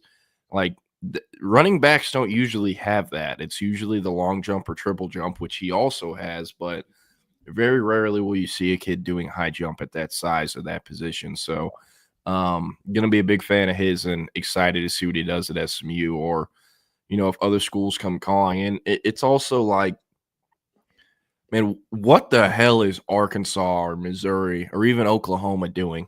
Why are y'all not recruiting this kid? And even after he committed to SMU, why are y'all not recruiting this kid? Why haven't y'all offered him? Well, I will tell you, Jordan. He visited Oklahoma. Oklahoma made a call and got him up on campus and spent the weekend with him. And that was part of the reason why I went, because I had heard not only Oklahoma obviously got him in on a visit, but that other SEC schools were starting to poke around. But a few days ago, he put out this big graphic of like, I'm completely shut down. I will not be entertaining or answering any schools. And I asked him, I was like, hey, just how many programs are reaching out to you? Because if you look into Christian, like, he doesn't really post anything. Hasn't been written about in like weeks because he just will not respond to people. And I was like, hey, man, like, I'm a huge fan of your game. I know other college staffers that are huge fans of yours. Like, what exactly was the market looking like? And he was like, I heard from a lot of people, but I also was just kind of like annoyed, for lack of a better term, by people trying to talk to me.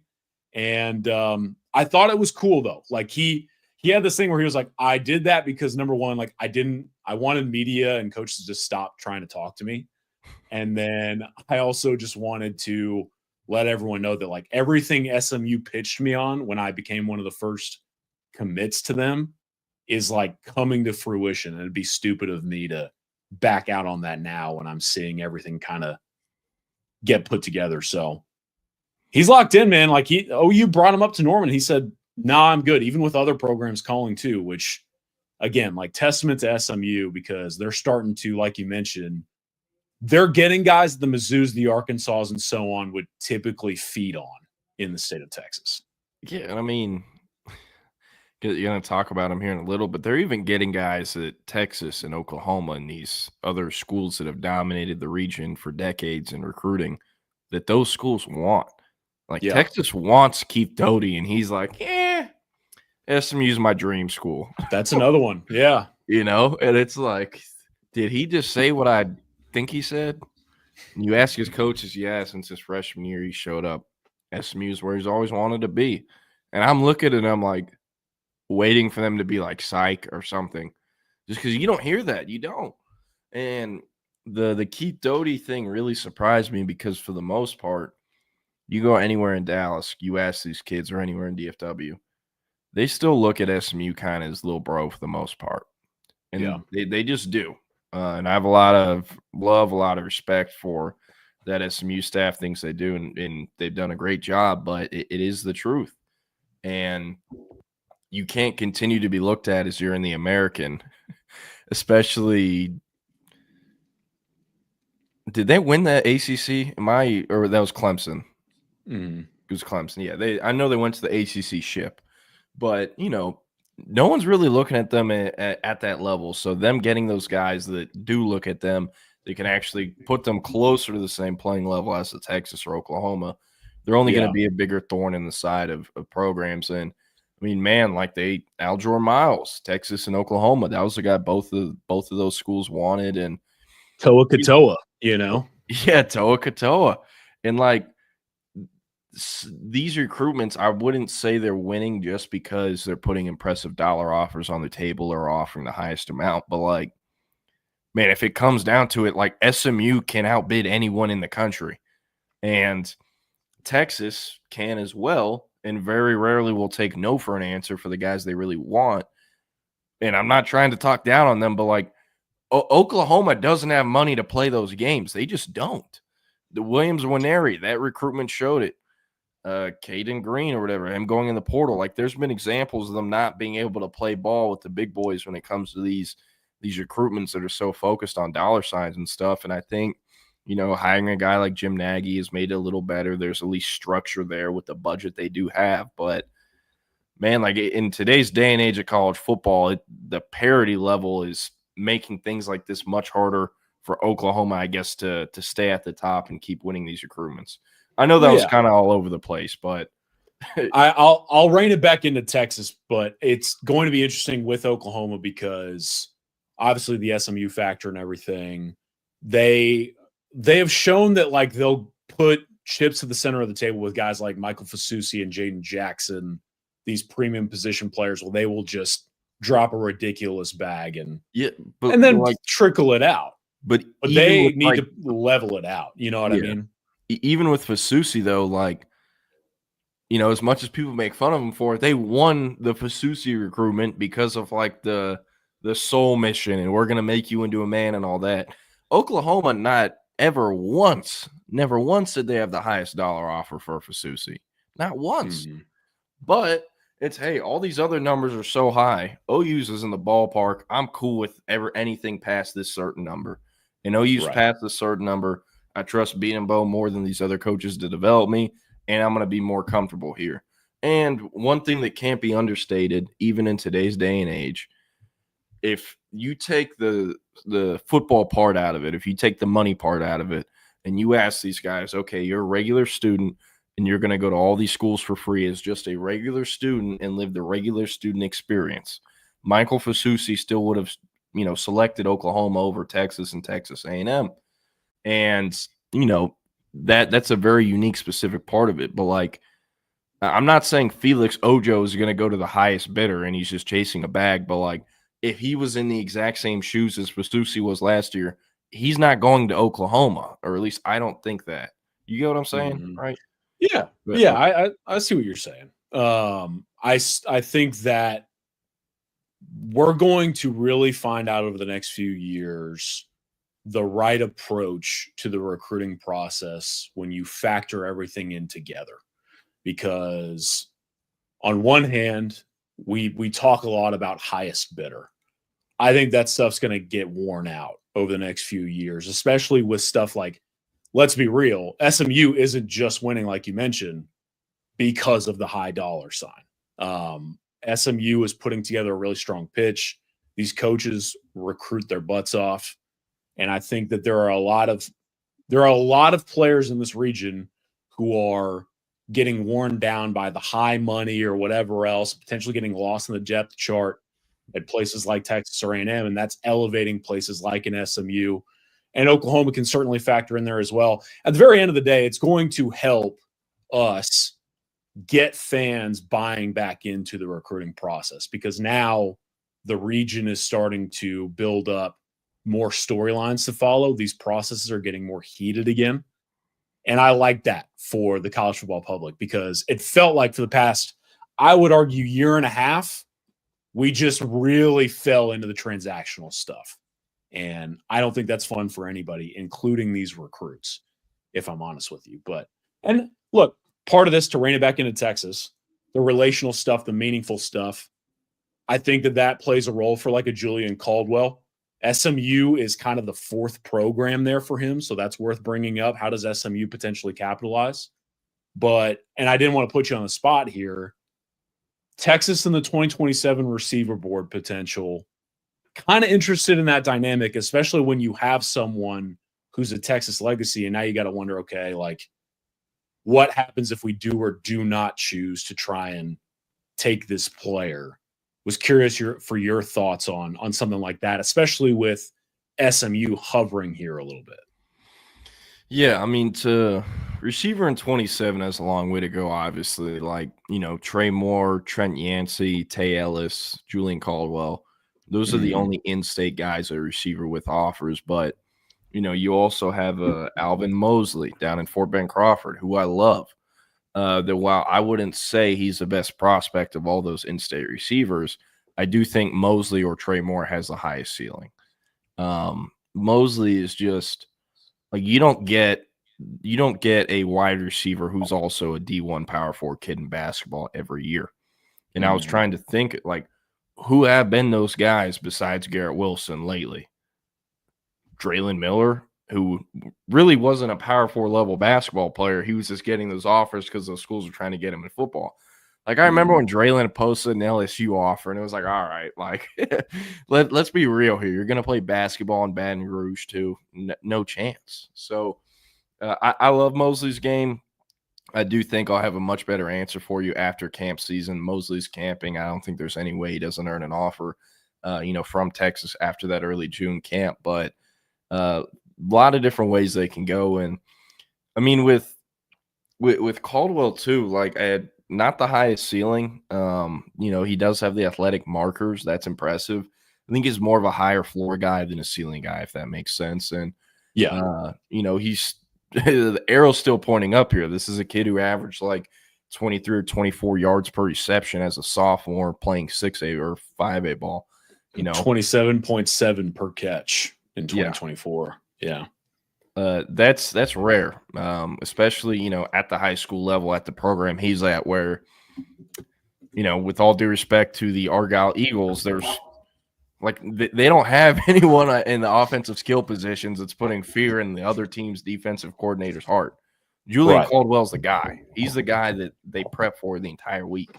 So him, averaging north of 25 yards per reception is incredibly impressive. But want to turn it over to some 2026 talk. OU picked up a safety commit from one of the Jandro brothers. That's how you say it, Jandro.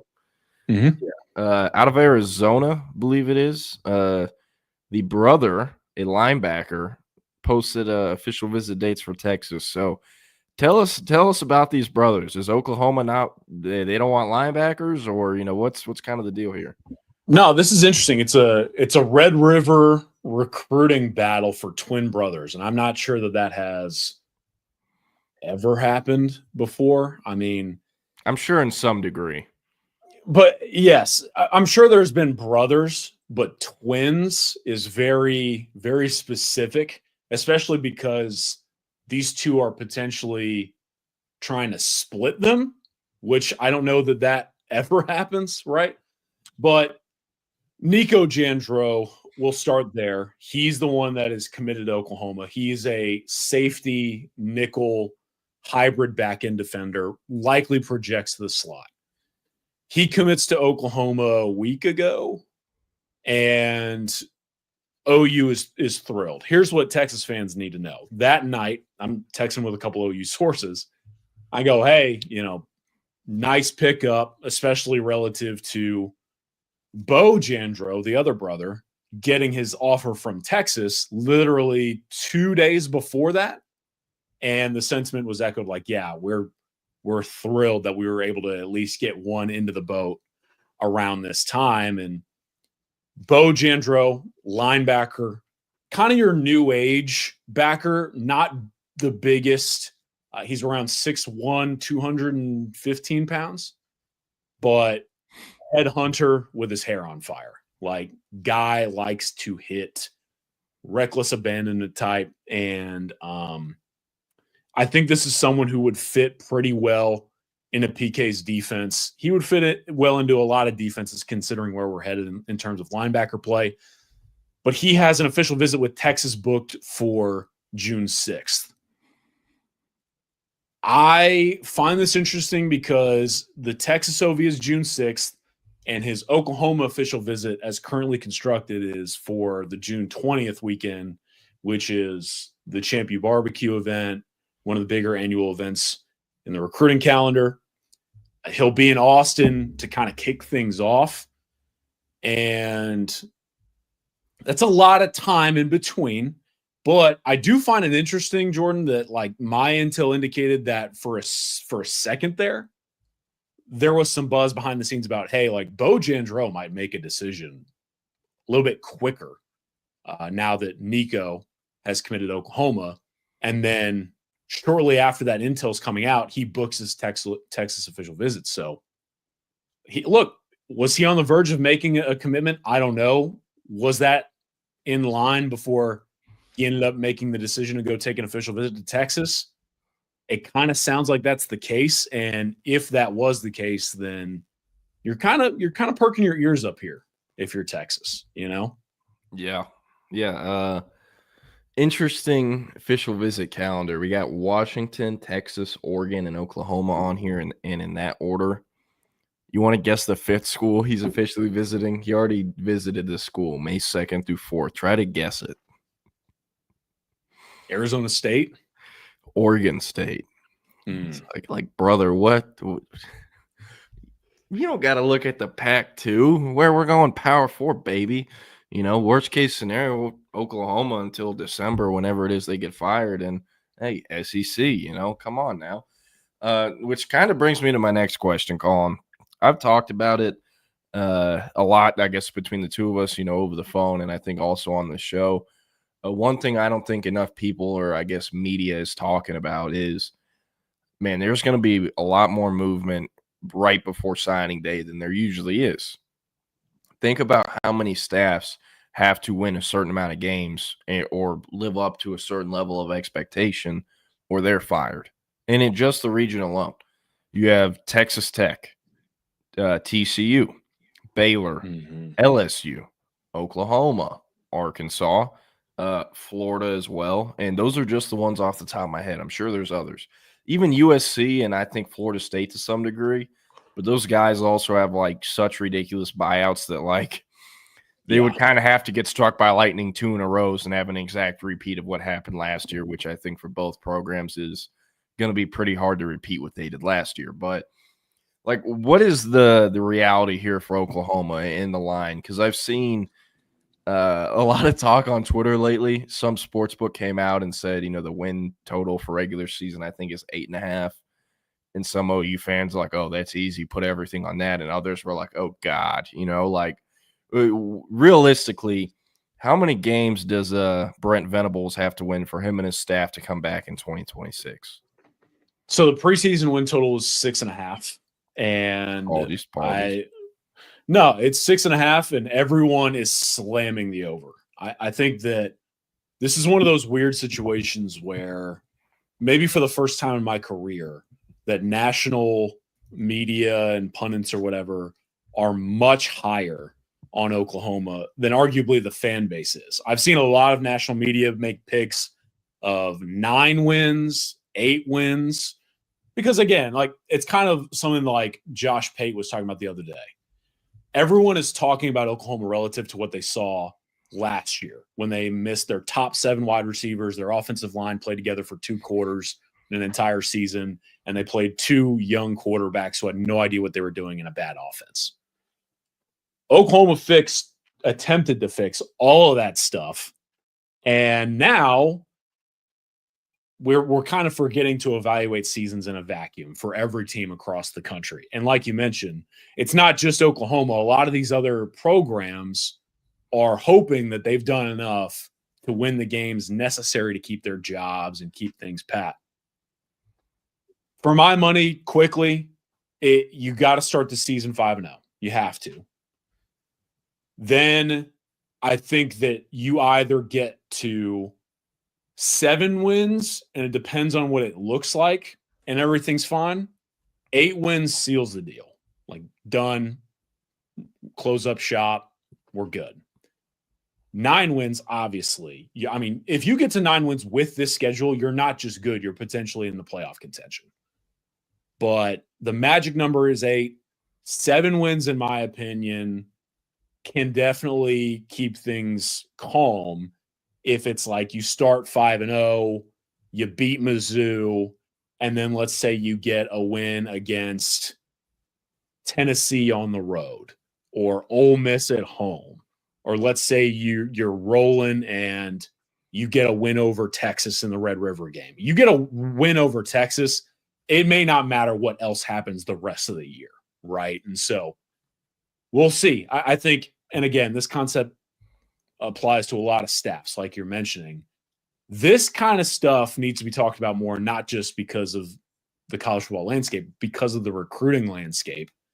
And typically, we've kind of just sleptwalked into the December signing period. It feels like this year, especially in the region with Oklahoma, TCU, a couple of others out there, they got to hit that magic number, or that November to December stretch, depending on these outcomes of these games, can get a little bit crazy. Oh, yeah. And hey, I mean, once you even get more into the nitty gritty, right? Think about all these the teams that I mentioned that have very specific players that are going to be very highly coveted in the transfer portal. If Sunbelt Billy gets fired from Florida, I think there's a very high chance DJ Lagway's in the portal. Is that A&M's savior? I don't know. Is it Oklahoma's savior? I don't know. I don't know where, or who he'd go to play for in that situation, but it's very fun and interesting to think about. Same thing, like I think at this point Bill Bedenbaugh is unfireable. I don't care who they hire. You can't really go out and just find an O-line coach better than him at this point for Oklahoma. But hey, let's say Venables gets fired and the entire staff gets cleaned. Is Michael Fasusi going to stay in Norman, especially when everyone remembers what I said to start this show? OU never had the highest dollar offer for him, and portal players make even more money than high school players. So does he at least, put his foot in the portal to, let's test this water?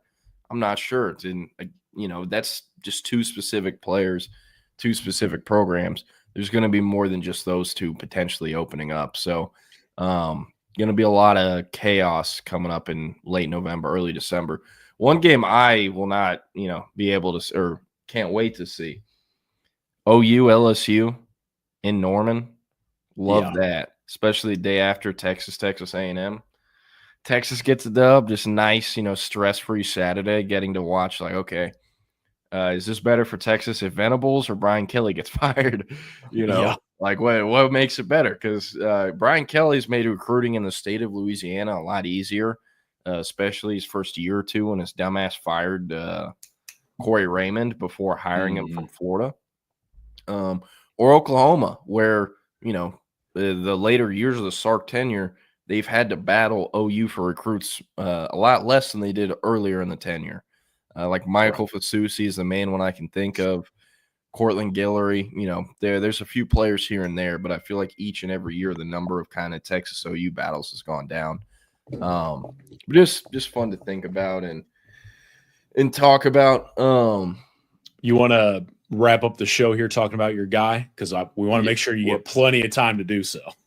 It was probably going to push it till tomorrow, honestly. Wanted to hit on something else, though. So this morning for Horns 24/7 Stampede, did thoughts after spending 2 weeks on the road, seeing Texas high school football spring ball practices, basically kind of just scatter shooting observations or obviously thoughts. One of them is blank player is the safest bet in the entire state of Texas. And by that, I mean, I think he has the highest chance of panning out, living up to or exceeding his ranking or star ranking. That player for me was Jalen Lott.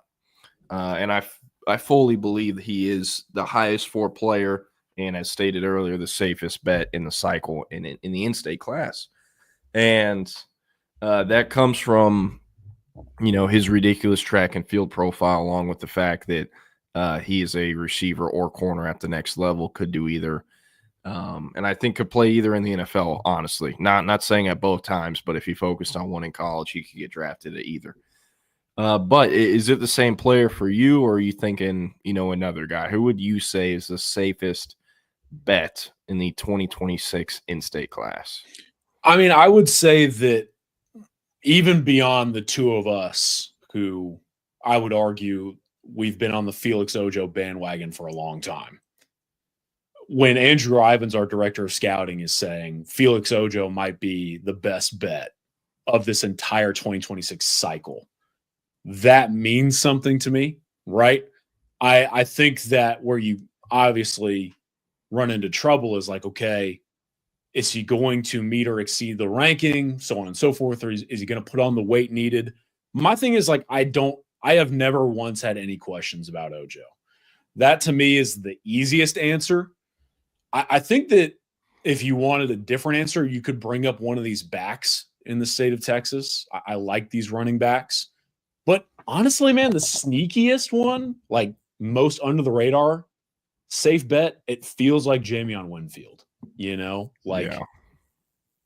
We're talking about 6'4", 290, disruptive interior defensive lineman. And when you turn on the tape, it's like, this dude is whooping ass every single play. That's what violent tape looks like, is Jamion Winfield's junior highlights. And that means something when you're talking about interior defensive line, because when you're talking safest bet, some of that has to do with positional value, right? Like, who is going to have what it takes to play that position and be valued the manner in which that specific spot on the field is viewed. And I think that Jamion Winfield, like, to me, is just, that is what it's supposed to look like at defensive tackle. Right. And that's going to be elevated because of it. And I feel like there is no world where Jamion Winfield does not have a long career, simply by the fact that at the end of the day, he's a Mississippi mud dog, as we call him, and he wants to fight every single play. And I think that the NFL eventually is going to love this kid when they finally get him in the draft. Yeah, he reminds me a bit of DJ Sanders. Put together better than DJ Sanders was. DJ Sanders, I won't lie, was pretty damn sloppy for the most part and played on his toes in high school. But those guys that are still good get me really excited, because it's like, okay, if he looks this disgusting and fat and sloppy as a high schooler, yet moves like this, imagine what happens when he's out of little old Belleville and is in an SEC strength and conditioning program. He's going to look like a Greek god in a year and a half, right? Those guys get me excited. That's also part of why I love Javian Martin, the tight end out of Pflugerville, just because he's been, about 20 pounds overweight his entire high school career and is still the top-ranked tight end in the state of Texas. Like, can't wait to see what it looks like when, it's more of a finished product. But with Winfield, similar body types, play styles to DJ Sanders, except, has a better put together body and is also playing much harder competition than, 4A ball that Belleville plays. But it is interesting. And I think the main reason it's not Ojo is because he so clearly needs to, put on 20, 30 pounds of weight to be a first-round pick at left tackle, which, is what he projects to. Whereas with Lott, I mean, like every single event I've gone to this year and really over the last year that I've attended that he's been there for, he's the best player there, like every single time. And there's just something to be said. Those guys that rise to the occasion every time, the cream that rises to the top or whatnot, it stands out, especially when it keeps happening time and time again. I mean, Jalen Lott played on a 7-on-7 team with Booby Feaster, Zach Turner, Donovan Webb, Jason Bradford, Markel Ford, like you name it. Pretty much half of the offensive and defensive skill players or power four skill players in the DFW Metroplex play for this team. But Jalen Lott is the guy. He leads the team in picks every tournament I saw them. He also leads them in touchdowns every time I saw them.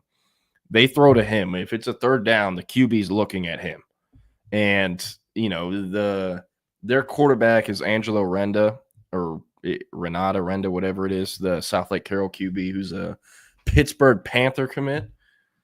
They kind of do this thing where it's like, oh, the 4-second clock is coming up. Let me just throw this ball up. Jalen Lott's down there somewhere.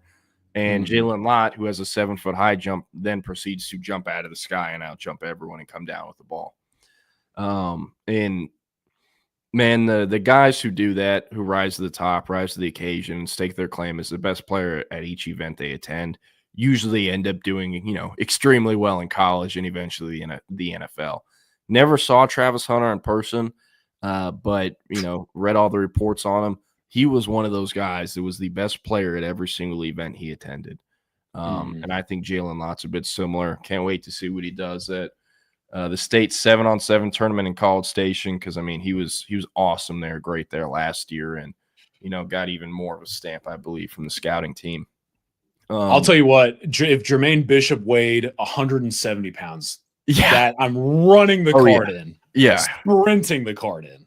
Yeah, that's just the problem is Jermaine Bishop is 158 pounds soaking wet as of a week ago. So that's the reason I'm going with Jalen Lott and not Jermaine Bishop.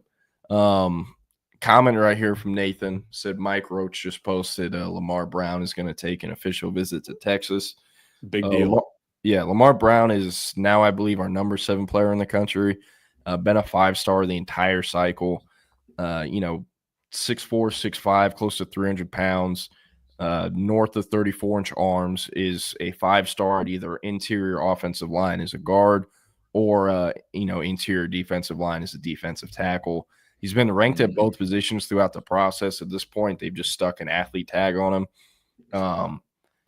A lot of people early on thought it was going to be IOL for him. They thought he not only projected better to IOL, but that, pretty much every country in America or every school in the country was recruiting him at IOL. Eventually, he came out and said, hey, I want to play defense. I'm a defensive lineman. Yes, I play offensive tackle in high school, but I'm going to play defense in college. Showed up to Under Armour, New Orleans, only worked out at interior D-line, I believe. Didn't take any pass setting or pass rushing or pass setting or run setting reps, whatever you want to call it, that they make the old linemen do in these camps. In Texas, kind of crept into this thing very sneakily over the last few weeks. The primary recruiter here is Alan Clark, who is the edge coach, not the interior D-line coach, but Alan Clark is from Baton Rouge, just like Lamar Brown is. Lamar Brown goes to University Lab, which is the full name of that high school is Louisiana State University, like laboratory prep or whatever. And the high school is literally on LSU's campus. Like the Death Valley, the stadium, you can see it right across the street from the high school. And each and every year, LSU will sign 4 or 5 kids out of that high school because it's the best program in Baton Rouge when it comes to producing kids. And, they all end up at LSU because the school's right there, right? So pulling him from LSU will be really tough, but this is all on the Alan Clark, man. Lamar Brown's first ever offer was from Southern, where Alan Clark offered him. So that connection has helped, and, he's known Alan Clark longer than any of these other coaches, which, Texas is going to continue leaning on. But for the most part, I mean, it'll be Texas versus LSU and Texas A&M's in there too. For the longest time, it's always been like LSU's recruitment to lose. It's kind of how you have to look at it. I mean, he's a Baton Rouge kid who goes to school like a quarter mile less than or away from the stadium. So, that's going to be very close to impossible to beat. And pretty much every school, to my knowledge, has kind of thrown in the towel here just because, like, why would we waste years of recruiting him just for him to go to LSU? One school that hasn't thrown in the towel is A&M. They've kind of been looked at as the second program behind LSU this entire time. And, they've hosted him, I believe, like close to a dozen times for unofficials. And they're telling him, hey, you're a top guy on the board. So if it isn't LSU, it'd probably be Texas A&M as of right now. To my knowledge, he's never visited Austin before, never visited Texas before. So, Alan Clark would really have to work some wonders here. But, nonetheless, an official visit. It's big news, good news nonetheless. And, we'll see how things play out. And then Antoine had a question right here. Realistically, would they take both Jamarian Carlton and Landon Barnes? Right now, I'd say yes. If you're Texas, you can't say no to either of those guys. Maybe a month or two from now, if they have one or two more edge rushers in the class, then, they might only have room for one, and specific skill set might trump the other or whatnot. But as of right now, yes, they would definitely take both Jamarian Carlton and Landon Barnes. They're looking to land at least 2, if not 3 edge rushers this cycle. So, that's kind of what they're working with. Last year, they signed 2. Lance Jackson, one of them, he will play as a freshman and he will not redshirt. But the other was Smith Arugbo, who showed up to campus after a season-ending surgery or injury, got surgery in January, and is currently less than 210 pounds still. So as a guy who's 6'4", has all the length in the world, there's a very, very, very long way to go for Smith Arugbo. He's always been a developmental upside prospect, but taking Lance Jackson, who can play year 1, and then a Smith Arugbo who won't be able to play till year 3 and maybe 4, you got to take 2 or 3 edge rushers the next cycle, just because the first year you kind of took 1.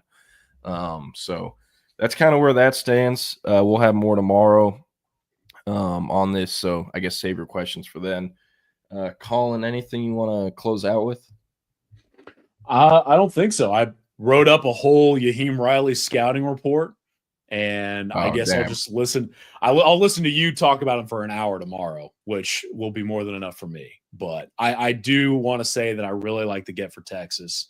Excited to hear what you have to say about him, and I'm happy for the kid. And I think that what I was going to talk about with him, and I'm sure this will trickle over to tomorrow's show, this is more than just an Austin area kid staying home. There's a lot about Yaheem Riley, in my opinion, that generates some storylines and some intrigue. And I think long-term, like, this is kind of an ideal marriage between player and program, beyond just the fact that he's sticking around the Austin area. So excited to see what he can do. And I think it's a really quality get for Texas. So no doubt. I don't know. Might phone you in for your little scouting report. We'll see. We'd love to hear what Dr. Kennedy has to say about Yaheem Riley. But we're going to all right here on this notepad. I was hammering away last night at like 11:30, 12, ready to go. But anyway, good talking ball, though. Good to see everybody. Appreciate everyone hopping in the chat. And, hey, like the video. Subscribe to the channel. These guys do great work. Thank you. Up next on the Texas Sports Unfiltered app, our friends at Fanatic Perspective are breaking down what the Texas receiver room is going to look like in the upcoming 2025 season. And then at 2 p.m., Chip and Zay will be back on the live stream, Facebook, Twitter, YouTube, Twitch, wherever you get your live stream. Like he said, we'll be back tomorrow, Will Turboff and I. Nathan, Patrick, Antoine, CB, Rodney, and everyone who tuned in, Longhorn Bear. Appreciate y'all tuning in, supporting the channel. Like he said, leave a like, comment, subscribe, and we'll see you tomorrow. Lone Star Playbook signing out.